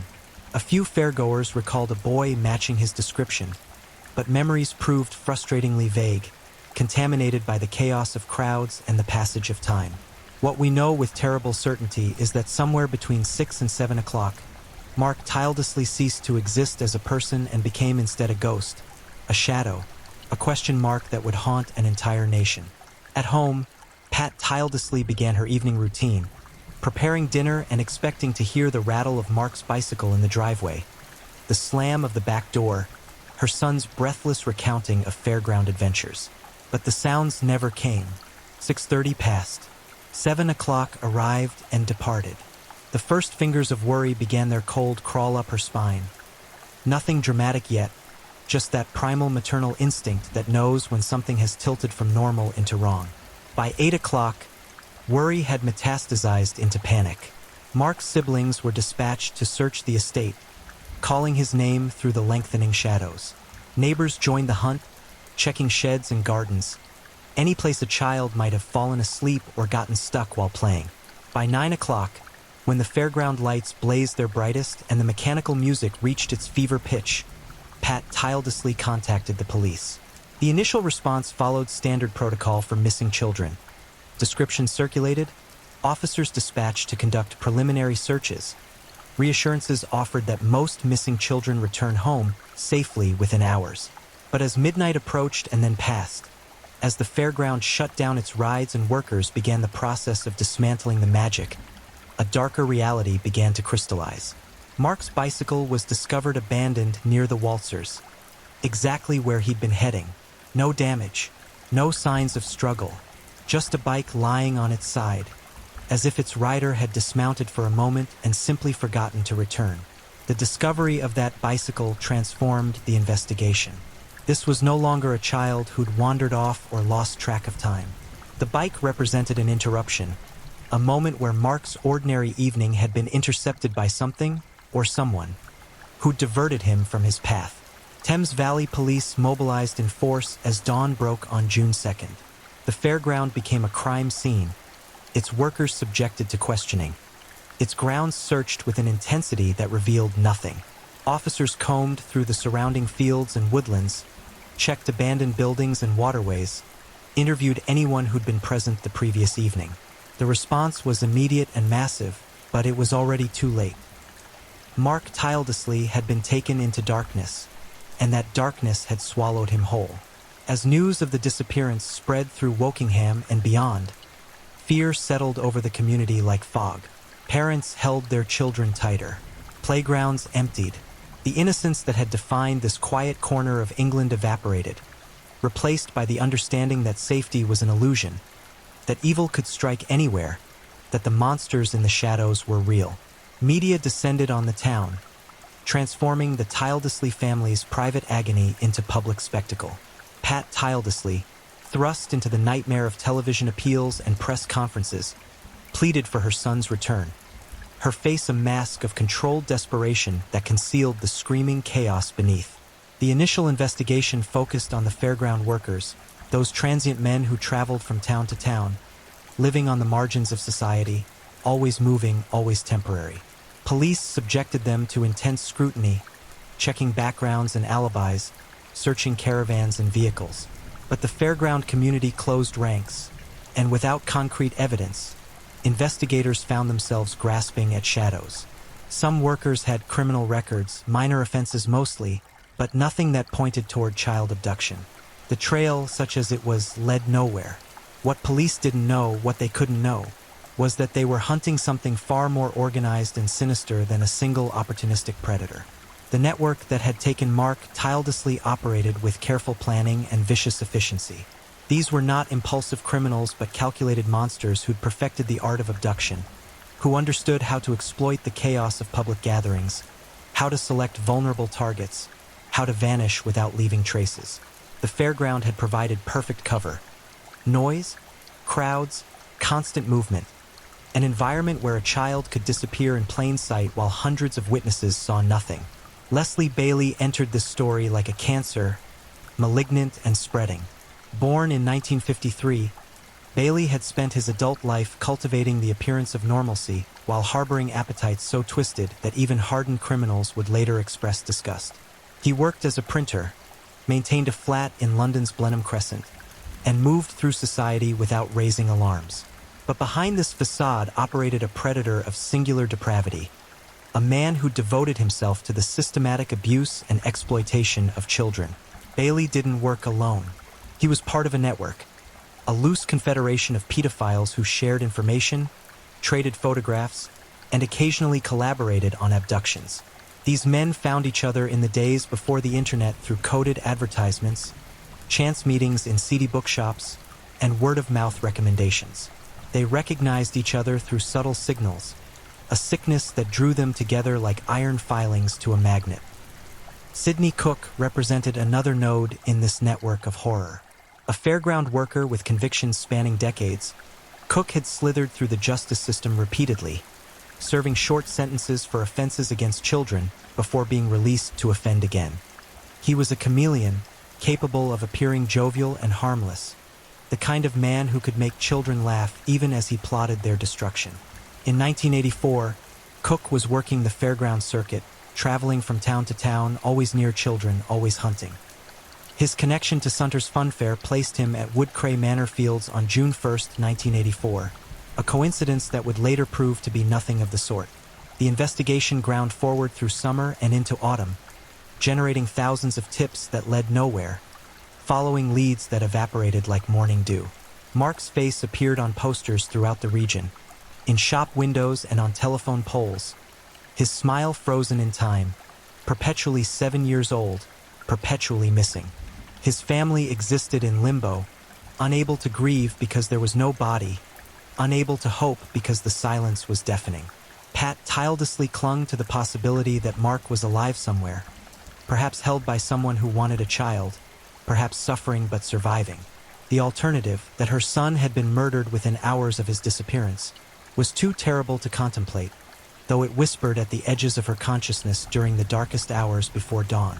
As the one-year anniversary of Mark's disappearance approached, the case began its slow fade from public consciousness, relegated to the back pages of newspapers, mentioned only when some new missing child case prompted reporters to dredge up old tragedies for comparison.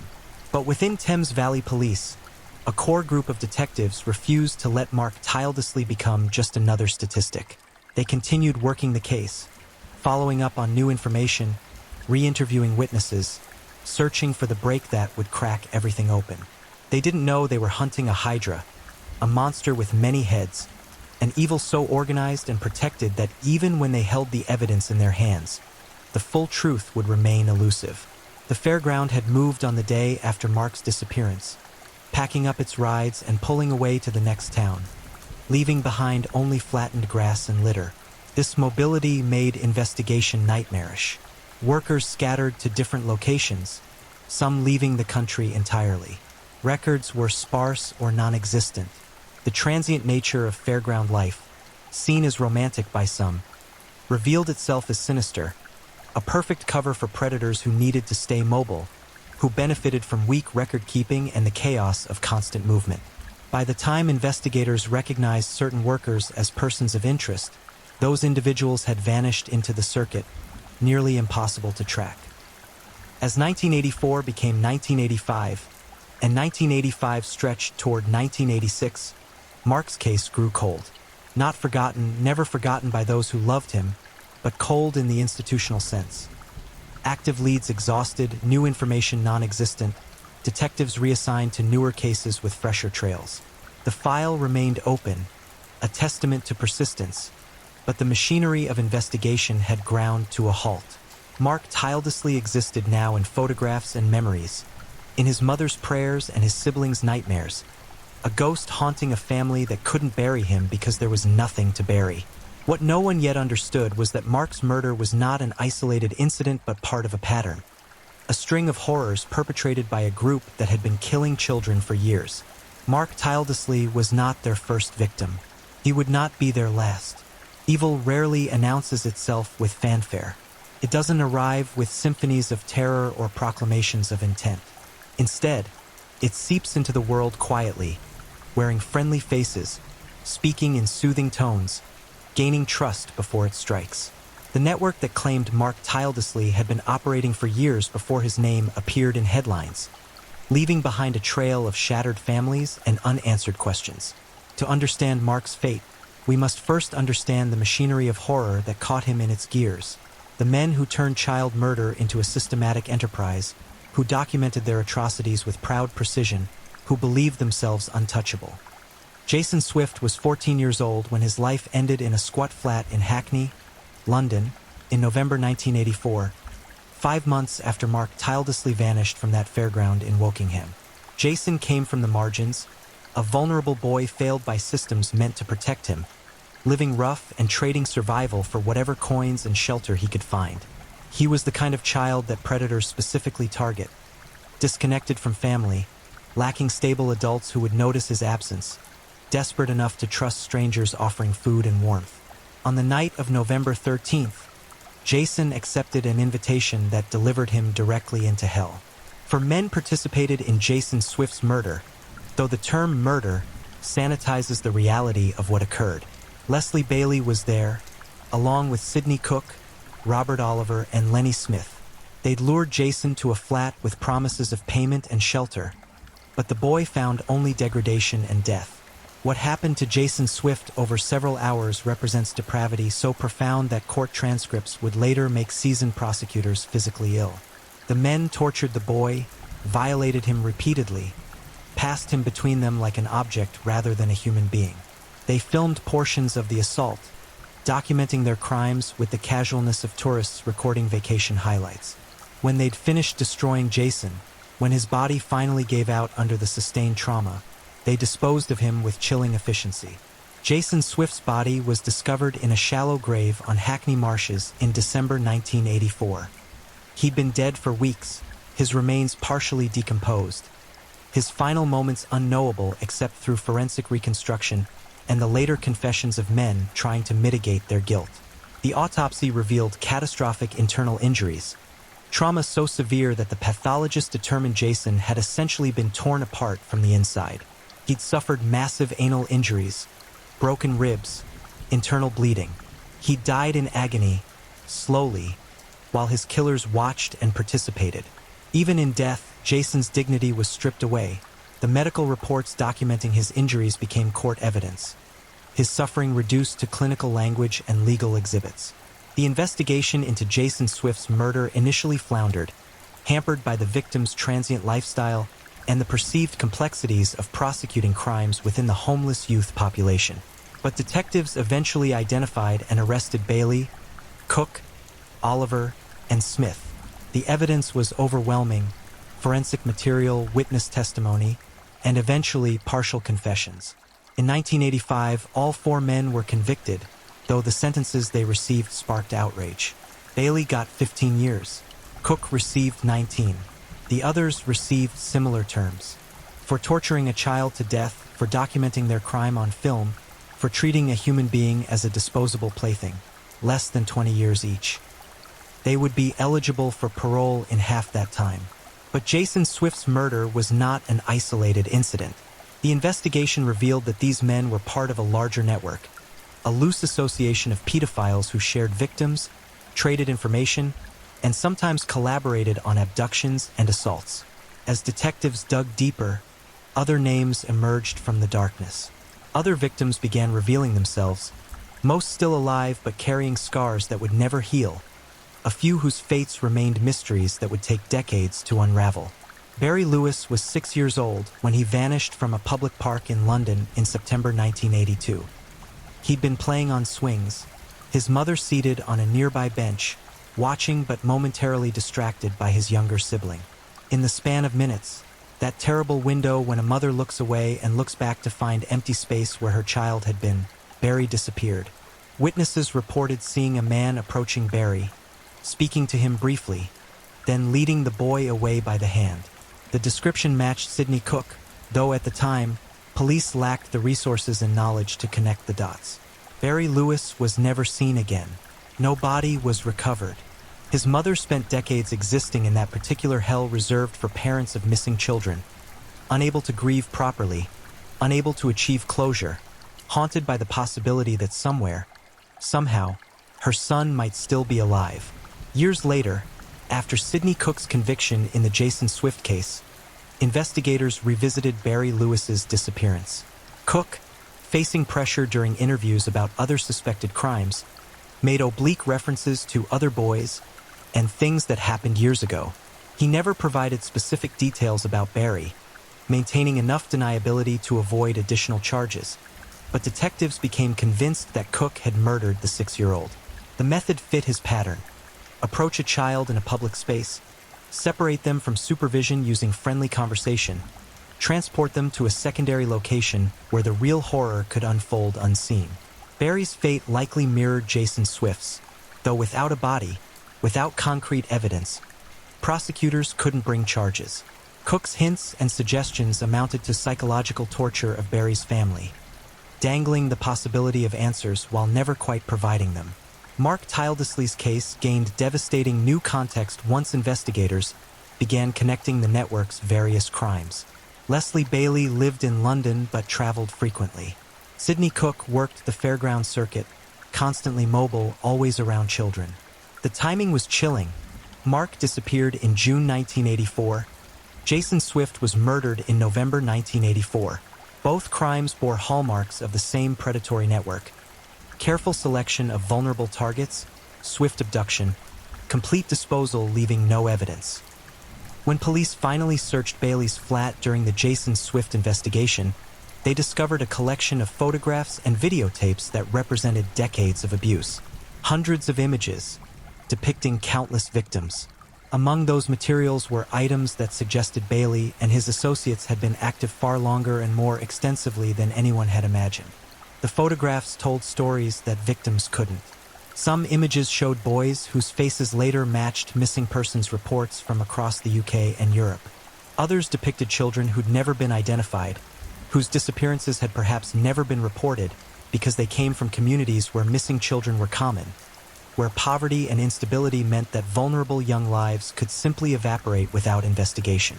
The network had been operating since at least the 1970s, perfecting techniques for abduction, abuse, and disposal. They'd learned which types of children attracted less attention when they vanished: the poor, the homeless, the children of addicts or single parents struggling to survive. They'd learned how to exploit the gaps in social services, the blind spots in policing, the cultural reluctance to acknowledge the full extent of child abuse. One photograph in Bailey's collection would eventually be identified as Mark Tildesley. The image, dated and time-stamped, showed the boy in what appeared to be the back of a vehicle, his expression confused, frightened. This photograph represented the last confirmed sighting of Mark alive, and its existence proved that Bailey had been involved in his abduction. But proof of abduction was not proof of murder, and without Mark's body, without witnesses to what happened after that photograph was taken, prosecutors faced significant challenges in bringing charges. Bailey, already serving time for Jason Swift's murder, refused to provide details about Mark's fate, maintaining silence even when offered reduced sentences in exchange for information. The search for Mark's body became an obsession for a dedicated group of investigators. They conducted excavations at properties associated with Bailey and Cook. They drained ponds and searched forests. They followed tips from psychics and prisoners claiming insider knowledge. Every search yielded nothing. Mark had been disappeared with professional thoroughness, hidden somewhere that decades of looking couldn't locate. The most credible theory, developed through painstaking reconstruction of Bailey's movements and later statements from associates, suggested that Mark had been taken to a property in East London, murdered within days of his abduction, and his body disposed of in a manner designed to prevent discovery. Some investigators believed Mark had been cremated in industrial furnaces accessible through Bailey's work connections. Others theorized burial in construction sites that were subsequently built over Mark's remains sealed forever under concrete and civilization. Vishal Mehrotra was 8 years old when he vanished during the chaos of the royal wedding celebrations in London in July 1981. The streets were packed with revelers, security was focused on the royal procession, and in that perfect storm of distraction, Vishal was taken. His father, a prominent solicitor, mounted a massive private investigation when official efforts faltered. Partial remains eventually found in woods months later were confirmed as Vishal's, but the condition of the body and the circumstances of discovery raised more questions than answers. Investigators would later identify connections between Vishal's case and the same network that killed Jason Swift and Mark Tildesley. Sidney Cook and others in the network had been in London during the royal wedding. The opportunistic nature of Vishal's abduction, snatching a child amid massive crowds, matched the fairground strategy used with Mark Tildesley. The full scope of the network's crimes will never be completely known. Many victims survived but remained silent, traumatized into secrecy by shame and fear. Some victims were killed and disposed of so effectively that they were never reported missing or never connected to this group of predators. The photographs and videos seized from Bailey's residence documented abuse spanning at least 15 years, involving dozens of identifiable victims and many more who remained anonymous. Each image represented a child's worst nightmare, a parent's greatest fear, a moment when innocence was violently destroyed by adults who found pleasure in inflicting suffering. The trial of Jason Swift's killers briefly exposed this network to public scrutiny, generating headlines and forcing uncomfortable national conversations about child protection. But media attention is fleeting, and public outrage has a short memory. Within months, the story faded from front pages. The convicted men served their time, shockingly brief given the enormity of their crimes, and eventually most were released. Sidney Cook walked free from prison in 1998 after serving just 9 years of his 19-year sentence. Leslie Bailey was released in 1993. The justice system had deemed these men rehabilitated, ready to reintegrate into society, no longer threats despite their documented history of child torture and murder. Cook's release sparked fury among victims' families and investigating officers who knew he represented ongoing danger. Within months of his release, Cook was accused of reoffending, though proving new crimes against someone already stigmatized as a monster presented challenges. He was eventually recalled to prison for violating parole terms, then released again, then recalled again. A cycle that continued for years, each release representing a fresh nightmare for parents who remembered what he'd done, each recall confirming that rehabilitation had been a fantasy. As of the early 2000s, Sidney Cook remained under indefinite monitoring, considered too dangerous for unrestricted freedom but never charged with the murders that investigators knew he'd committed beyond Jason Swift. Leslie Bailey died in 2013, taking whatever secrets he possessed to the grave. He'd spent his final years in and out of prison, repeatedly recalled for parole violations and new offenses. In death, he escaped the full accounting that justice demanded, never forced to provide answers about Mark Tildesley's fate, never required to lead investigators to burial sites, never made to face the families whose lives he'd destroyed. His death represented a final act of cruelty, the slamming of a door on any hope of closure for those still searching for loved ones. The other members of the network scattered to the winds, some serving time for related offenses, others evading prosecution despite suspicion. Robert Oliver died in prison in 2006 while serving time for other child abuse offenses. Lenny Smith was released and disappeared into obscurity, protected by name changes and the passage of time. The network, as an organized entity, was disrupted but not destroyed. The men who comprised it were imprisoned but not permanently removed from society. The ideology that united them, the belief that children existed for their pleasure, that suffering could be entertainment, survived even when individual members did not. For Mark Tildesley's family, these developments provided context but not comfort. Knowing that Mark had likely been murdered by the same men who'd killed Jason Swift, knowing that his abduction had been deliberate and planned rather than random misfortune, this knowledge only sharpened the pain. Pat Tildesley continued her search, refusing to accept that Mark was gone until someone showed her his remains, until she could touch a grave and whisper goodbye. That moment never came.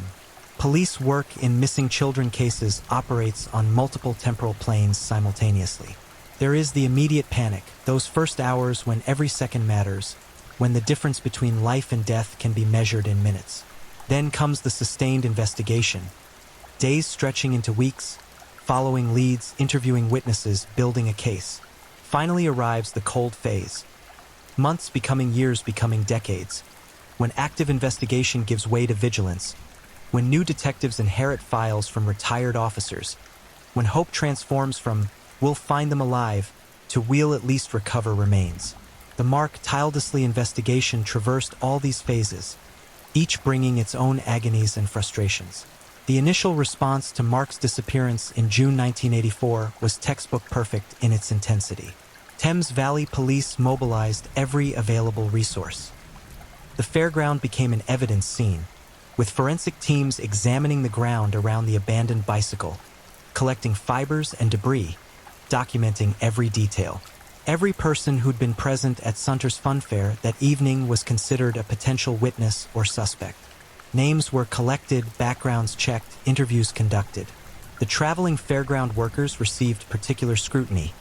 Their nomadic lifestyle and the frequent criminal histories within the fairground community made them obvious persons of interest. Detective Inspector Roger Orr led the investigation, a veteran officer who'd worked missing children cases before but never one that would consume him so completely. Orr recognized immediately that time was the enemy. The longer Mark remained missing, the less likely a positive outcome became. He pushed his team relentlessly, working 18-hour days, sleeping in his office, driven by the photograph of Mark Tildesley that dominated the incident room. A smiling 7-year-old who deserved better than to become a statistic. The first 48 hours generated hundreds of reported sightings.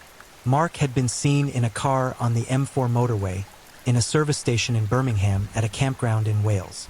Each sighting demanded investigation.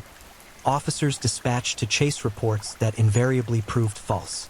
Eyewitnesses, well-meaning but mistaken, reported seeing red-haired boys who looked nothing like Mark beyond that single similarity. The public's desire to help, to contribute to the search, created its own investigative burden, separating signal from noise, identifying genuine leads among the well-intentioned errors. One sighting seemed promising. A fairground worker reported seeing Mark talking to an older man near the waltzers, the man's hand on the boy's shoulder, steering him away from the rides toward the car park. The witness couldn't provide detailed description. It had been a brief glimpse, one face among hundreds, but the account aligned with investigative theory about how Mark had been taken. Detectives worked with sketch artists to generate a composite image, distributed it widely, and waited for recognition. Nothing came. The man in the composite could have been anyone. his features generic enough to match thousands of middle-aged men across Britain. The fairground workers submitted to questioning with varying degrees of cooperation.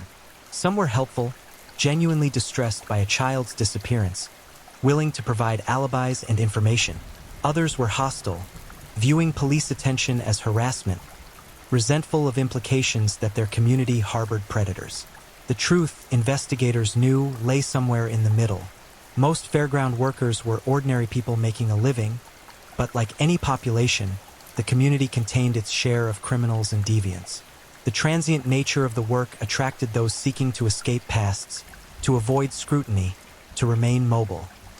Sidney Cook was interviewed during the initial investigation, a routine conversation given his presence at the fair and his previous convictions. He was cooperative and calm, providing an alibi that was vague but not impossible. He'd been working the rides, he claimed, with brief breaks for meals and cigarettes. Witnesses confirmed seeing him at various times throughout the evening, but fairground work created natural cover, constantly moving between attractions, taking breaks, leaving one station temporarily to assist elsewhere. Cook could have disappeared for 30 minutes without anyone registering his absence as suspicious. That 30-minute window was all it would have taken to lure Mark away, transport him to a vehicle, and remove him from the fairground entirely. But in 1984, investigators lacked the evidence to hold Cook beyond that initial interview. His criminal history showed indecent assault charges, not abduction or violent offenses. Without proof linking him to Mark's disappearance, without witnesses who'd seen them together, without forensic evidence connecting Cook to the abandoned bicycle, police were forced to release him. He returned to work, traveling with the fair to its next location, slipping back into the anonymity that the circuit provided. It would be years before investigators realized how close they'd been, how the monster they sought had sat across an interview table looking bored, answering questions while the victim's body was likely already cooling in a shallow grave. The investigation expanded geographically as reported sightings took detectives across the country. Divers searched local waterways and ponds, working in murky conditions to feel along muddy bottoms for the terrible discovery they hoped wouldn't come. Search dogs were deployed in surrounding woodlands, their handlers guiding them through brambles and undergrowth, looking for the scent of decomposition, for disturbed earth, for any sign that Mark had been buried nearby. Aircraft equipped with thermal imaging cameras flew grid patterns over the area, searching for temperature anomalies that might indicate burial sites. Every technique available to mid-1980s policing was employed. All produced nothing. As summer turned to autumn, the investigation's tempo slowed, not from lack of effort but from exhaustion of leads. Every viable tip had been followed.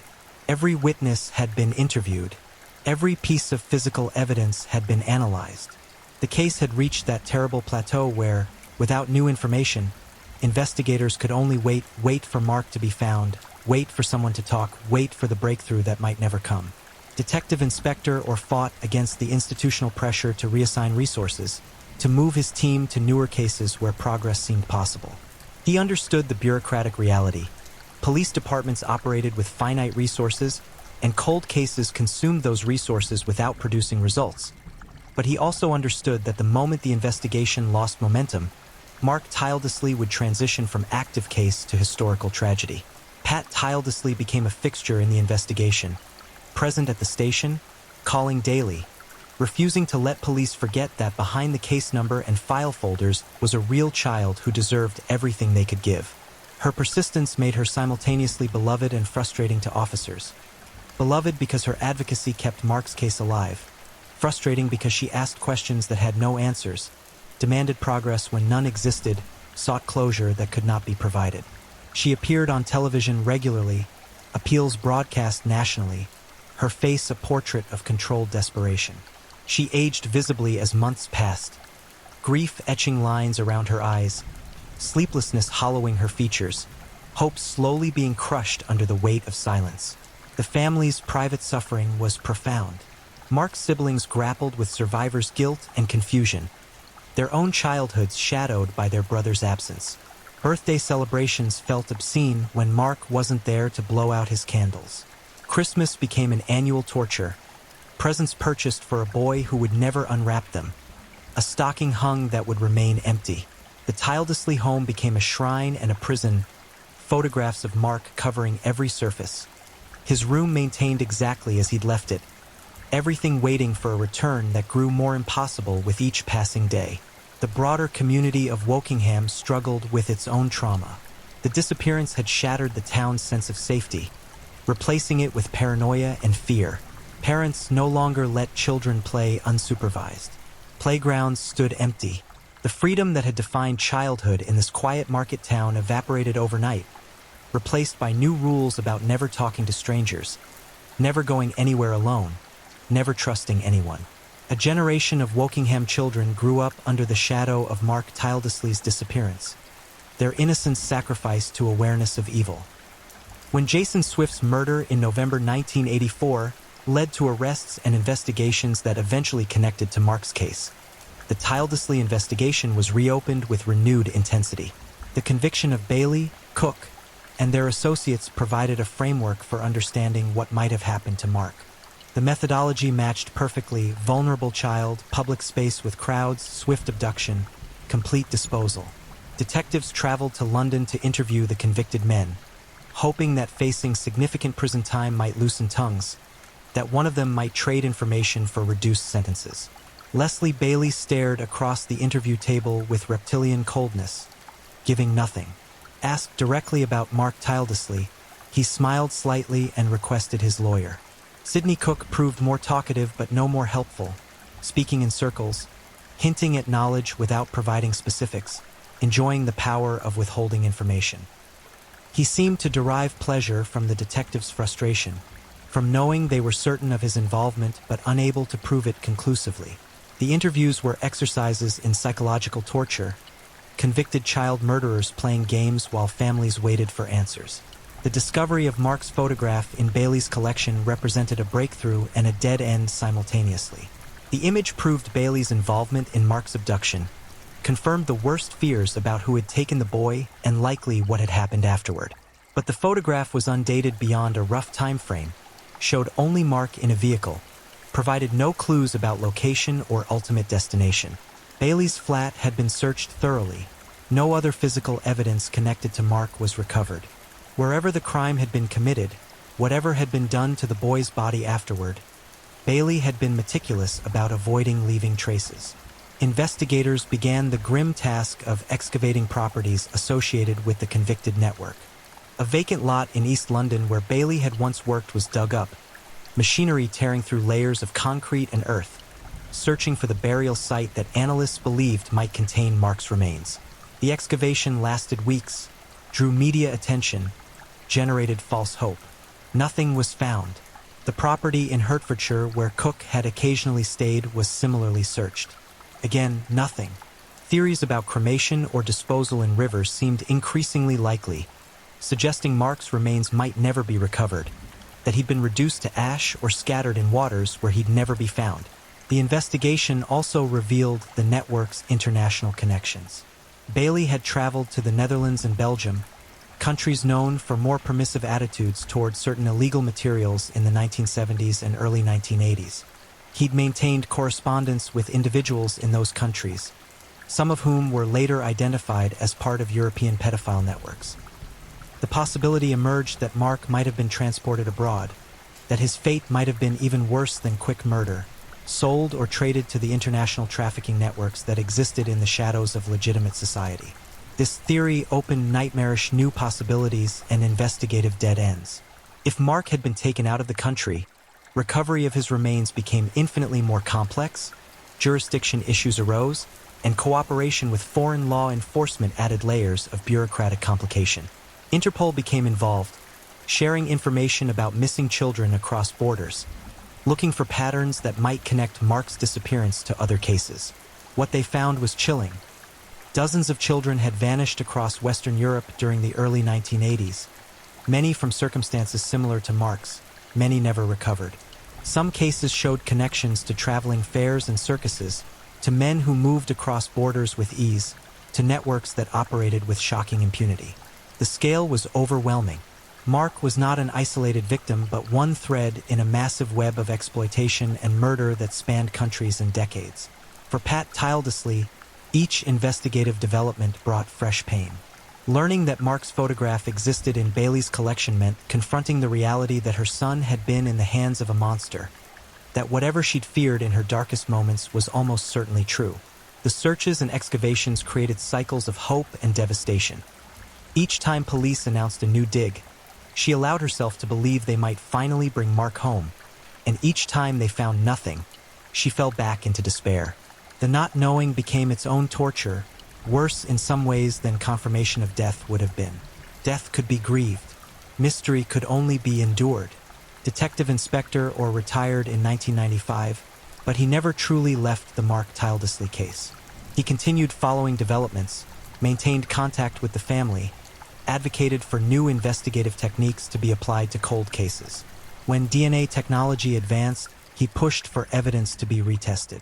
When geographical profiling became available, he suggested applying it to reconstruct the network's movements and possible disposal sites. He attended conferences on missing children cases, comparing notes with investigators from other jurisdictions, looking for connections that might crack open not just Mark's case but others like it. The passage of time brought technological advancements that seemed like they should help. Computerized databases, improved forensic techniques, DNA analysis, digital age communications that made information sharing easier. But these tools proved largely useless without physical evidence to analyze, without bodies to test, without witnesses willing to come forward with new information. The case files grew thicker with reports and theories, but Mark remained lost. In 2000, 16 years after Mark's disappearance, Thames Valley Police conducted a comprehensive cold case review, assigning fresh detectives to examine everything with new eyes. They digitized old witness statements, created timelines using modern software, applied psychological profiling techniques that hadn't existed in 1984. The review confirmed what original investigators had concluded. Mark had almost certainly been abducted by members of the Bailey Cook network, murdered within days, and disposed of in a manner intended to prevent discovery. But confirmation of theory didn't constitute proof sufficient for prosecution, and with Bailey and others refusing to cooperate, the investigation remained stalled. The review did produce one significant development. Enhanced analysis of the photograph showing Mark suggested it had been taken in a specific type of vehicle, possibly a commercial van with distinctive interior paneling. Investigators tracked down vehicle registration records from 1984, focusing on vans owned or accessed by network members. They identified 3 vehicles that matched the photograph's characteristics. All 3 had been scrapped or sold years earlier, their current whereabouts unknown. Any forensic evidence they might have contained long since destroyed or contaminated. Still, the identification provided investigators with concrete details to pursue, names of subsequent owners to interview, junkyards to search for parts that might still exist. One of those vans had been registered to a man named Henry Wainwright, a peripheral figure in the network who'd served time for indecency offenses but never been charged with anything more serious. Wainwright had died in 1997, but his widow agreed to speak with investigators. She described her late husband as disturbed and secretive, confirmed that Bailey and Cook had occasionally visited their home in the mid-1980s, and mentioned that Wainwright had owned a van he'd used for his upholstery business. She'd sold the van shortly after his arrest, couldn't remember to whom, didn't know its current location, but she provided photographs from that era, including several showing the van's interior. The paneling matched the photograph of Mark exactly. This connection placed Mark in a vehicle owned by a network associate, strengthening the case against the group but still not providing the evidence needed for prosecution. Wainwright was dead and couldn't be charged. His van had vanished into the used vehicle market. Without Mark's body, without forensic evidence from the van, without witnesses placing specific individuals with Mark, prosecutors remained hamstrung. The investigation had proven who was responsible but couldn't satisfy the legal standards required for conviction. The frustration within the investigative team was palpable. They knew what had happened. They knew who'd done it. They could reconstruct the crime with reasonable accuracy. Mark, lured from the fairground by Cook or an associate, transported in Wainwright's van to a secondary location, likely Bailey's flat or another property accessed by the network, subjected to assault and murder, his body disposed of through cremation or burial that had successfully hidden remains for decades. They knew all this, but knowing wasn't enough. The justice system required proof beyond reasonable doubt, and doubt was all they had. Pat tirelessly marked 40 years since Mark's disappearance in June 2024. For decades of searching, hoping, grieving without resolution, she'd become an advocate for other families of missing children, channeling her pain into activism, pushing for changes in how police handle abduction cases, demanding longer sentences for child abusers, fighting against the early release of predators. Her advocacy had contributed to legislative changes, to improvements in missing children protocols, to greater public awareness. But none of it brought Mark home. The investigation technically remains open, a living case file that will never be closed until Mark's remains are recovered or the last investigator retires, and no one remains who remembers why the file matters. New detectives inherit it periodically, read through the volumes of evidence and witness statements, apply whatever new techniques their era offers, and eventually reach the same conclusion their predecessors did. Mark Tildesley is dead, murdered by the Bailey Cook network, his body hidden so effectively that he may never be found. Sidney Cook walked out of prison in March 1998, having served barely half of his 19-year sentence for participating in Jason Swift's torture and murder. His release generated immediate public outcry, protests organized by victims' advocacy groups, newspaper editorials demanding to know how a convicted child killer could be freed while families still searched for missing children. The parole board's decision hinged on the legal technicalities of the sentence structure and Cook's supposed engagement with rehabilitation programs. Prison psychologists testified that he'd completed courses, shown remorse, a performance, later evidence would suggest, and represented manageable risk under supervision. The reality of Cook's release proved more complex. He was placed under stringent monitoring conditions, regular check-ins with probation officers, restrictions on where he could live and work, prohibitions against contact with children. But supervision, no matter how intensive, cannot prevent determined reoffending by someone who views children as prey. Within 6 months, Cook was accused of violating his parole terms, though the specific violations were never made fully public. He was recalled to prison, served additional time, then released again in 2000. The cycle continued: release, violation, recall, a pattern that suggested the system had no idea how to manage someone simultaneously too dangerous to free and too legally processed to keep imprisoned indefinitely. During his periods of freedom, Cook lived in various approved accommodations, his presence triggering community panic wherever he landed.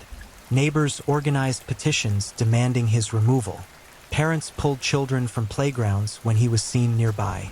He received death threats, had his residence vandalized, lived under de facto house arrest enforced not by law but by vigilante observation. This surveillance, while understandable, raised uncomfortable questions about justice and rehabilitation. If society believed Cook could never be safely released, should he not have received a life sentence initially?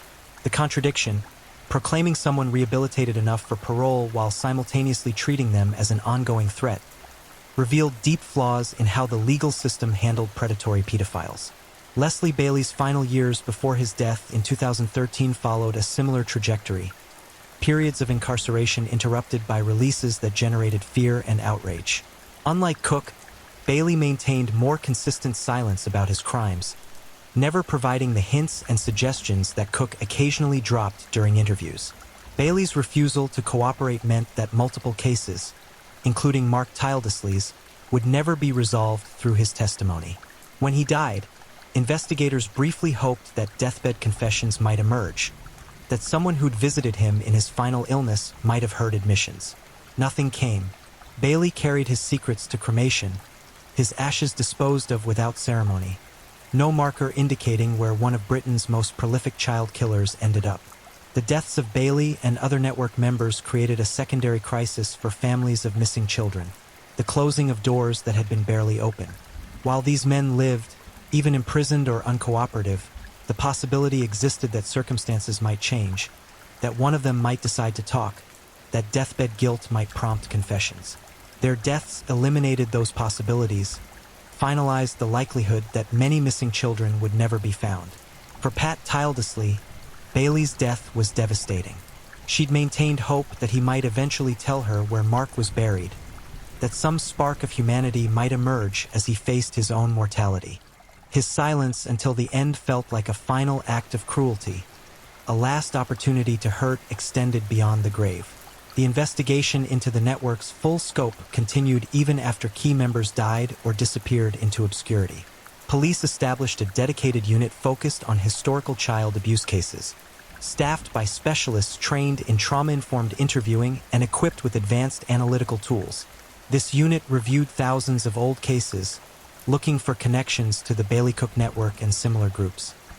What they discovered was staggering. The network had been active for at least 2 decades, from the early 1970s through the mid-1990s, with potential connections to hundreds of abuse cases and dozens of missing children. One breakthrough came from an unexpected source. In 2003, a former associate of the network, terminally ill with cancer and seeking some form of redemption, contacted investigators and provided information about disposal sites. This individual, whose identity remains protected, had never participated directly in murders, but had helped with logistics, had driven vehicles, had been present for conversations about getting rid of evidence. The information was fragmentary and compromised by time, memory, and the informant's peripheral role, but it provided leads that generated new excavations. A construction site in East London, built over in 1985, became the focus of intensive archaeological investigation. Ground-penetrating radar identified anomalies consistent with human remains. Excavation crews worked carefully, removing tons of concrete and earth, searching for burial sites that might contain multiple victims. The dig lasted 3 months and cost hundreds of thousands of pounds. They found remains, but not marks. The bones were identified through DNA analysis as belonging to a teenage boy, missing since 1983, never reported because he'd been living on the streets, never searched for because no one knew he was gone. The discovery brought closure to a family that didn't know it needed closure, parents who'd lost track of their son years earlier and assumed he'd simply chosen to stay away. Learning he'd been murdered, that his absence wasn't rejection but tragedy, provided terrible answers to questions they'd stopped asking. This discovery proved what investigators had long suspected. The network's victim count was far higher than documented cases suggested. For every Jason Swift, whose murder was reported and investigated, there were likely several victims who vanished without anyone noticing, children who existed on society's margins, whose disappearances triggered no missing persons reports, whose deaths left no formal record. The photographs and videos seized from Bailey's residence depicted dozens of victims. Most were never identified.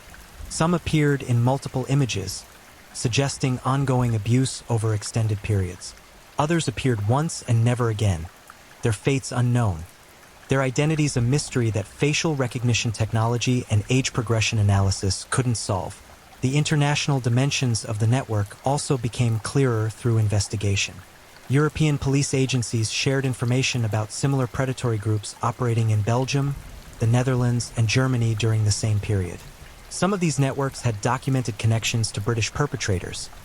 Letters exchanged, photographs traded, occasional face-to-face meetings where material was shared and victims discussed. The globalization of child exploitation predated the internet by decades, operating through postal services, coded advertisements in magazines, and word-of-mouth recommendations within the predatory community. Belgium's notorious Mark Dutroux case in the 1990s revealed a sophisticated network that kidnapped, imprisoned, and murdered multiple girls. Investigation into that network uncovered connections to British individuals, including some who'd been associates of Bailey and Cook. The possibility emerged that children abducted in Britain might have been transported to the continent, that the networks operated almost like trafficking cartels, moving victims across borders to satisfy specific customer demands. This theory, while horrifying, helped explain why so many missing children from the 1970s and 1980s were never found. They might have been taken far from where they disappeared, held in countries where British police had no jurisdiction, murdered and disposed of in locations that investigators would never think to search. For the families of missing children, these revelations provided context but intensified anguish. Learning that your child might have been trafficked internationally, might have suffered in foreign captivity before being murdered and buried in an unmarked grave thousands of miles from home. This knowledge didn't bring peace. It expanded the nightmare, replaced the hope of someday finding remains with the realization that recovery might be impossible, that your child might be lost forever in ways that made even identification of remains unlikely. Pat tirelessly participated in international conferences on missing children, sharing her story and advocating for better cooperation between national police forces. She met families from Belgium, the Netherlands, and Germany who were living their own versions of her nightmare. Children vanished, investigations stalled, perpetrators known but evidence insufficient. Together, they pushed for creation of European-wide databases on missing children, for standardized protocols that would trigger immediate cross-border cooperation when a child disappeared, for longer sentences and stricter monitoring of convicted child abusers who'd served their time. Some of these advocacy efforts bore fruit. Missing children databases improved. International cooperation became more routine. Sentences for child abuse and murder lengthened in response to public pressure.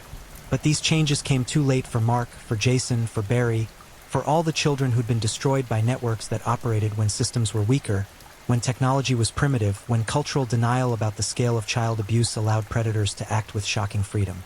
The psychological impact on investigators who worked these cases cannot be overstated.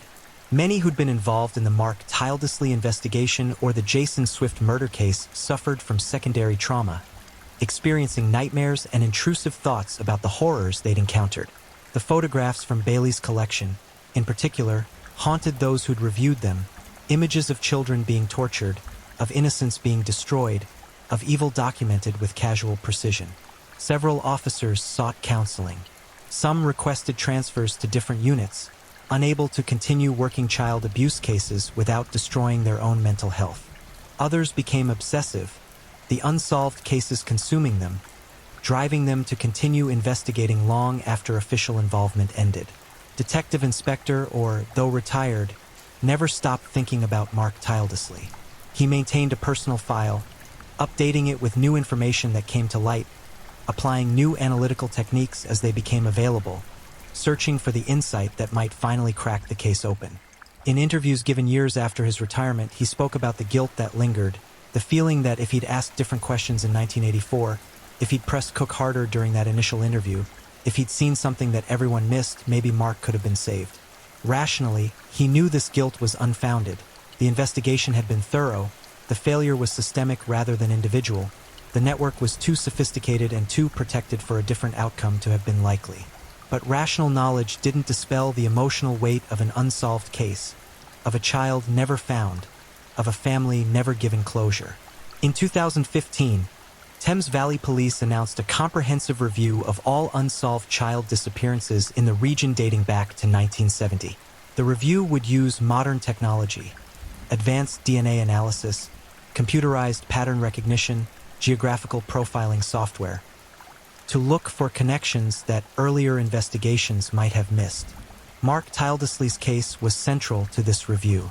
Investigators obtained DNA samples from Pat Tildesley and Mark's siblings, creating a family profile that could be compared against any unidentified remains discovered in the UK or Europe. They contacted every police force in Britain, requesting DNA analysis of any unidentified juvenile remains discovered over the past 40 years. The process was painstaking and expensive, but it represented genuine hope for resolution. The review identified 13 unidentified sets of remains that matched Mark's general profile: male, age 7 to 10, dated to the mid-1980s. Each required detailed DNA comparison. 12 were eliminated as matches. The 13th set, partial skeletal remains discovered in Yorkshire in 1986 and never identified, provided initial positive indicators. The remains were the right age, sex, and time period. Preliminary DNA analysis suggested possible familial connection. For 2 weeks, the Tildesley family existed in suspended animation, waiting for confirmation that would finally answer 4 decades of questions. The final DNA results came back negative. The remains were not Mark's. They were subsequently identified as belonging to another missing child, a boy from Scotland who disappeared in 1984, whose family received the closure that the Tildesleys had been denied once again. Each of these near misses, these moments when identification seemed possible before being ruled out, inflicted fresh trauma. Hope raised and crushed repeatedly creates its own special agony, a cycle of emotional violence that compounds the original loss. As of 2024, 40 years after Mark's disappearance, the search continues. New technologies, particularly advances in geographical profiling and soil analysis, offer fresh possibilities. Investigators have developed sophisticated models predicting likely disposal sites based on the network members' known movements, vehicle ownership, and property access. These models have generated a prioritized list of locations for potential excavation, areas where mathematical probability suggests remains might be located. But excavation is expensive and disruptive, requiring significant resources and community cooperation, and the likelihood of success in any individual dig remains low. The cultural impact of Mark Tildesley's case and others like it has been profound and lasting. The disappearance helped shatter Britain's post-war innocence, the comfortable belief that children were safe in small towns, that evil was something that happened elsewhere to other people. The case contributed to massive changes in how society thinks about child safety, the emergence of stranger danger education, the end of unsupervised childhood freedom that previous generations had enjoyed, the transformation of parenting into a practice defined by constant vigilance and fear. Whether these changes represent progress or tragedy themselves remains debated. Children today are statistically safer than in previous generations. Abductions by strangers, while still occurring, are rarer than in the 1980s. But childhood has lost something essential in the bargain: the freedom to roam, to explore, to take risks and make mistakes outside constant adult supervision. The paranoia that Mark's disappearance helped create has produced generations of children who've never walked to school alone, never played in unsupervised groups, never experienced the kind of independence that builds confidence and resilience. The price of safety has been the loss of freedom, and whether that trade was necessary or an overreaction driven by media-amplified fear remains contentious. For Pat Tildesley, now in her 80s, the search has become the defining project of her life. She continues advocating for missing children, maintains Mark's memory through regular media appearances and social media posts, refuses to let his case fade into historical footnote. Her home remains a shrine. Mark's bedroom unchanged, photographs covering every wall, newspaper clippings and investigation documents filling filing cabinets and boxes. She speaks of Mark in present tense sometimes, as if he might walk through the door at any moment, 7 years old forever, unchanged by the decades that have ravaged everyone around him. The psychological concept of ambiguous loss, grief without closure, mourning without confirmation of death, describes what families like the Tildesleys experience. It's a particular kind of torture, an inability to complete the mourning process because some small, irrational part of the mind clings to hope that maybe, somehow, the missing person is still alive. Even when logic and evidence make clear that death occurred decades ago, the absence of remains prevents final acceptance. The mind circles endlessly, unable to grieve properly, unable to move forward, frozen in the moment of loss. Sidney Cook remains alive as of 2024, now in his 90s, still in and out of prison, still under monitoring, still considered dangerous. His longevity feels like a particular cruelty. This man who destroyed so many young lives has outlived most of his victims, has enjoyed decades of existence that he stole from children who never grew old. Families of his victims watch his continued survival with bitter awareness that he knows where bodies are buried, that he could provide answers but chooses not to, that his eventual death will close the last door on cases that desperately need resolution. The Mark Tildesley case stands as testament to both the horrors humans are capable of inflicting and the resilience of those who survive such horror. It's a story about evil, certainly, about men who found pleasure in children's suffering, who operated networks of abuse with chilling efficiency, who remain mostly unpunished despite everyone knowing what they've done. But it's also a story about love, about a mother who's never stopped searching, about siblings who've carried their brother's memory for 40 years, about investigators who've dedicated careers to finding truth even when truth brings no comfort. The fairground where Mark disappeared has long since moved on. The field where it stood now developed into housing estates where families live unaware of the darkness that once touched that ground. But memory persists in other ways, in the memorial bench installed in Mark's name, in the foundation Pat Tildesley established to help other families of missing children, in the procedures and protocols that emerged from investigating his case, in the lives of children who were protected because this tragedy drove changes in how society safeguards its most vulnerable. Mark tirelessly never came home. His body was never found. His killers were never fully brought to justice for his murder specifically, though they paid some price for other crimes.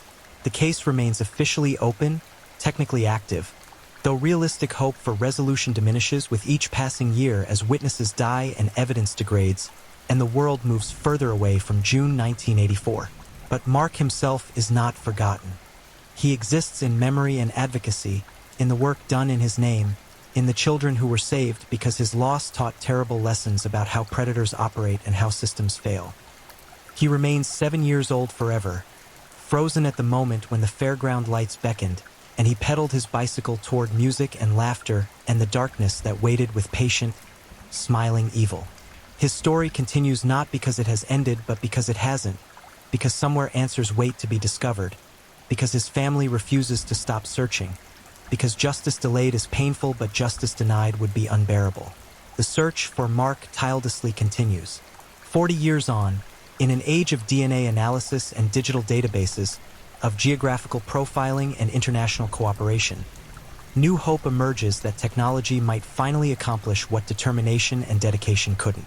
Until that day comes, until Mark is found and brought home, until the last questions are answered and the family can finally grieve properly, his case remains open. The investigation continues. The search never ends. And somewhere in the darkness, a 7-year-old boy with copper-bright hair waits to be found. To be remembered not just as a victim, but as a child who deserved better, who deserves still to come home. Thank you for watching and joining us as we explored these chilling and mysterious stories. If you enjoyed the journey, don't forget to like, subscribe, and share with others who love a good mystery. Also, let us know where you're watching from. I'd love to hear where in the world you're tuning in. We appreciate you being part of this, and we'll see you next time for more gripping stories. Stay safe, stay curious, and keep unraveling the unknown.